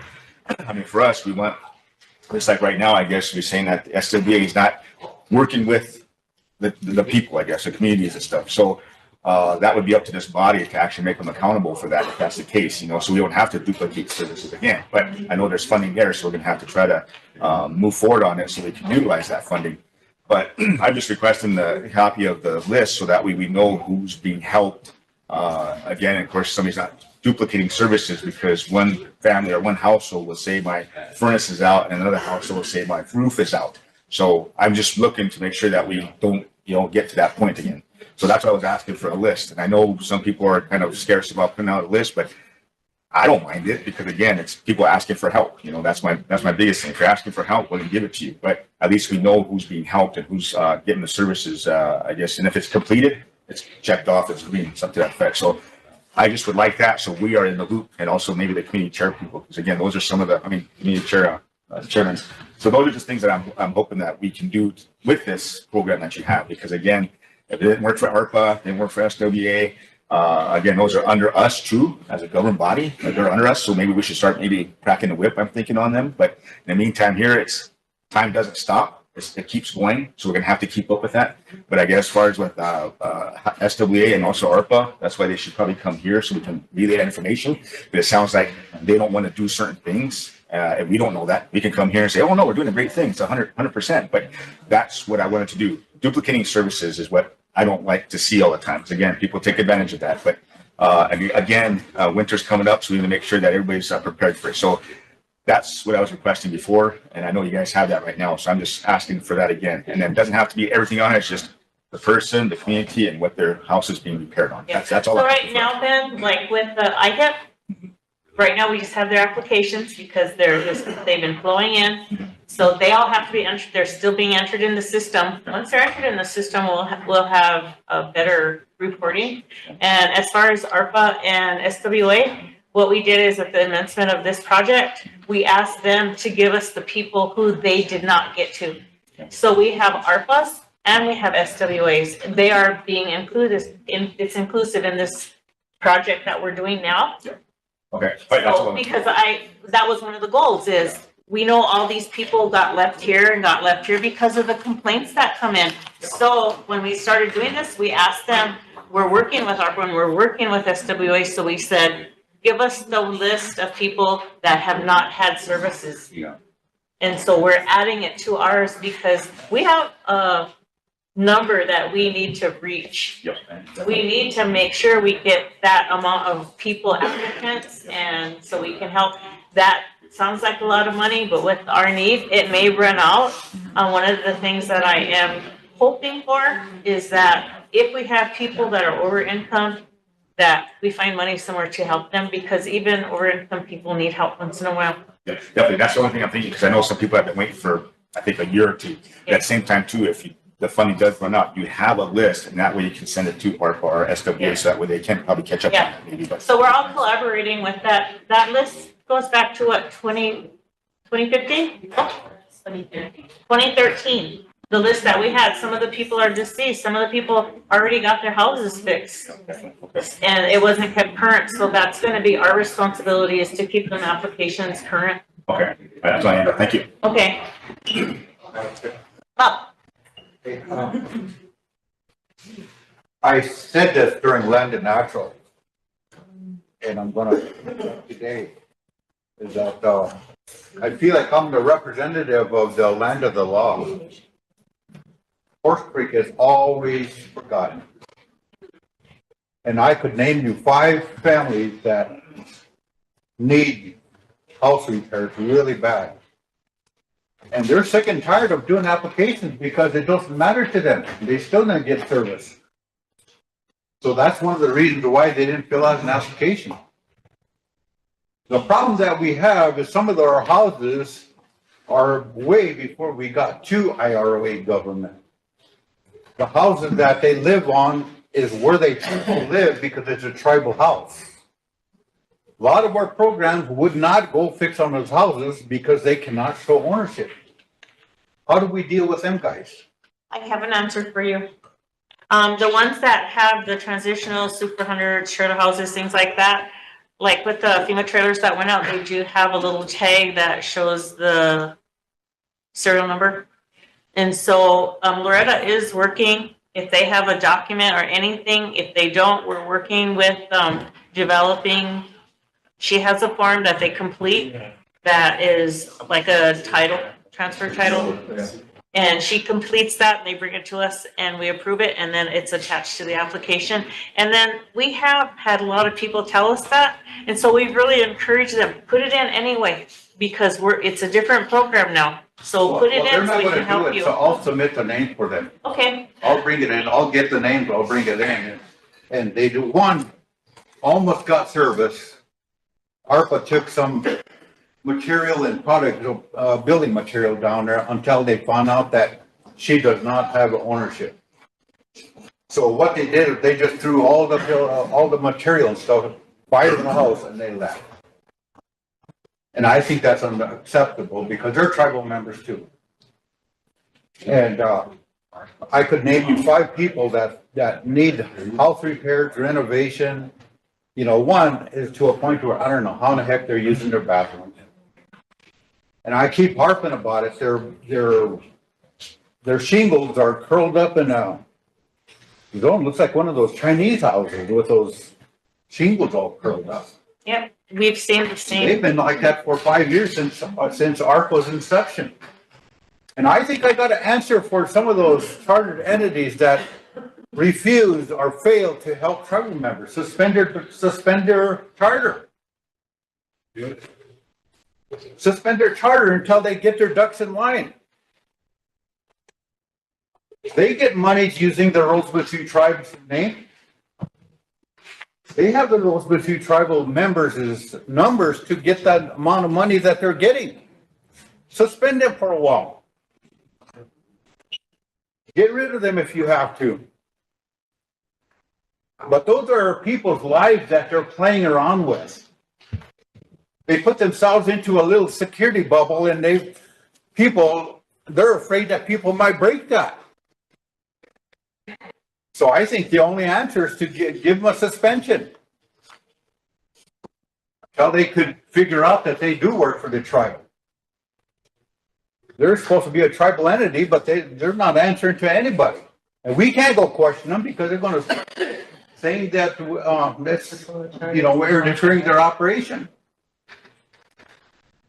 But anyway, I'll go ahead and get the list of names, but they're not going to submit their applications anymore. Yeah, just get us the names and then one of the girls can call them and we'll do it. They're sick and tired of putting applications into different programs and not getting any assistance. One is sewer septic tank is full. They requested, somebody to come down and flush it out for them. They refused. And they told me flat out that they went down there and did it. So next time somebody comes down to inspect the houses, give me a call. Let me know so I could go down with you to make sure that you guys are inspecting these houses. You guys say we went down there and looked at it, but hell, we don't know that. Yeah. So, like I said, I'm the representative for the people under the law. So, I keep mentioning it to this body. Make sure you know that Horse Creek community is part of the tribe. Even though we're a small community, we're tribal members too. And something that you guys need to keep in mind. So I'll go ahead and bring their names to your office there. Yeah. Because they're sick and tired of doing their application. Their pins probably ran out of ink by now.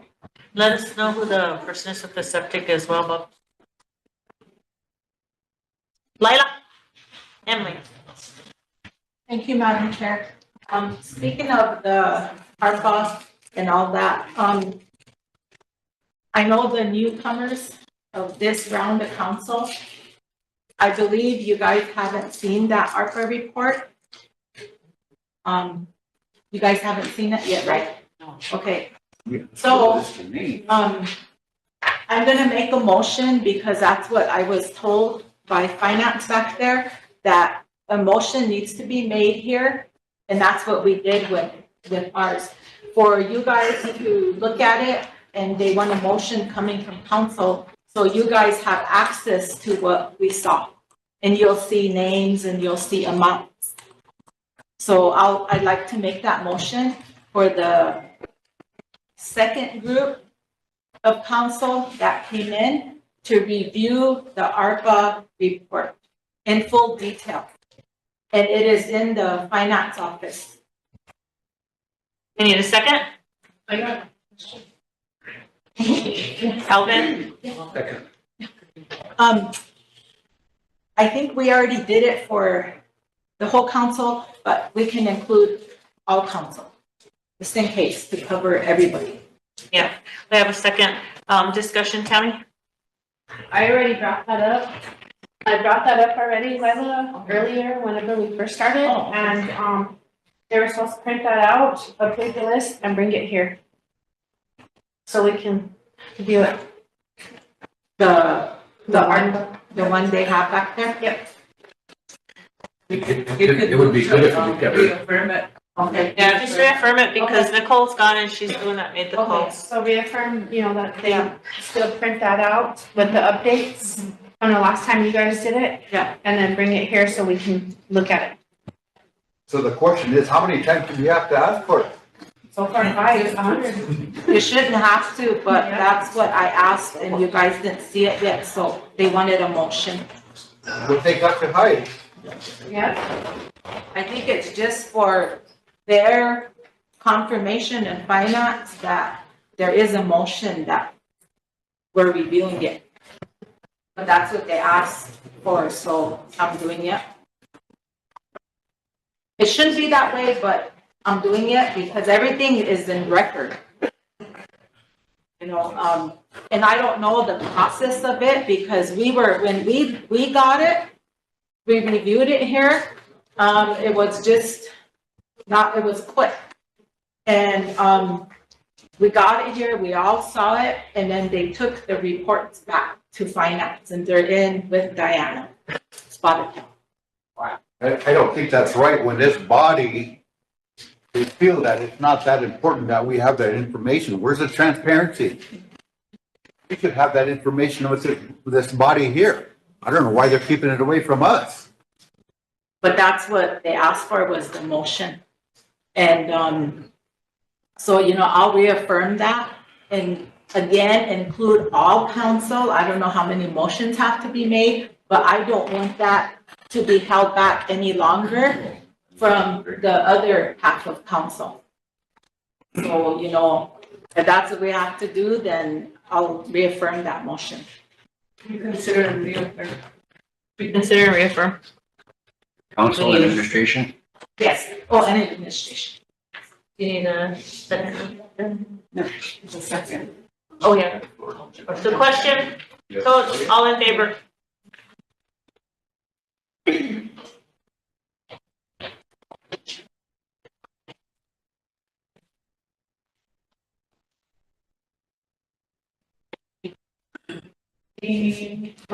Voting? Raise your hand. 16 opposed. I know, both you are. Also, I believe that at one time, we did talk about bringing the chartered agencies here. And so far, we've had St. Francis Indian School come do their report. And we haven't had anybody else after that. So maybe we can have admin start getting them here.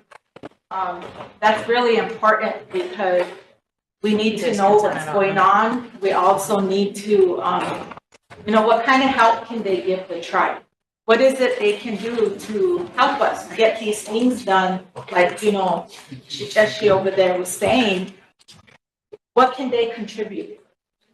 And it is in the Constitution and the bylaws because we're supposed to hear from them every year. They come give a report. So I told Ellison that the Secretary's office could get hold of all the chartered entities, get them on the schedule for you guys to get a report from all of them.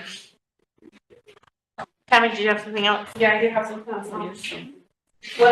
This is what I would like to see. I would like to see a comparison of the CARES Act money that was used for home repairs to the comparison to the ARPA funds. So I know people got help under CARES and they got help under ARPA. And if it's so top secret and confidential to the max that there's so much safeguards to this, then something's going on. Maybe we need to have an audit of individuals that got assistance and for how much. Because I believe that with ARPA, it was supposed to be 20,000, but when they started doing some construction on houses, that amount went up. However, I did work for ARPA construction. I did the database. I took the applications in. And that list, I'm pretty sure, that whole list, there's probably maybe 20% of them that actually got assisted, for the rest of them were micromanaged.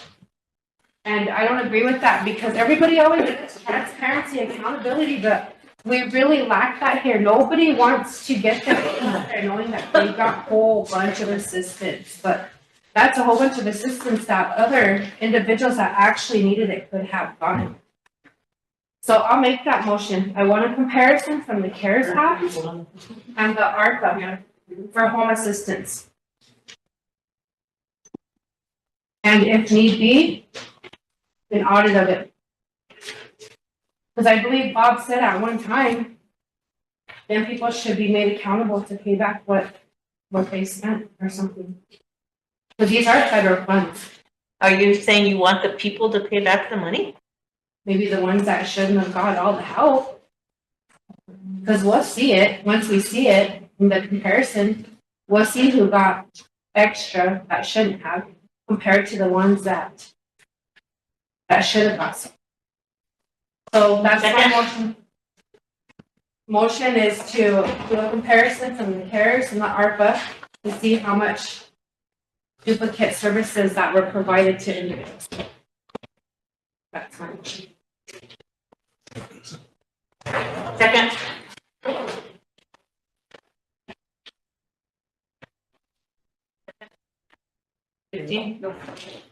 With no second, motion dies. The next thing on my report is, oh, Diana, did you want to give those out? Yes. Okay. I'm sure I still have my question from earlier. Pardon, I was after Lila and your Oh, question. I'm sorry. I know you're right here. I see you floating down here. Okay, go ahead, Emily. Thank you. Is it okay if I sit? I just have a few questions. Request to sit so I can read my questions? Okay, thank you. So the first thing I just wanted to mention was I really like what Mr. Bolt said earlier about us and our target entities being a family, because I really feel if we start with that and we say we're all Rosebud, we're all a family, and maybe you're a cousin, maybe your sister, whatever, like that, I really like that. So I just wanted to start with that. Second of all, is it's really easy to sit in a room and point out what everybody's not doing good, but it's more beneficial if we can focus on what we're doing good. And so if we can focus on how we can help our entities be better rather than just pointing out what's not working right now, because we all have flaws. So with that said, I'm wondering if there's a way that if you already have it built in, or if there are ways that we can build in with the work that you're going to be doing with this IHIP to start a true assessment of need. Because right now we've tried it in the past, but we don't. And until we move forward, we're always going to be in the circle. And it's really amazing to be able to lean on our treaty. But I just want to remind everybody that our treaty was not written to keep us poor Indians. Our treaty was there for protection and peace, and that we could live. In order to do that, we have to look at our own mechanisms. And if our own mechanisms are keeping us poor Indians, then what are we doing? It was never meant to have all of these resources only be if you don't have a job or if you're poor or whatever. So if we have a true assessment, then that's how we can build up and help everybody. And that's how we can also get to a priority, because again, it's hard. I mean, it's easy to look out, or it's easy to hear who's in your ear, but we have thousands of people. Many are voiceless right now. And it's really hard for me to sit in these seats and making decisions moving forward without any kind of assessment. So that's my thing there, is if there's a way, if you are going to be doing it, if you can build in a true assessment of what our need is for housing. I think there's already a lot of data with our project. There's already a lot of data with CARES, with our communities. There's already a lot of data, but we just need somebody who's oriented enough to say, let's gather all this, moving forward with our applications, and then maybe it's some ground truthing or getting out and actually looking at the communities or something like that. But I feel that we have enough resources and enough data existing that we can move us forward toward that assessment. So that's an ask that I have. Another thing that I wanted to mention up is it got brought up at Land and Natural Committee about, we have really good ideas, but sometimes we forget to include everybody in those ideas. And so our execution sometimes isn't as good, right? Everything's clearer in 2020. So having known that we started off maybe on the wrong foot, if there's a way that we could do better in the future, one example that got brought up is the maps. There's an amazing amount of maps that are required for these applications. Many of the applicants are people that have been described earlier that are super hunters, that are in these old houses that predate our even home site leasing applications. And so many of them don't even have a legal description or anything with their name on for their land. So for Mr. Radley to say, you know, he's their voice, I think there's a lot of other voices that need to be heard regarding that. And so again, if we are asking a lot of the BIA, they stepped up to the plate. They have been a great resource in getting that. But what I don't want to see is I don't want to see all that data lost. They took the time to make these resolutions or these legal descriptions or whatever's needed. So I would just hope that maybe you could be in communication with the tribal side of the land offices and TLE and everybody so that we could get that data and update our data so they are no longer landless, so they are no longer an unknown, so that they do have a space here. Because I'd hate to lose out again on, we've already gathered that data, it's there, let's just utilize it. The last thing that I wanted to do is make a motion. I know we talked about it a little bit about the chartered entities, but I'm just wondering if I can make a motion requesting that our secretary's office bring back a list of all of the chartered entities that we have with what their chartered entity states at every order or every charter has a reporting, right? Some's a year, some's quarter, some's monthly. We kind of mix and whatever, but I'd like to request that list because we can't move forward until we, scheduling any of that until we know what's required by the charter. We might be able to ask more of that, or we might be able to, wiggle, have some flexibility, but we can't move forward until we know that. So that would be my motion, having the secretary's office bring that list of chartered entities, including the dates that the charter specifies there to require our report. Do I have a second? Ben, question, votes? All in favor?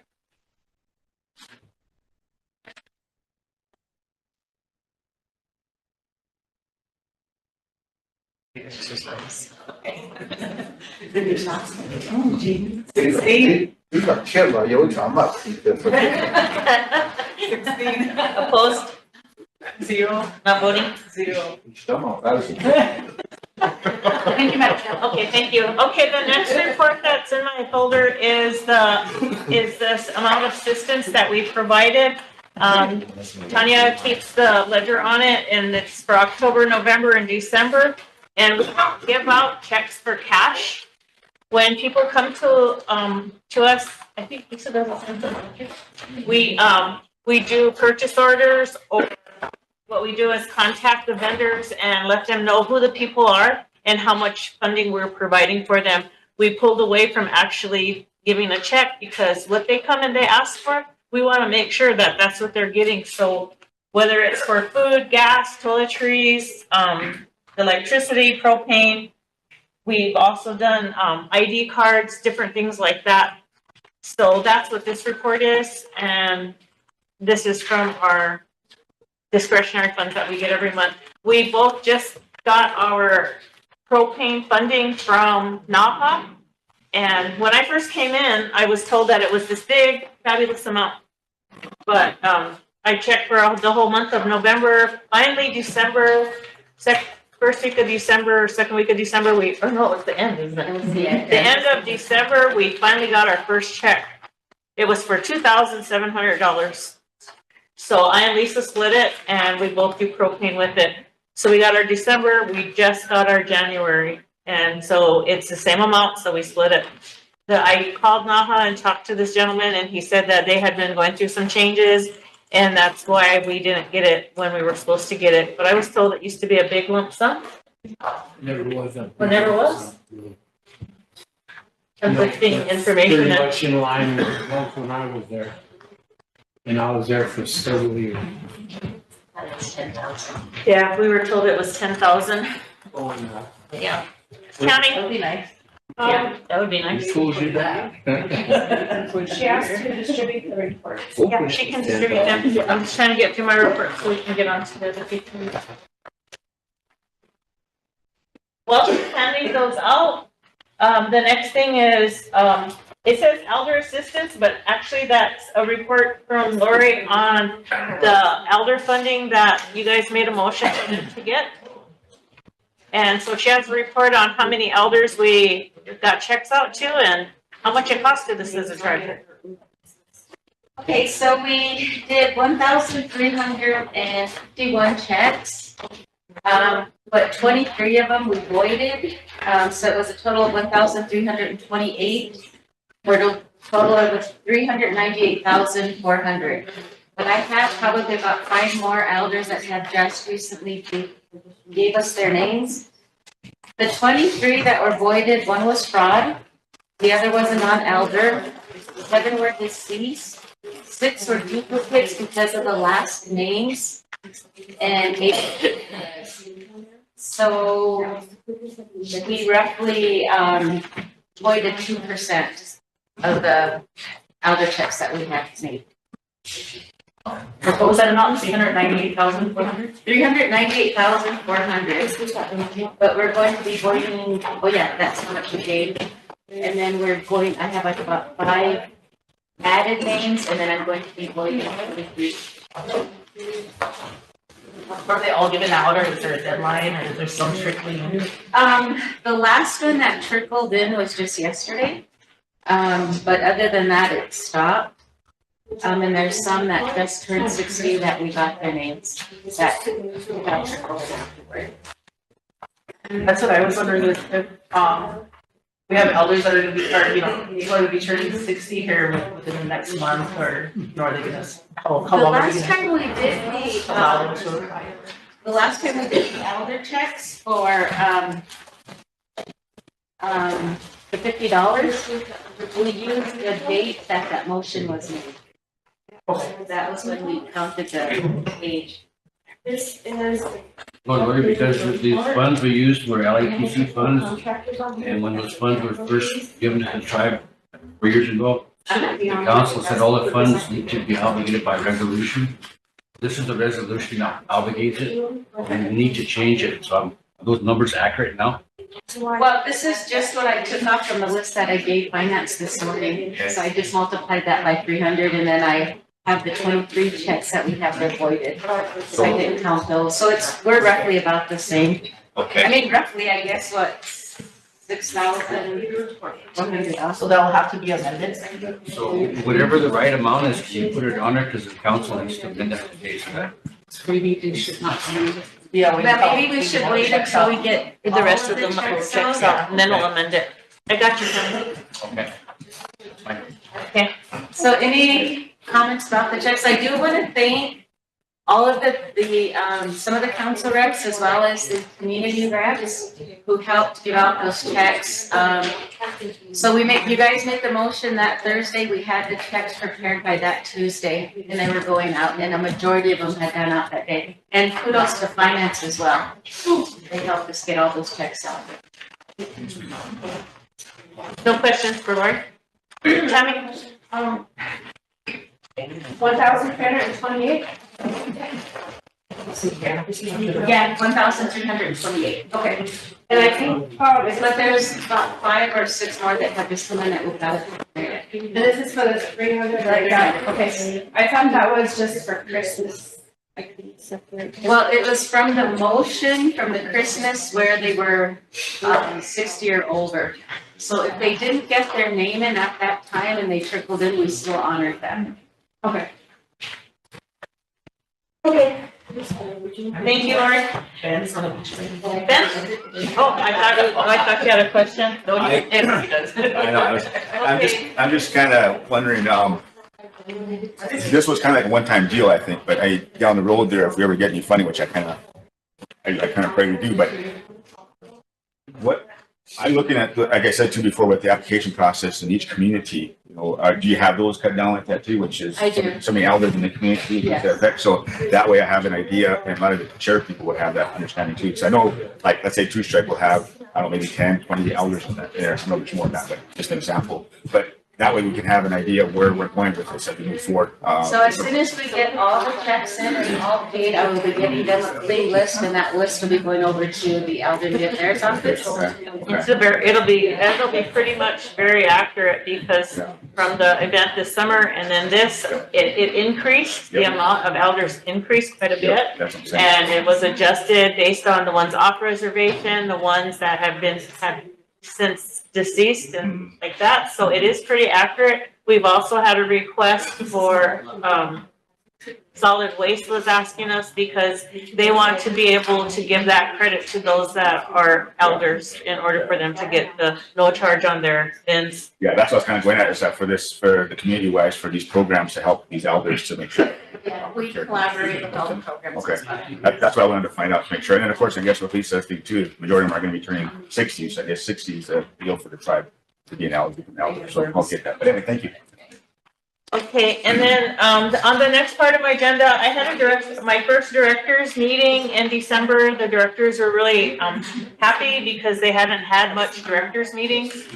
And so we had that, and at that meeting, I handed out the personnel policies and procedures for them to look at 2020-10, and I can't remember the other number. And the older version, so that they could do a comparison. As everyone knows, everyone's concerned about the inaccuracies between the two. So the directors all got them to do their comparisons. There's also some forms in there, so a lot of this is just FYI. But we updated the chain of command in order for people to know what to do and not to do, because due process can easily be violated.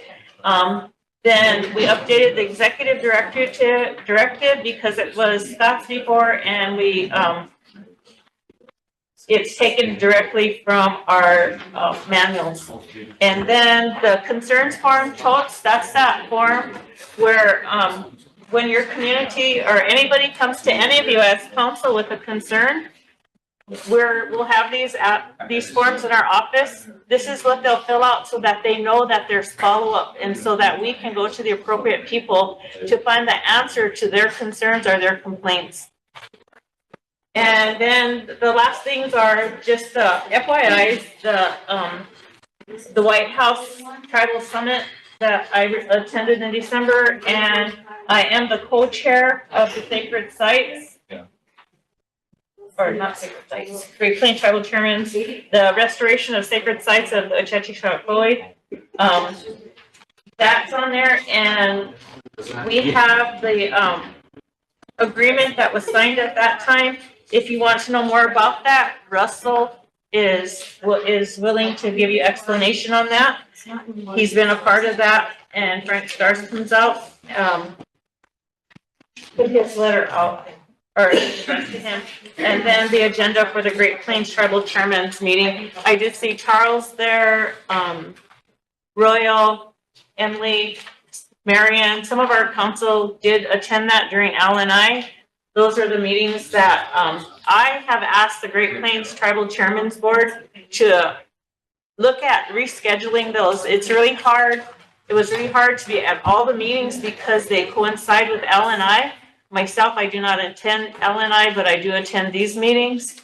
And so I did ask the Great Plains Chairman if we could make a recommendation to change some of these dates, because you've got chairmen sitting there that are having to run out to other meetings. There's a lot of inconsistencies. By the last day of the Great Plains Tribal Chairmen's Association meeting, there was only like 4 of us still at the table, and they too lose quorum. And so I couldn't even make that motion because we didn't have a quorum. So that's what those are. That was the end of my report. If you want to know more about the U.S. Fish and Wildlife, Russell's willing to talk about that. It's for the Great Plains Sioux Nation Sacred Sites Committee.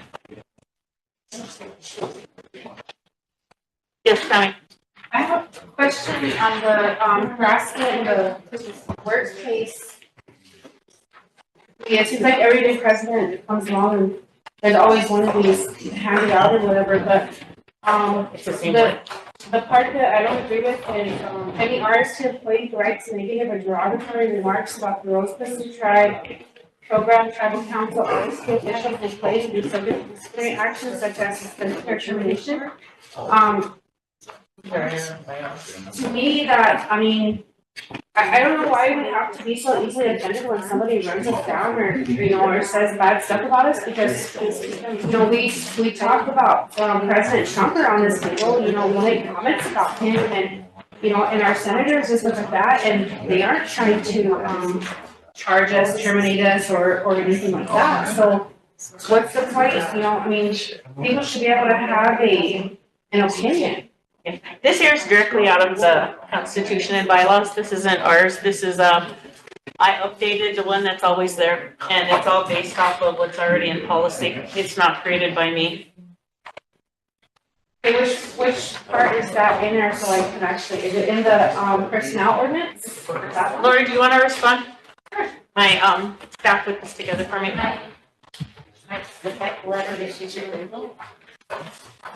So this letter had come from previous administrations, before us, and so I just rewrote it, but I tried to find what they were, referring to, because in those letters they had what they were referring to. Any RST employee who writes negative or derogatory remarks, this was brought up in a council meeting way back when, and I think Nicole can probably see if there was a motion made to that. That was even before your time, so maybe Linda's time, if you remember. There was talk about people talking about, council reps. I too felt like, you're a public figure. If they're going to be talked about, you're going to be talked about, whether it's true or not. So I'm not sure where this particular one came from, but I do remember that it was talked about, I think it was during President Bordel's time.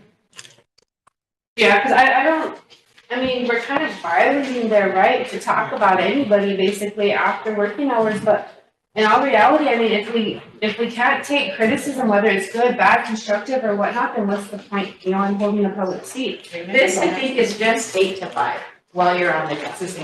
Okay, if it's just 8 to 5, I'm okay with that, but after 8 to 5, or even when they're suspended, or even when they're, terminated or whatever, that shouldn't be held against them. Ben? Yeah, I get that. I don't mind now. Okay. So if you don't have any questions on the Sacred Sites Council Forest Protection, then we can move on, but if not, Chris? Yeah, just one thing. So does this pertain to like people actually like say we treat someone bad, and can they also do this too?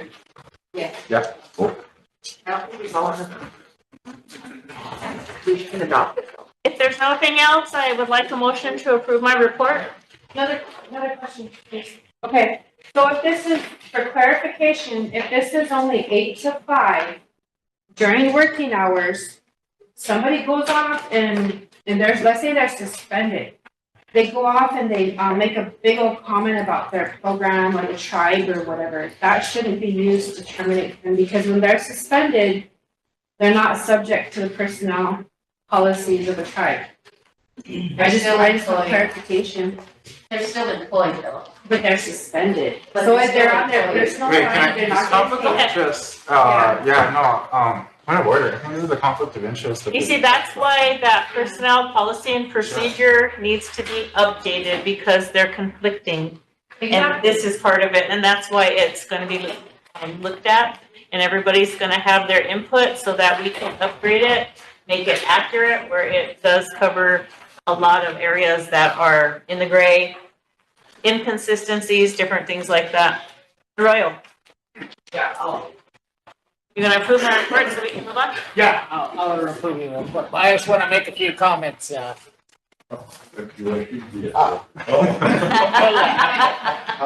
One of the things that, real briefly, Lila, whatever Russell was doing, the sacred sites, there was a book came out from a professor from England, and he talked about how the Lakota, Dakota, the Dakotas have a different way of their creation story. Dakota, they make comments about how Dakota sacred sites, how we as a Lakota, Dakota Nation can't stand together on how creation story. So they said if they want land that's they'll claim it sacred. That's out there from all these people. But not to get off the Facebook stuff, but I think at that time that came into play. I think Cyril Scott may have put something in place when Ann Erica Wybird came here and provided transparency and graded the council on attendance and all these things. So that's what I reflect on that policy there. But I want to say that visiting with our lobbyist, sitting at Great Plains Tribal Chairman, and then Kevin Killer, we listened to the TBIC report, and TBIC is real obsolete. We always there's records of the allocations and how tribes. So he was saying that that committee of the tribes can maybe come up with something to get rid of the TBIC process, getting rid of that. Because here, I was gonna request the BIA, I don't know if they have a resource guide, but I know Tuffy Lenderman created one. So that's part of this tribe. Federal money has come in, but Moscow, Wagalakaki, it comes to where people feel they have ownership. And we're the only treaty council to provide funding for the treaty council. We pay the salaries, we pay the meetings, all this, where every other tribe, they don't have that support from their IRA. So all these programs, all feel that even chartered entities, when Emily made that motion for chartered entities, I feel that the resource guide within the tribe, I don't know if BIA has one, but I know Tuffy created one. All these programs, maybe do like Ben was saying, duplicated services. And now they're all gonna find out who's doing what and linked it. But that federal money, the feds can come in and say this computer, all these phones, everything. And those are federal money that come in. They could say that doesn't belong to you. They could go amongst programs, police department, everywhere.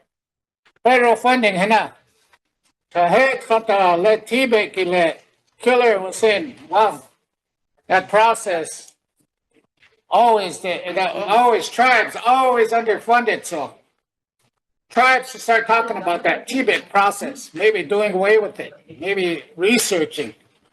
So those are things that I wanted to maybe request from the BIA, the resource guide, or look for the one Tuffy created and look at all of the programs within the tribe and see what their services are. I know BIA, maybe they have a resource guide for all the federal monies that go within our tribe. I say that much. The last thing that was a part of the president's report last month, we said that I said I would bring Phil from the treaty office on to my report so that he could give you all a report from the treaty office. So Phil, you want to come up?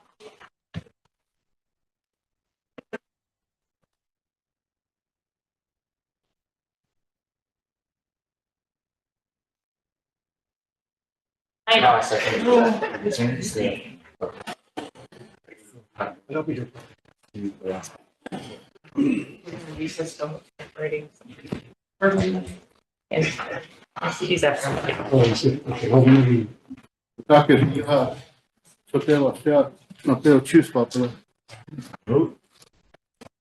Shake your hands with a good heart today. I want to share, I heard there was a motion for me to come and make a report on, I wasn't sure for what. But I want to sort of acknowledge, I have Robin O'Malley with me, He's one of our consultants that we're working on a Sioux Climate Center project. Also have a couple of my elders with me. I have Delano and Philip. Delano Claremont and Philip Gilson. But while she's passing out, it's just a basic report. This outlines the projects that I'm working on. And I really would request that you read this. I wanted to read this into the record. This is something we developed. It's called the Wowashi Luta Wowapi. We call it, in white man terms, you would call it a white paper. But whereas a Lakota indigenous, we're calling it a red paper. So when you have some time after you get home or whatever, you can read this because it touches on a lot of the things that is going on with our treaty rights. So, honey, Lexiaki, Pugashila, Wichoyapiki, na Unchi, Wichoyapiki, Fort Laramie, Ihuni.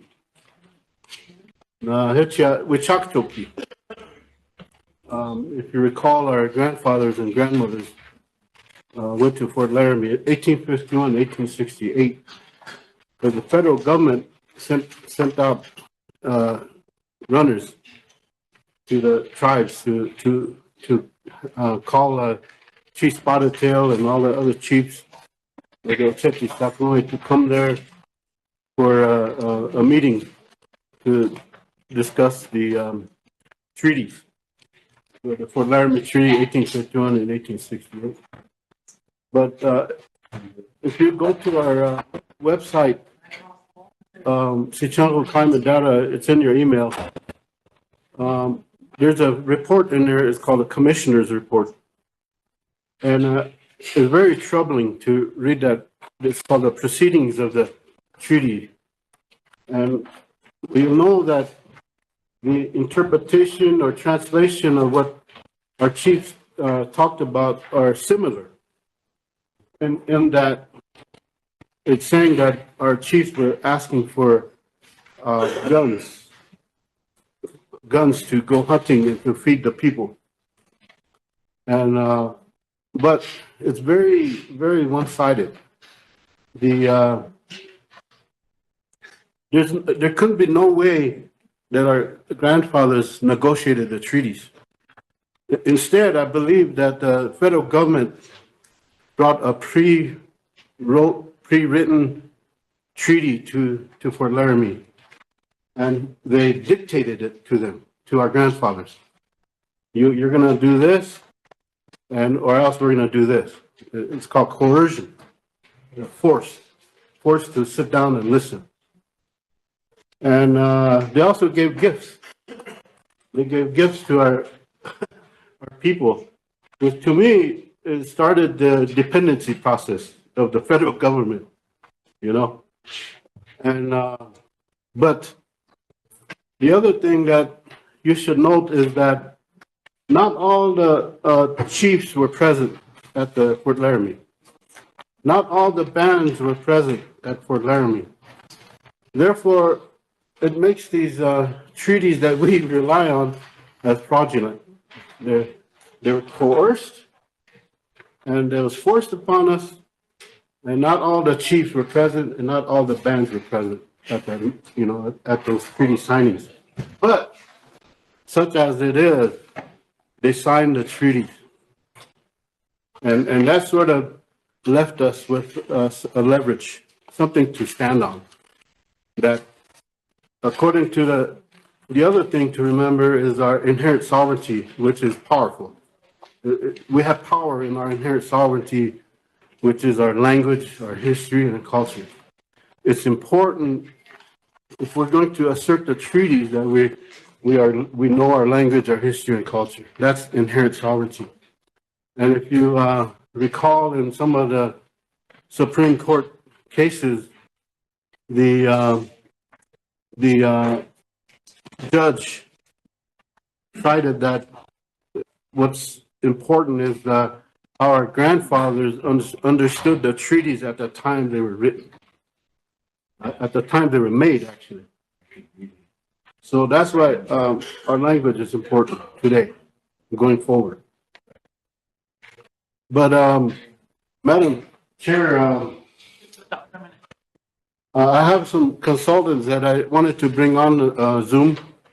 If we could send them the link. I have Amy Lewis and I think she's the only one, and Chris Resendez. This is important because what we're doing recently is in 2018, and this all ties to the treaty. What is the treaty office doing working on climate? We ask ourselves.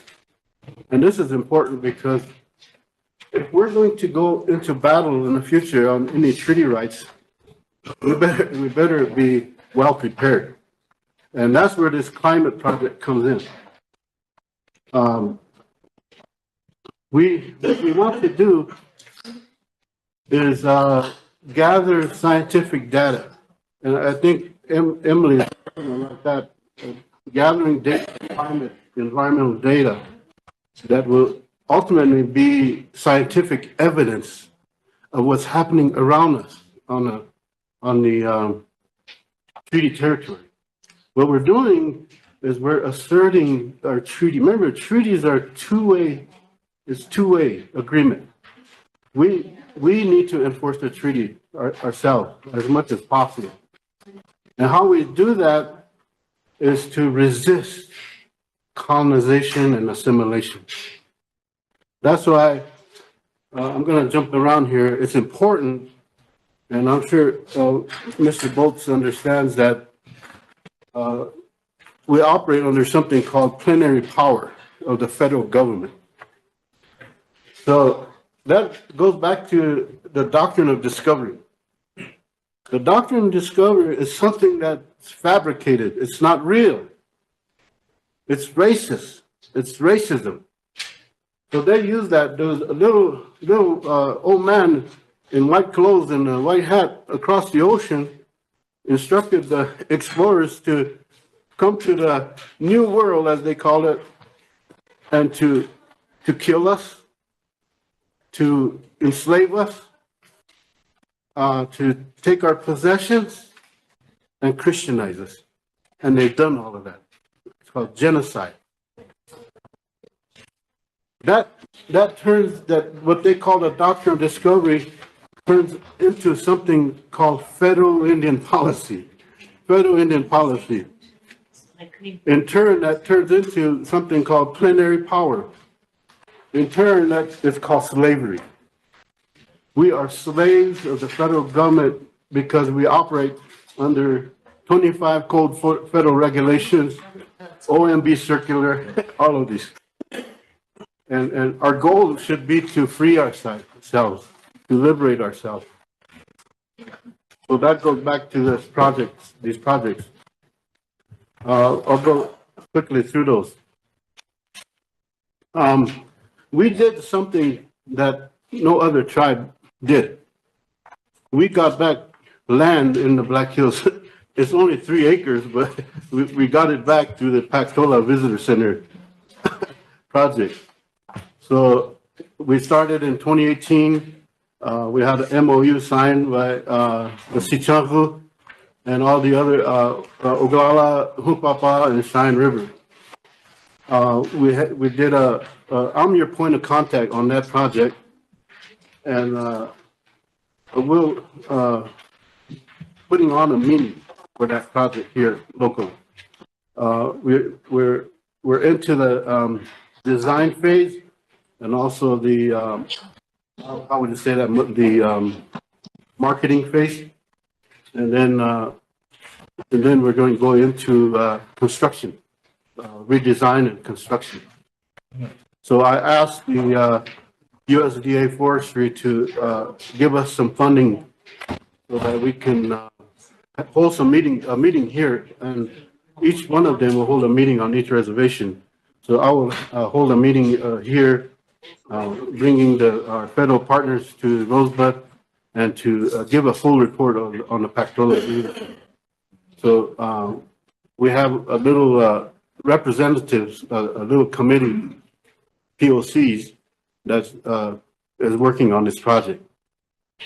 And what it's going to turn into is a facility that we will operate, that we will staff, that we will be funded, and that we will be telling our story of why the Black Hills is important to us, the Chesapa, why it's important to us.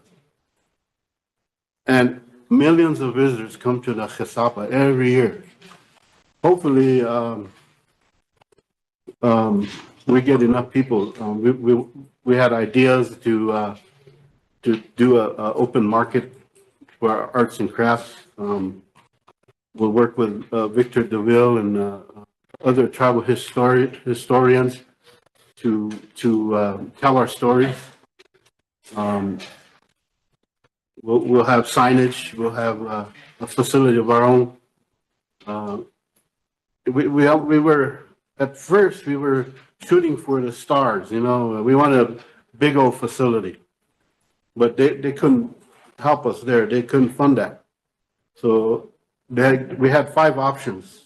So the best option we could get was probably number 3, which is, you know, we could add redesign and add some build some additions to it, to the facility, and we also talked about option 6, which is it's a $50 million project. So we developed a white paper for that, and I can email that to you, and I hope that we can get it to the TBEC process or the federal, or get it to our congressional delegation to submit a funding for it, somewhere down the line, to build a giant facility in the Black Hills for us. So that's the Pactola project. Any questions on that one? Russell, did you? Thank you, sir. Russell?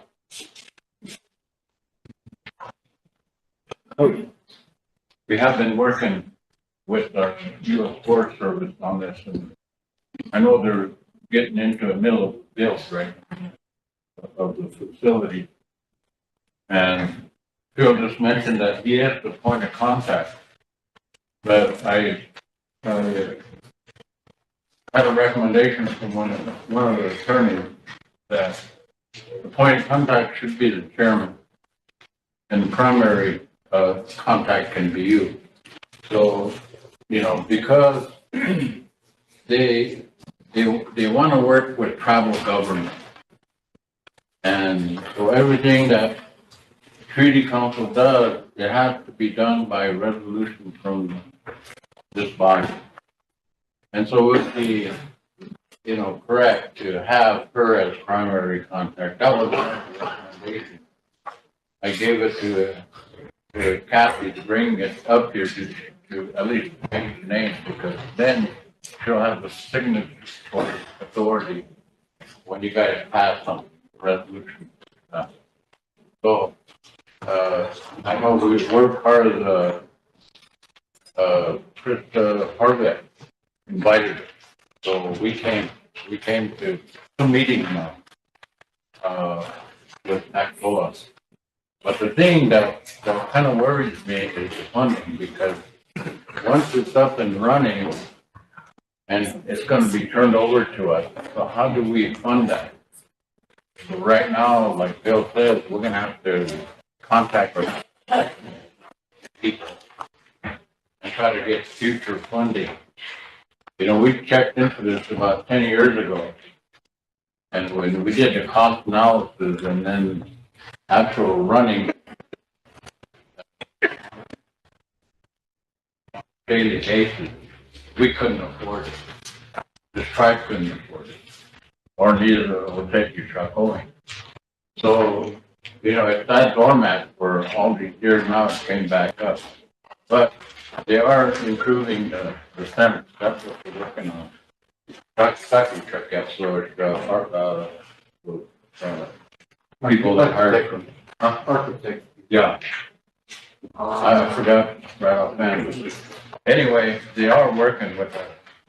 And, you know, they want our story to be told there in that place. But knowing our people, you know, it's gonna take arm and a leg to do that. But, it can still be done. So we are working, but in that particular document that Phil's talking about, you guys should appoint your tribal president as a primary contact, because that's what the U.S. Forest Service, you want to see, that the tribe is working with Phil on that together. And at the end of the day, they're gonna have to come here with a resolution anyway. And in the future, they're gonna have to come in for resolutions to seek funding. And when the funding does come, then it has to come through the process here. So I mean, it's still a long road ahead, but at least it's a start. But keep in mind, down the road, it's gonna cost some money at the end. Any other questions? Brian?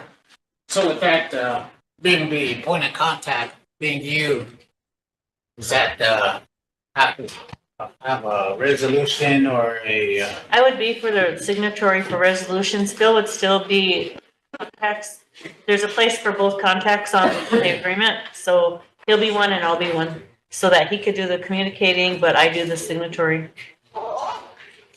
There's no need for any kind of legislation on this body to. Make a motion. Make that motion? Yeah. Second, Chris, any questions? Michael, all in favor?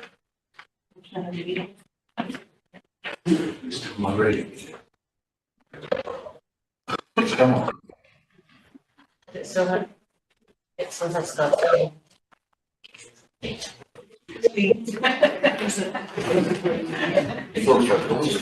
Yeah. Opposed? Zero. Not voting? Zero. Motion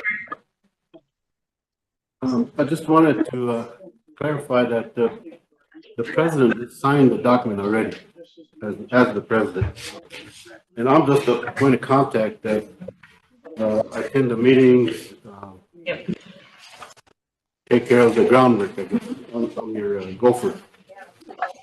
Feet on the ground. Yep. So going on, You know how, yeah,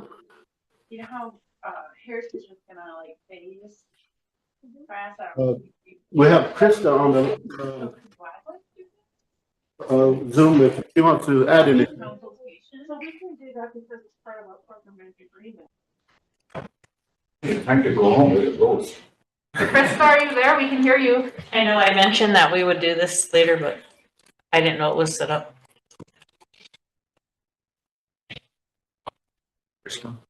Oh, go ahead, yeah. You can do that. So we'll keep going, I guess. The Black Hills National Forest, there's also another MOU that's signed. But let me warn you, I don't know what it means because we have a new president, a Republican-controlled government now. So the worst-case scenario is that they could take it back, I guess. But we're going to keep going until until anybody says anything, I guess. We also have I wasn't privy or part of most of the meetings with the Black Hills National Forest. There's a MOU signed, and I think the president probably has more information on that. So you can discuss that at another time, I guess. So in August of 19, we created the Sioux Climate Crisis Working Group. And with that, we secured this grant for $141,000 in 22. And that was to develop the climate adaptation plan. This is where I need to give Robin the floor. Somebody could give him a microphone to give us a little, and we'll try to make things quick, huh, Robin? Yeah, I will. Thank you, Madam Chairman, members of the council for the opportunity. Bill got some funding through the Bureau of Indian Affairs to put together a climate adaptation plan, and I helped work through that plan. You might recall we had, it was during the time of COVID, so we had a series of community meetings that were over Zoom, and we did a survey of both employees, sort of program staff of the tribe and residents, and got information on what their concerns were. And the climate plan came out with 3 really big bundles of things that need to be done. Protect the Oyate. You've been talking here this morning about emergency response. That's what we're talking about. Climate is going to drive fires and floods and droughts and big snowstorms. So paying attention to those, paying attention to the tribe's water, and taking care of its land and human resources. Those are all going to be really hit hard by climate change. The other thing that came out of that plan was a recommendation for a climate center for the tribe to have its own information about how the land around it is changing, how climate is pushing things to different states. For example, we know that you're getting more rain here than you used to.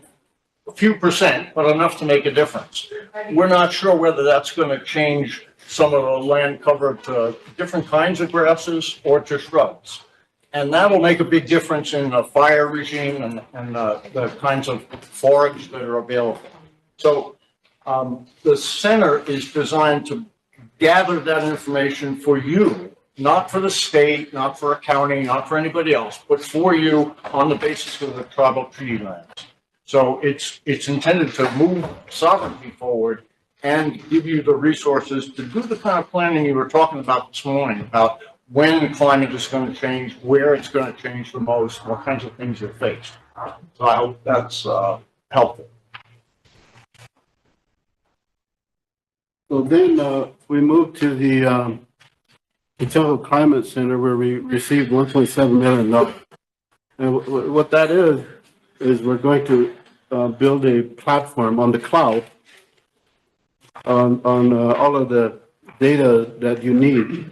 It could possibly help your emergency management situation here when we get it going, and to monitor the treaty lands or reservation. Myself, I'm very concerned about the cancer on the reservation. We've had some deaths due to cancer. And I just, without the data that I need or what we need,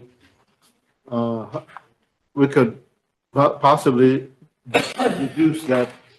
It could possibly, uranium mines down the road here could possibly be contributing factor.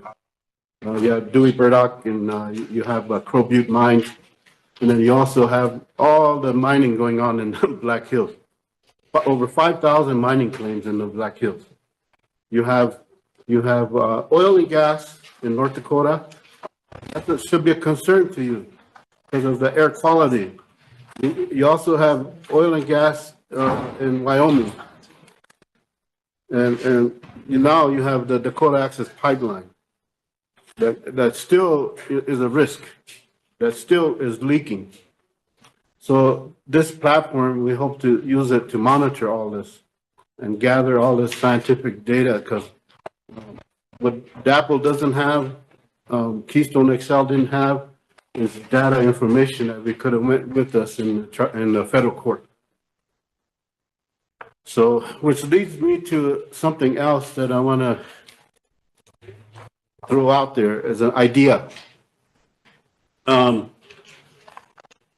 The Hukpapa, our relatives, Standing Rock, are waiting for an EIS for Dakota Access Pipeline. But you know what? You know what's funny? It's not funny. Is they're going to get a document from the federal government, U.S. Army Corps of Engineers, that's going to be redacted, they call it.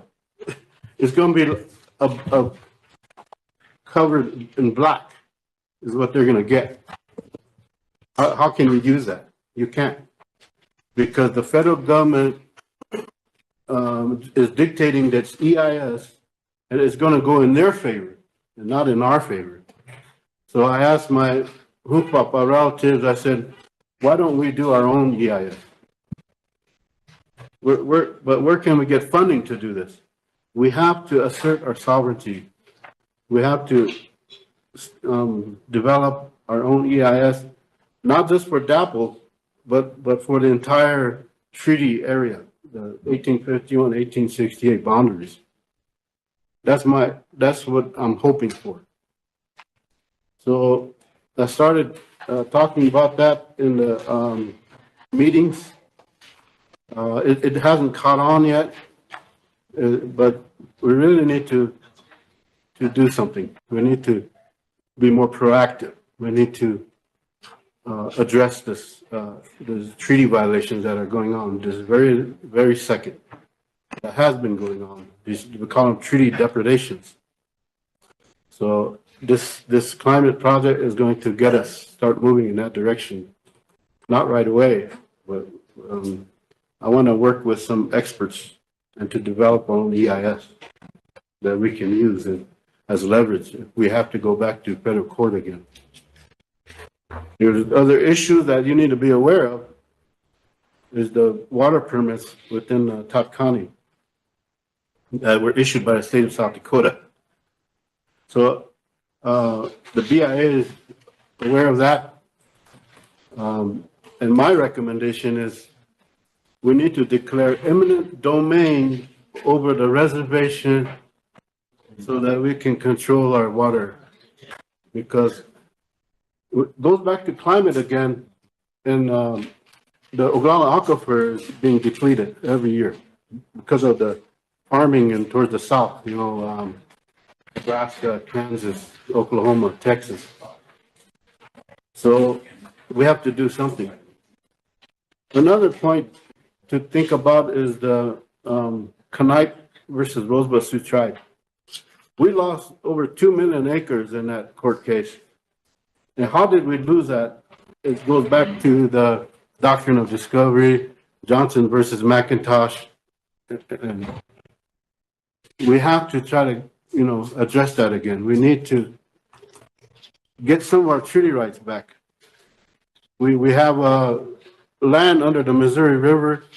It's called under the Pixelone Act that we need to address. If you want.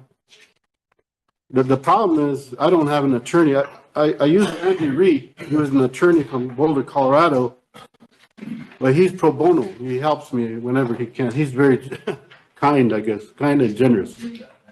I don't have my own attorney. I know you have lots of attorneys hired on as a tribal council, but I'd like to hire Andy Reed to get that Missouri River treaty rights started, just to get it started. It started at TLE, but somehow TLE made a motion to suspend that or something, so it stopped. It stopped, and we need to pick that back up at some point. So we also received a grant for $202,000 on the second page there. It's a BIA Tribal Resilience Grant, and with that, we're going to do some 3 goals here. One is to establish a full understanding of the risks of climate change among members of the Ochete, Sakoni, Oyate, determine the need, interest, and viability of a regional approach to climate resilience, and develop and adopt a charter for regional resilience collaborative among the tribes of the Ochete, Sakoni. So we're going to put on 4 workshops and a climate summit at the end of the year. So we're going to call in our federal resources, our partners, experts, universities that we're working with, and put on some workshops for every tribe at here, at Pine Ridge, China River, and at Standing Rock. So I'll be needing to bring a resolution for that here to probably to budget soon. It's been sitting there, it's been waiting. We also are involved in something called Working Group 16 at Colorado University, in the Environmental Data Science Innovation Lab. And that's to build a data cube for the Ochete Shakoi. And that's to put all our data into this system, this on the cloud. The same thing we're doing with Sioux Climate Center, we're gonna do it on a bigger scale. But we didn't put any data in there yet. We're gonna need something from us called a data sovereignty law, a WOKE for us to control our data sovereignty. And we're gonna I need an attorney to work on that project. Next page, I'm working on developing an MOU with Colorado University. It's probably the first of its kind. And I hope to take the Madam Chair and those of you that will, when I bring this back to approval, we're going to go to Boulder, Colorado, to the university and have a signing ceremony because they're willing to help us. What we don't have are data scientists. We don't have the environmental science. We don't have the expertise. So Colorado University is willing to help us. So that's what that outline is in your packet here. I'm working on it. I'm still going to meet with the president of Colorado University, and then hopefully thereafter, if you approve of the MOU, we can start working with them. They're already helping us without an MOU as much as they can. They applied for 2 grants, and they included us in their grant. They applied for the EPA Community Change Grant, and they applied for the National Science Foundation grant. The EPA grant, they're going to help us with $4 or $5 million to help build a Sioux Climate Center. And the National Science Foundation grant, I think we're going to get some positions out of that. We're going to get some high-level scientists, and we're going to get about 10 interns that we can hire from the tribal colleges. We need to start pulling in the young people, the young generation, start training them about our land, about our climate, about our environment. So that if there's some 4-year degree or graduates, we're trying to create a path towards helping them get a scholarship to go to Colorado University to secure their master's degree in environmental science. So those are the kind of things we're working on. And Royal had a question. Yeah. Oh. I thought we were worried every time.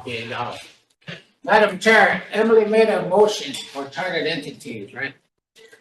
And that was in the charters here, and you on the scope of work.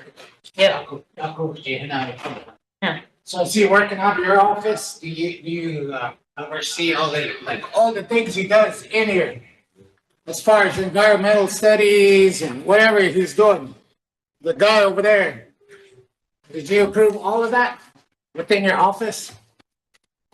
So where is he getting when the MOU, all these things that goes on with chartered entities?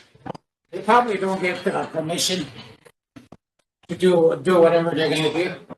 But are you taking responsibility for everything that's being done within that city office? Well, when we came back from North Dakota, I and Russell did meet with him, with the treaty committee, to let them know that even though they're treaty, they're still a part of this tribe. And so that he needs to start including what he's doing with me as his director. So that if it's something that needs to be brought here to this council, or he can come and bring it. So that charter is gonna be part of the what Emily requested as far as charter entity. Are you chartered? Our charter has been suspended. We operate as a civil work. Yeah. So when was it suspended? Been a while. Long time ago? So it's probably something the council needs to revisit. Emily has a question as well, if you're done. Finished, it just has to do with the same stuff, if you're finished. Are you done? Well, Echigo? I think that, I seen a truck, he says dig, dig, dig, and then we see that, Biden, he put a order in place not to mine. But, I think that this body should have worked in a way to, at least produce something to explain to, I know, I made some motions here also to explain the, IHS, lawsuit and also the, I had a friend of mine who also is in law and he researched, Knight versus United States. So, Knight versus United States, and they already took the money for that land, so there's no way, when we look at everything, Khmer, na wichoya oizi cha, awai chiapi.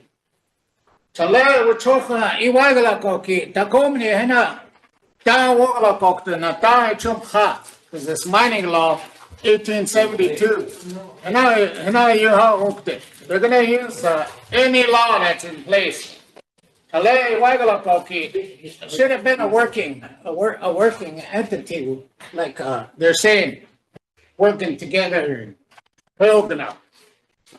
I'll give the floor. Okay. There was a time, like when, before I became the president, when I was on council, that Bill did come here several times and never got on the floor, so that's why I put him under my report now, so that he can give these reports, and if he needs action and needs our involvement, he can ask for it at that time. So he's the freelancer now, huh? That's what he does. Before actually you get on the floor here. I'm a freelancer, cause Yeah. Thank you. Chair, can I sit down and read my questions? Is that okay? Can I sit down again and read my questions? Thank you. Hello, thank you for being here today. As you know me, I get really excited when you talk. Those are all some of my favorite words that usually you talk about, so I'm pretty excited. I do have a list of questions here just because it's been a long time since we had you in front of us, and so sorry up front. But the first question I had is kind of back to the structure of the charter or entity. It's been, I've only been in here a little over a year now, but I have made motions, I have made requests, can you please provide us what the most recent charter is, what the status is, and so it's a little bit disheartening to hear finally from you that you are acting underneath a suspended charter, because that's what we were trying to alleviate or at least help months and over a year ago. So moving forward, I would like to recommend that maybe the Treaty Council can either go to some kind of committee. I would recommend Land and Natural, but I'm open to suggestions until we establish whether they're going to go back as a chartered entity or not. And the only reason why I'm suggesting that is because a lot of the stuff that is being discussed here today is also being discussed at Land and Natural, and it would be amazing to have a team effort, to have his access to the consultants that he has and the expertise that he has. But if we don't have a connection to Rosebud and to what our actual real reality is here, it's not going to help Rosebud. And so it's amazing to hear all these great work that they're doing for our Chetishaw County. But if we don't have a backup mechanism for either reestablishing our traditional lines of communication or using or establishing new ones, our people they're non-existent right now. I don't see our people anywhere in this. And so that's a little troublesome for me. Right now, a lot of these buzzwords about climate change are amazing. There's lots of funding right there. It's amazing. But if we don't take a step back and say, how can we connect this back to our actual needs? We talked about water rights. There's a lot of discussion at Land and Natural right now about water rights. And if we had access to this would be amazing. There's a lot of discussion right now about data sovereignty. Again, if we could have all of these discussions together, we can move it a lot better forward. There was more conversation about it's not sustainable. Even though it's working right now and it's getting us progress, it's not sustainable to rely solely on outsiders and consultants. I would hope that somewhere in this, we would be having our high schools and our students and our colleges and our workforce development involved in this, because I can tell you 100%, we have people who can do this if they were given a chance. We have people right now, if they were given free school, if they were given free housing while in school, if they were given free babysitters while housing while in school, they would get this stuff done, and they would be amazing, and it would be long-term. So I'm just throwing this stuff out there because these are the conversations that are going on, and it's just really, like I said, disheartening to know that all of this amazing work is just kind of out here in isolation. I read about it, I hear about it, you know, sometimes we see it, but until we can back up a little bit and include Rosebud and include our people, it's not really going to be our sovereignty. It's not really going to be, you know, fixing anything other than patting ourselves on the back and getting more grant money. And I say that because I lived through COVID, you know, I lived that same world, having these amazing resources, having all these people that are wanting to help our tribe. And I had to stop and come back to our tribe because our people don't know that. Our people don't know that all this amazing work is being done. Our people don't know that Indigenous knowledge is scientific knowledge. Our people don't know that we are already holders of amazing scientific knowledge, and that just because you don't have a white man degree with letters behind your name doesn't mean you're worthless. We still have value in our knowledge.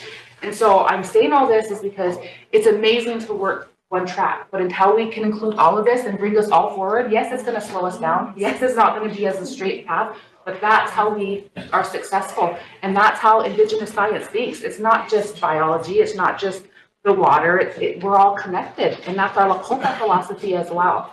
And so I'm just throwing that all out there because until we can connect the dots and get these conversations to happen here, we're kind of just going in circles, or we're not being as effective or efficient as we can be by working together. So again, I would stress that it's so important, especially if we're talking treaty rights and land and all this important thing, that we're all together, that we're all working together, that we're not like, oh, what are they doing? You know, because it creates unnecessary hurt feelings maybe, or borders, or I don't know what it is, but I just really wanted to put that out there that since now we know you are not operating under any kind of charter, if we could temporarily have you report to Land and Natural Committee, just and so we can get everybody on the same page, and then hopefully maybe between the president's office or another, you know, whatever, either reestablish that charter. I don't know what's wrong with it. I don't even know which one is suspended. So maybe if we could get that. The last I knew it was like 92-120 maybe that was suspended a long time ago, but then we heard, oh, well, something else got started. And so if you could maybe help us get brought up to speed on where we are with all of that, because I really want this to succeed, and I really want us to do this. That's amazing stuff that you're talking about, and the opportunity. He's not lying; it is there. But until we can connect the dots and at least include our own tribe, I just don't see it as successful or even as inclusive as it should be. Thank you. Right. Yeah, I'll make that motion to treaty officer report to Land and Natural. Do I need a second? I need a second. Marion, question? No. In favor?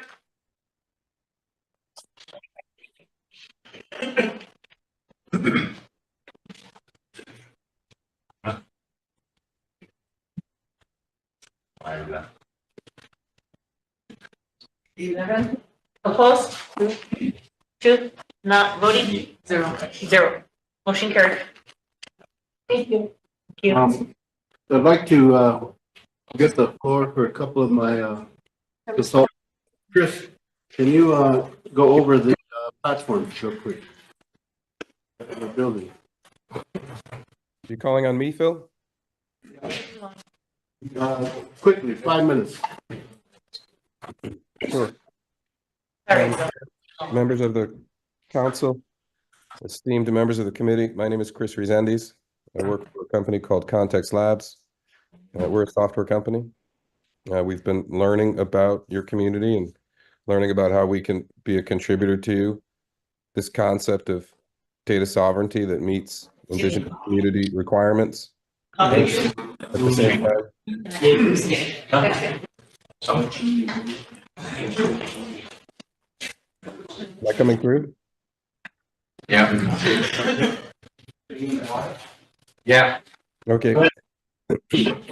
What we're doing is we're putting in place a software platform that will honor Indigenous sovereignty as it relates to data, as it relates to AI, and as it relates to the traditional environmental knowledge, it will also enable the community to take these digital assets, these data, these algorithms, these digital products, use them in any and all legal, regulatory, or commercial cases that your community decides to engage in. I think it's really important for me to say that what we're doing is enabling your experience, your wisdom, your rights to be expressed in the digital domain, to be controlled by your laws, by your policies, by your treaty rights, and put this community in digital footing,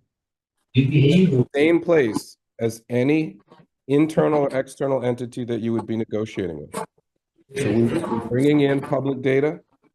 We will work through a data sovereignty policy that the Rosebud community will develop with the world-class subject matter experts that Phil has put together. And then the community will decide what data it wants to contribute to this platform. The same way the community decides what topics, what assets, what issues, and what opportunities you want to start focusing on with the digital. The platform will be owned and controlled by the community. The digital assets that are in it will be owned and controlled by the community.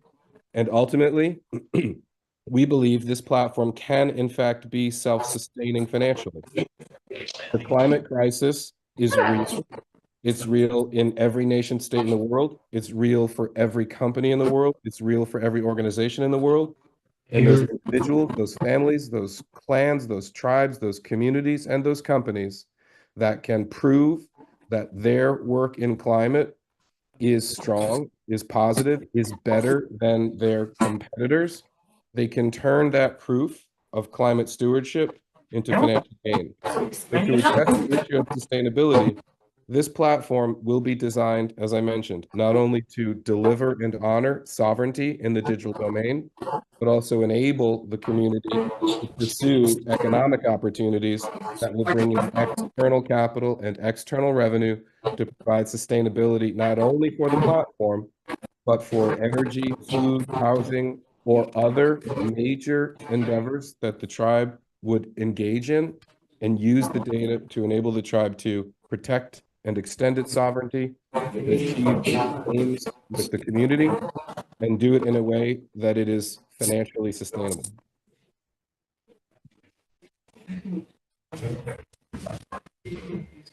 Thank you, Chris. How much more of them do you have? We got one more. One more? Okay, let's finish that, then I can get envelope one. Okay, Amy, I'll give you 5 minutes. Thank you, Phil, and thank you to the Rosebud Sioux Tribal Council and to the esteemed members and the chair. First, I want to express just my deep gratitude for being able to work with Phil and to be mentored by him about treaties. So I really appreciate that. My name is Amy Lewis. I am the Managing Director of Policy and Campaigns for the Wild Foundation. We are a global conservation group, and we work with several Indigenous communities and nations and local communities around the world to help them fulfill their life plans and to protect the land that is their traditional territory. We are also working on spatial targets and protecting enough nature so that the biosphere continues to function well.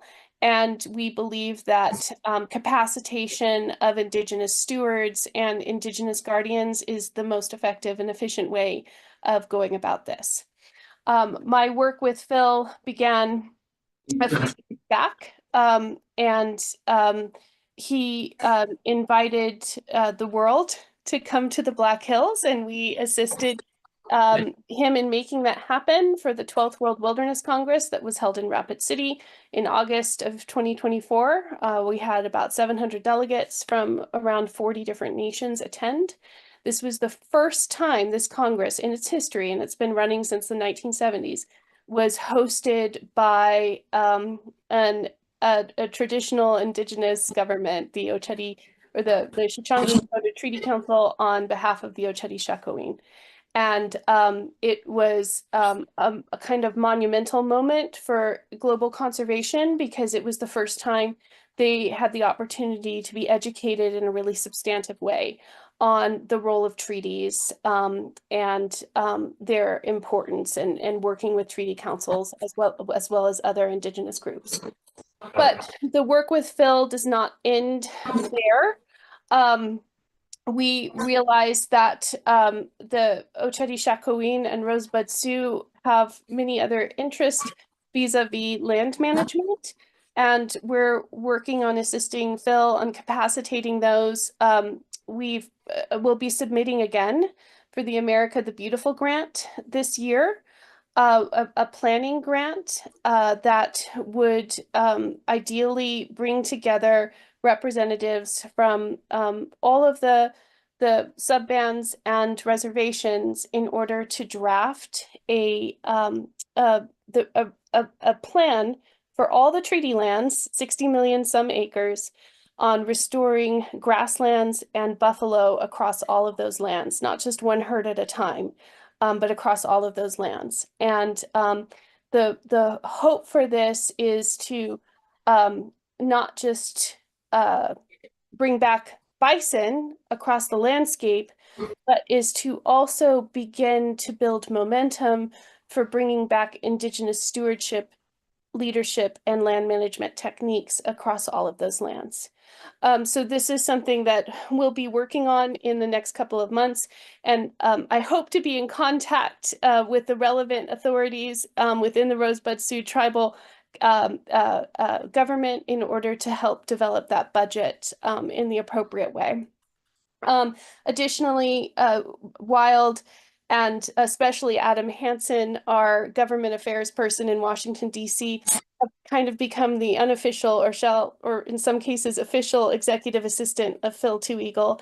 And when we attended the last Treaty Council meeting, the I think major outcome of that meeting was a consensus decision to draft a life plan. And Wild has been a part of those processes in the past with other groups, and we are happy to assist and support Phil in whatever ways he deems are the most important for drafting a life plan for self-sufficiency and kind of moving forward, developing more concrete actions that the Oceti Sakowin can coordinate around in order to begin to expand and strengthen self-sufficiency. Thank you, Amy. I just have one closing remark or conclusion. We just finished our treaty conference in Rapid City, December 17, 18, 19. We had a good attendance, over 100 attended. And out of that, we agreed to, the treaty councils were present. We agreed to draft up a life plan for the future to help guide our Oceti Sakowin Oyate and treaty councils going forward.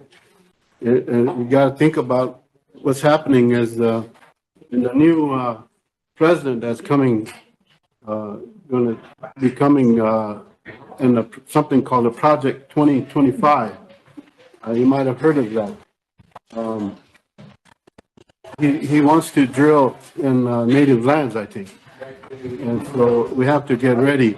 And all of the projects you see in my report are approved by you, not this term, but the previous terms by resolution. So I'm not a freelancer.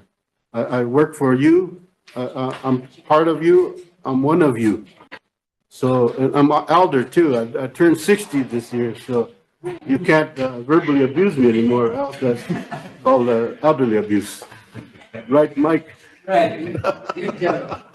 So that's all I have. I do have my two elders here to say a quick word.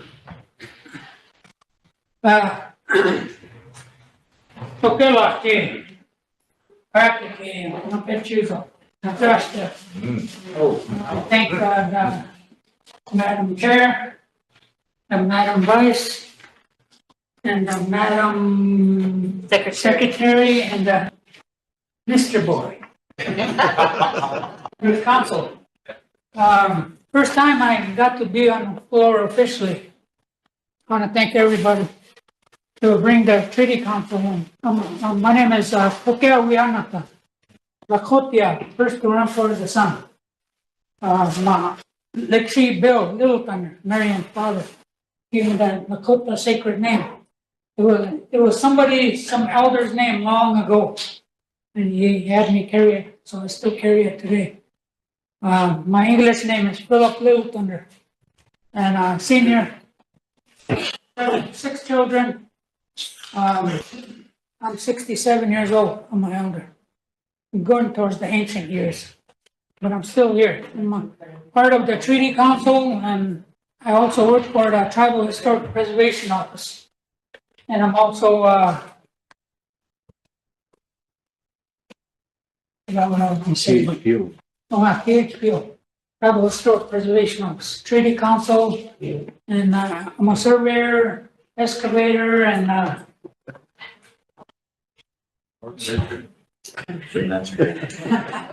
but I just wanted to say thank everybody here. Power dancer. Oh yeah, power dancer, and the invite for everybody to come together. It's always been talked about, the unity. So leaving the negatives out there at the door, the positives is that we're going to work together in the future. And I was just sitting there thinking about the Climate Center, and some of our creation stories has to do with the Wind Cave, where our creation story says that that's where we came out of. Maybe this Climate Center is where we're going to go back to. And I've heard stories from the East about building a giant, humongous dome over the United States.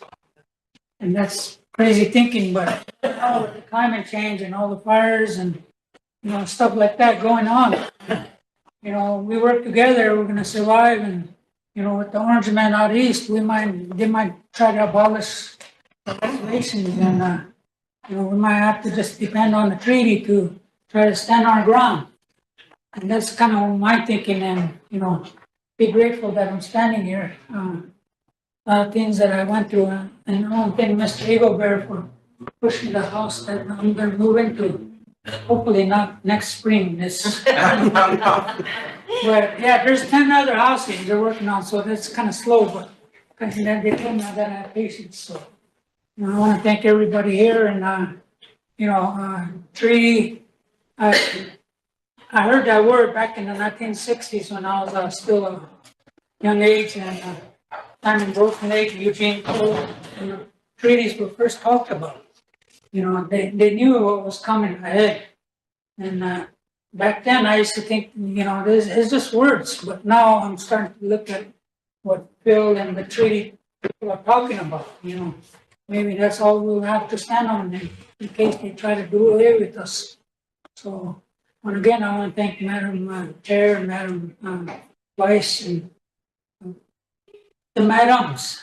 And the Mr. Thank you very much. Thank you. Tammy, I got one question for you. Yeah. So while I was up there, I got a text, and they wanted to know if you can fight for our actions, like our laws and stuff. I did. We wrote a letter to Secretary Vilsack, the USDA, but I never got a response yet. Yeah, so I was just like, okay, I'll ask, but yeah. Okay, I'll send you a copy of that letter. Okay. Thank you. You said it. Bob Royal. Climate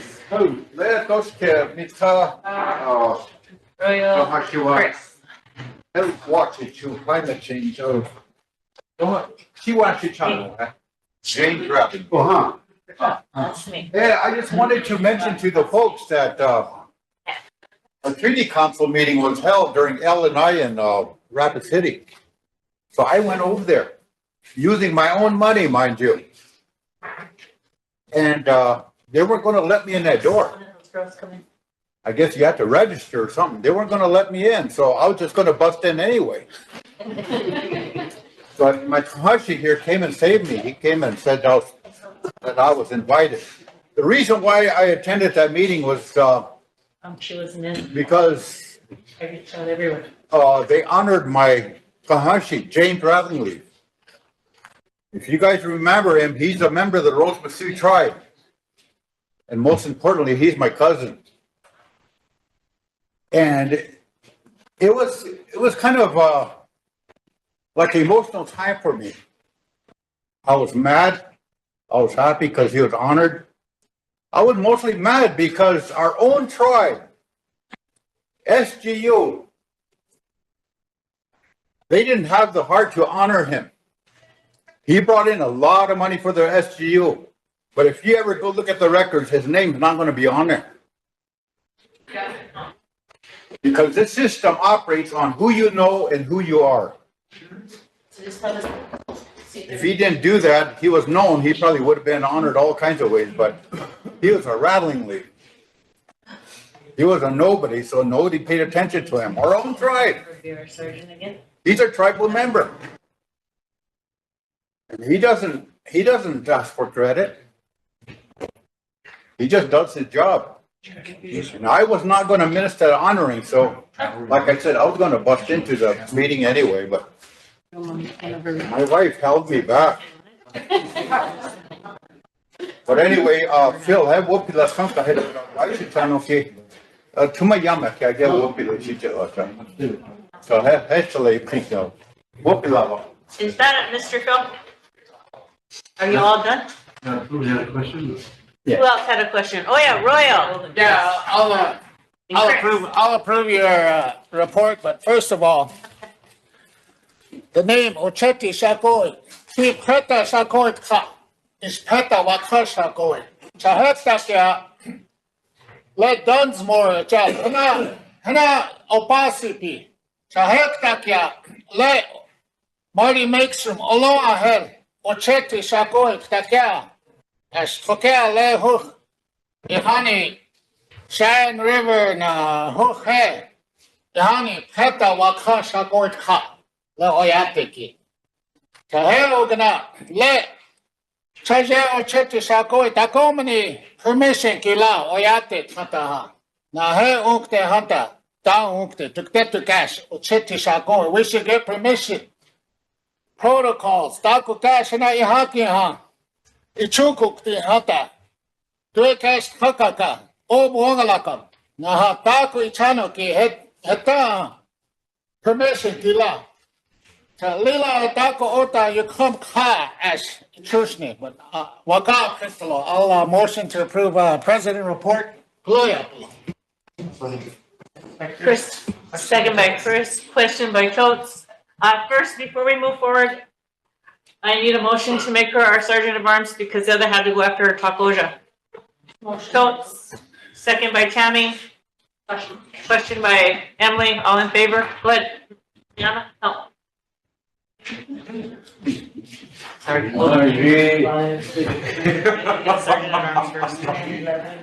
Two sheet, three sheet.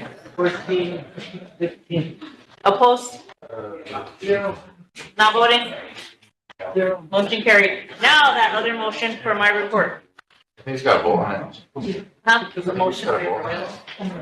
Motion by Royal, second by Chris, question by Coates. Diana, come.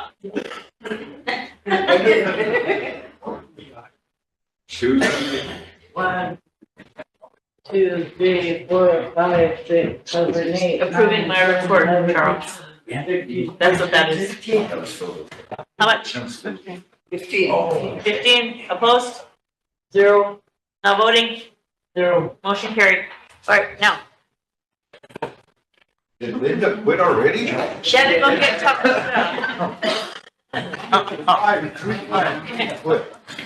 Still been taking stuff.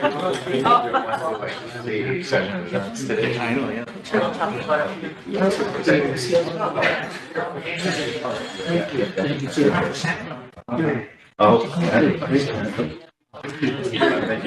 Sorry for late. No, it's all right. It's great to be here.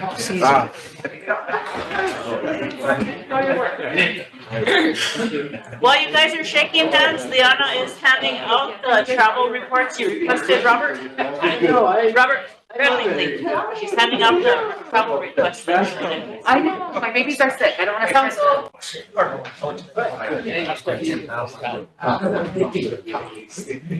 Oh, yeah, I was curious, what are you doing? Can I turn them back in? Really? And then after they're done, I'd like to bring animal community on so they can get their budget approved. Return it back. Also, we got to turn these back in. Also, I just got a request now. What do you need? It's still on there. I didn't get anything from ARPA, but it's still on there. I asked them several times. Abby, do you have yours? Never had that before. I didn't. I don't know. Huh? I'll give it back next week. I don't know. What did you need, Madam Chair? Somebody else has that. What did you need? These ARPA here, so. What? Somebody told them that we could keep them, so that's why I said clarification. What do you think? I was just asking, I think Sherry's personal. But just remember, people can file against you.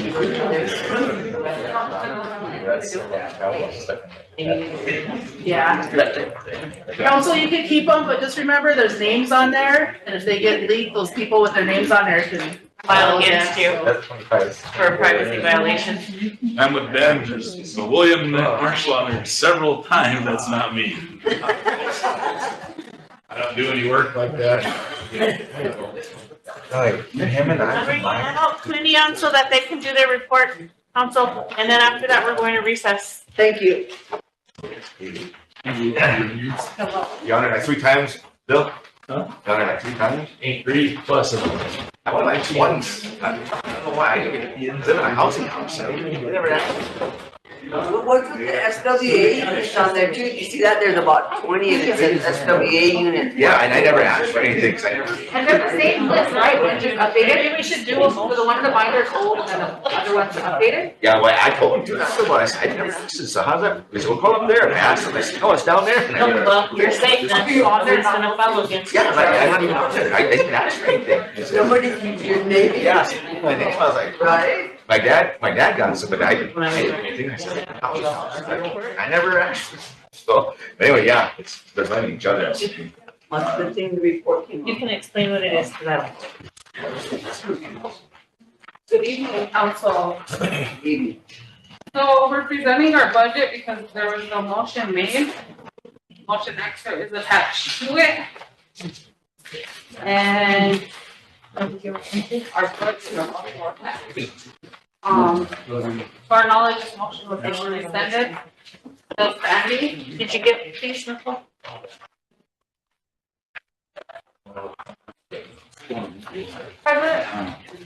But, and then, I just wanted to ask for clarification since it's my motion that is being referenced to, because I was under the understanding that the previous administration ruled this out of order. And so that's why I was just asking for clarification on it, because but we never got clarification on what was actually out of order that day.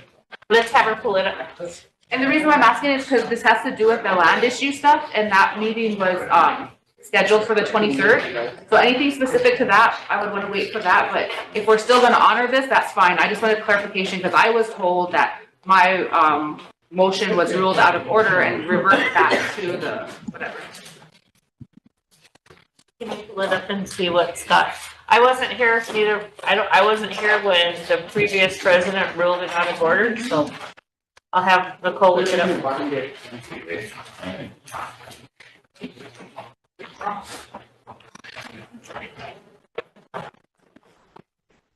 And just so everybody knows, Land and Natural did, and I did get a motion excerpt that Land and Natural asked that the president's office coordinate a meeting between all the entities involved in Antelope and SGU's land issue. And so that is scheduled for January 23rd, 1 o'clock at the annex. Invitations went out to the parties that will be involved in the meeting. You need something official. Yeah, Pam said Pam was supposed to send. Did you guys get it yet? Yeah. Madam President, I also just wanted to add for clarification, when this happened, the last, whatever, several months, it did, because of that, I don't think the community was able to get any lease revenue. So even though it was rescinded or whatever happened, I don't think they were ever able to execute a lease for this past year. So I think that part of the budget need could probably still be upheld. I don't know. Anyway, I just wanted to throw that out there. Thank you.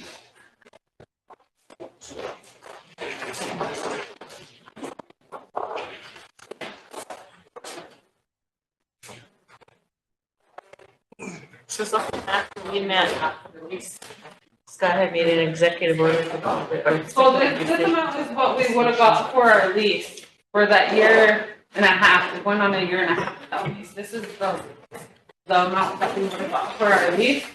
Wasn't looking for it or just going to it. We got our shelter in wood. Clean up and maintenance, youth and elder and Waukee. That's what our land money goes into these. And whatever our community I have to looking for. Yeah. Pretty much self-explanatory on this whole page. And I think. What do I think? We don't have no lease money left at all. Who was here then? Were any of you here the day that Scott made an executive decision to call that meeting out of order? I was here. Yeah, I don't think it was the meeting. I think It was the resolution, wasn't it? It was just a resolution. That he called it out of order? Yeah, that was presented the year prior to us getting on. That was. So it should be in the minutes? Yeah. That's what I have her looking for. Totes and then Belinda. What's disheartening about that is he called it out of order and he was employed by Cynthia Galeska. So that's really disheartening to know that our tribal president at that time did that to his own people. Belinda. Madam Chair, I guess I just kind of want to touch on that a little bit. We been asking for clarification from council, and every time we came from council and it went off track, but that's what we needed clarification for, because he just said, I'm gonna rule it all out of order, and we didn't know what was ruled out of order. This motion wasn't rescinded, so we figured that it was still on the table, so that's why we went forward with the motion excerpt and with our budget, because we know that it ain't gonna get resolved by the 23rd. So what you guys want is you're trying to get the budget approved? Yeah, get the budget approved so we could at least have something to work with while we're working on our land issue, because we don't have nothing. We would have got that amount of money if we would have went forward with our lease. So right now, because everything's on hold, there is no money. Yeah, just the allocations, and that's what we tapped into as far as our shelter now, please. I mean, I'm asking you so everyone has clarity on it. Yeah. So everyone understands what it is that Antelope is asking for. But I'm having her look for it because I wasn't at that meeting. That's why I said whoever was here, speak up and tell us what happened that day. Emily? I don't know, I can't speak for everybody. I'm just saying what my understanding was that my motion, because he was talking directly to me, I was the one bringing up the issue with, conflict of interest with SG, like that was a conversation that was going on at this time when I made this type of motion, or whenever this motion was rescinded. So that's why I'm saying, because of the context of whatever, that this motion does not make sense if we're not currently like that. And so that's why I'm saying, it was told to me that this was part of whatever got rescinded, because you cannot do this while also rescinding that other resolution. Because what this one says is to halt current leases in question. And so if we're gonna uphold this, then that's directly what they ruled out of order and whatever. So I would just need clarification on that. Emily, I can clarify that as far as the term leases, there's no lease, even that last year, even up to the current time, there's never been a lease agreement in place with SGU. The term, any leases, that's still in threat. So this can be discussed at the next week's meeting? So the last time you received lease income, how much was it? I would have been with SGU. I would have But been how much was it? That's what he's asking. 2023. 40. It was 40. It was 40. It's, but the other amount that Josh has there is what we used to get on our section, on that east section of that range unit is what we got.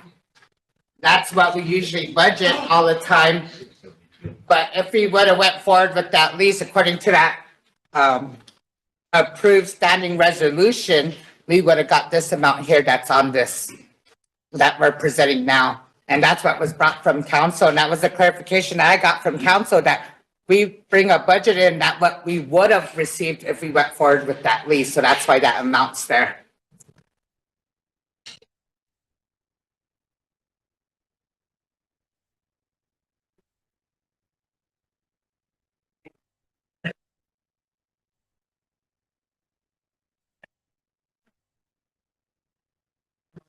Oh, I'm sorry, I can't see you.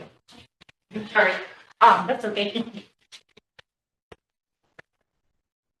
So because of everything that's going on, that we know that still needs to be discussed, I wouldn't feel comfortable moving this forward as is until we have the other conversation, only because the two previous motions that were made at council that referred them back to land and natural, one was specifically about this land issue. The other one was generally about our relationship and how we're going to deal with communities leasing lands and all of that entails. And we did have that discussion at Land and Natural. However, it is so large, it's going to take multiple discussions. And at that time, things were discussed about shares and shareholders. I mean, there's a whole lot of other things that have to happen along in coordination with this. And one of those things was keeping it fair for our communities. And so if we're looking at reimbursing whatever was lost or whatever, that could get tricky, knowing that there's potentially legislation or protocol or new policy coming on how we're going to address those. And the intention would possibly be to rescind any lease that's to community so that they all go under the new policy. And so I just wanted to throw that out there because those were made at the last council meeting to have that discussion at Land and Natural. And we did have start those discussions at Land and Natural. But if you're looking at this difference between a $40,000 lease to a $98,000 lease and having the ownership and having, you know, this community find people, I just found out at that meeting and they actually got paid a fine. So, I mean, there was income. And the intention when I made this was not to uphold the new lease or to get involved in that fight. My intention was tell us what your needs are. What do you have? Not give us a budget for whatever 98,000 or whatever. It was what are the needs and let's cover those while we can get this all. So I just wanted to clarify the intention when I made that. So are you gonna do that as a motion? Huh? So are you doing that as a motion? I'm clarifying my intention in this motion was that it was not to uphold the $98,000 or whatever. It was to have both sides tell us what your needs were while this temporary suspension or whatever was. So if you needed hay, we could find you hay. If it's all about the land, then we can figure out where the buffalo we're going to go. If they needed revenue for the community, then that's when I was expecting to have a budget back whenever this was made so that they wouldn't have to suffer all summer and then all winter and all whatever to get them to this point where they're out of completely everything. So I just wanted to say that was the intention back then when it's made. So if we are going to move forward with it, I would feel more comfortable reestablishing a different motion that addresses the changes. So these are needs. I don't know, these are needs. These are needs. We just got done with a 7-day shelter. A 7-day shelter for our people, not only just Antelope's people, but every single community's people. These are needs. Wood is a need. Our cleanup, maintenance for our building, our floors coming up. Those are needs. Our youth and our elders, we put them first in our community. We still try to uphold our youth events and our elder events. Those are needs. So if this 98 is too much, we got the 44, but we do have needs in our community. Our bills, we're down. So I don't know what you consider as a need, but those are Antelope's needs right there. I'm not trying to argue. I understand like that was my intention. I'm just letting you know what needs are. This is a need. It's in the budget. Come on. We also have another budget. Another what? Another lower budget. So council, what do you want to do? You look at the lower budget, I didn't know you had that. Yeah. Did you hand it out? No. Hand out the other budget. If you make a decision on this, it can be brought up at that meeting that we're gonna have next week, just so that they know if they're gonna be getting funding or not. That's the primary, behind this is they need to clarify whether or not they're gonna be getting funding.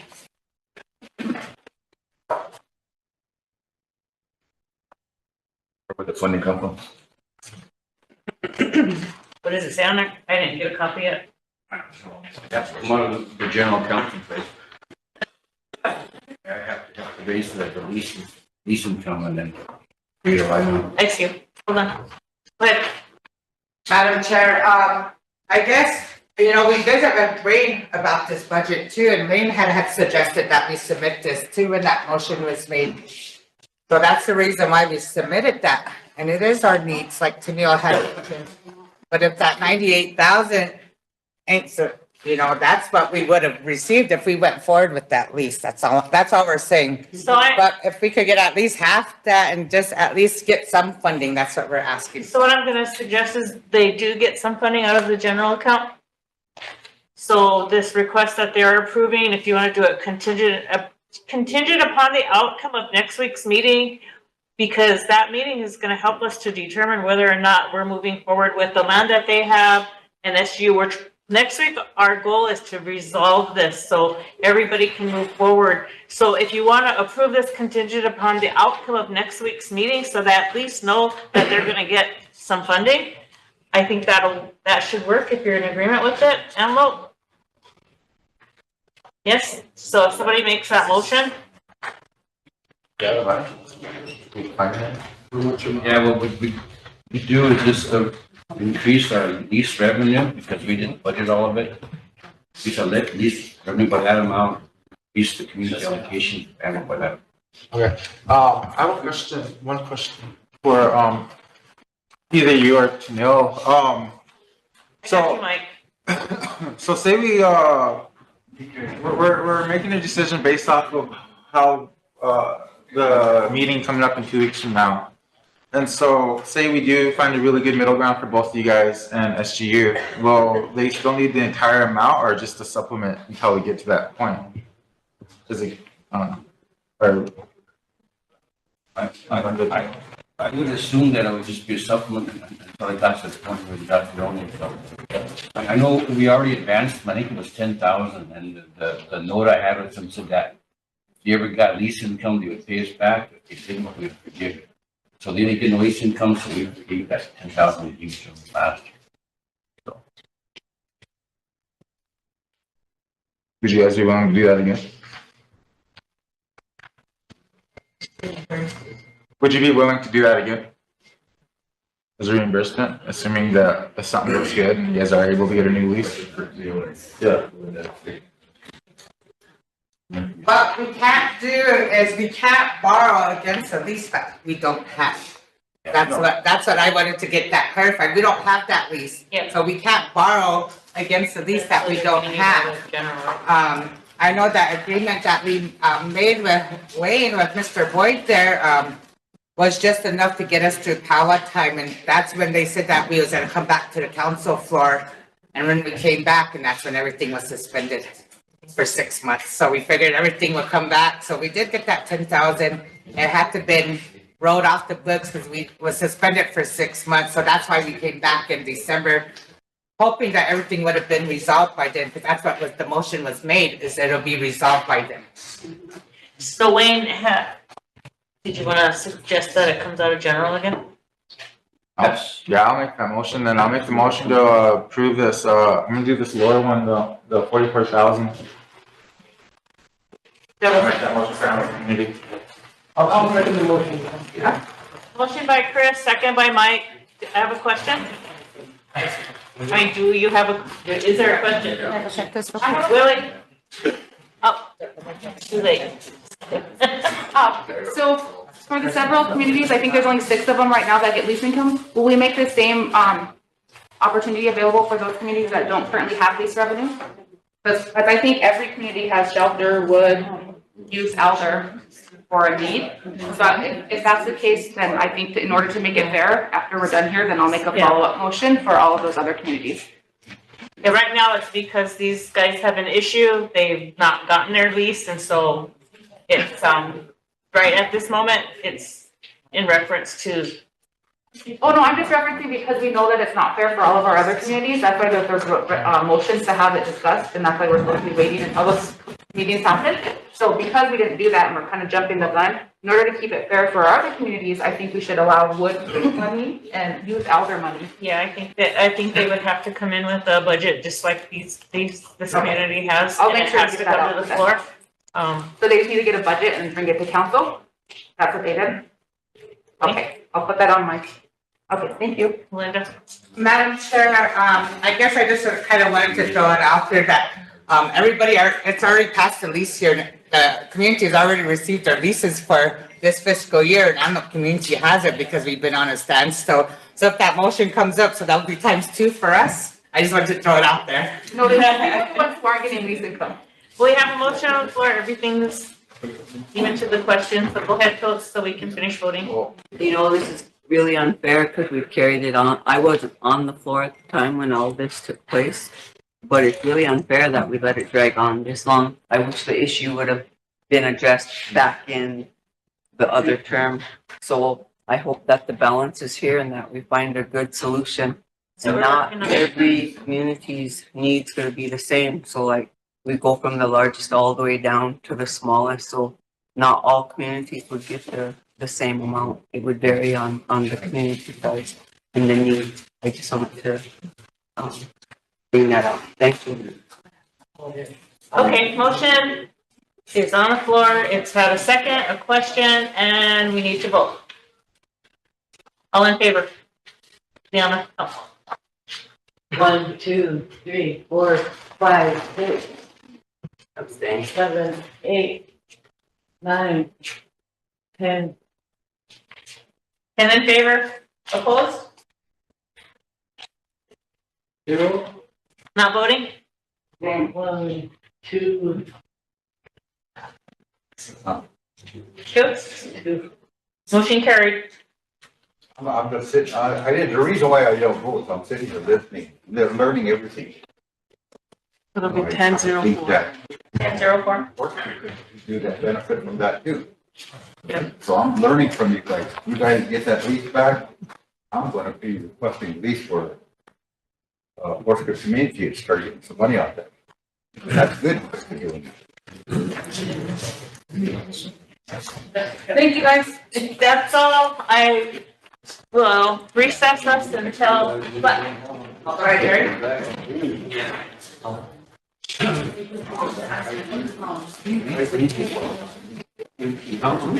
Before you go.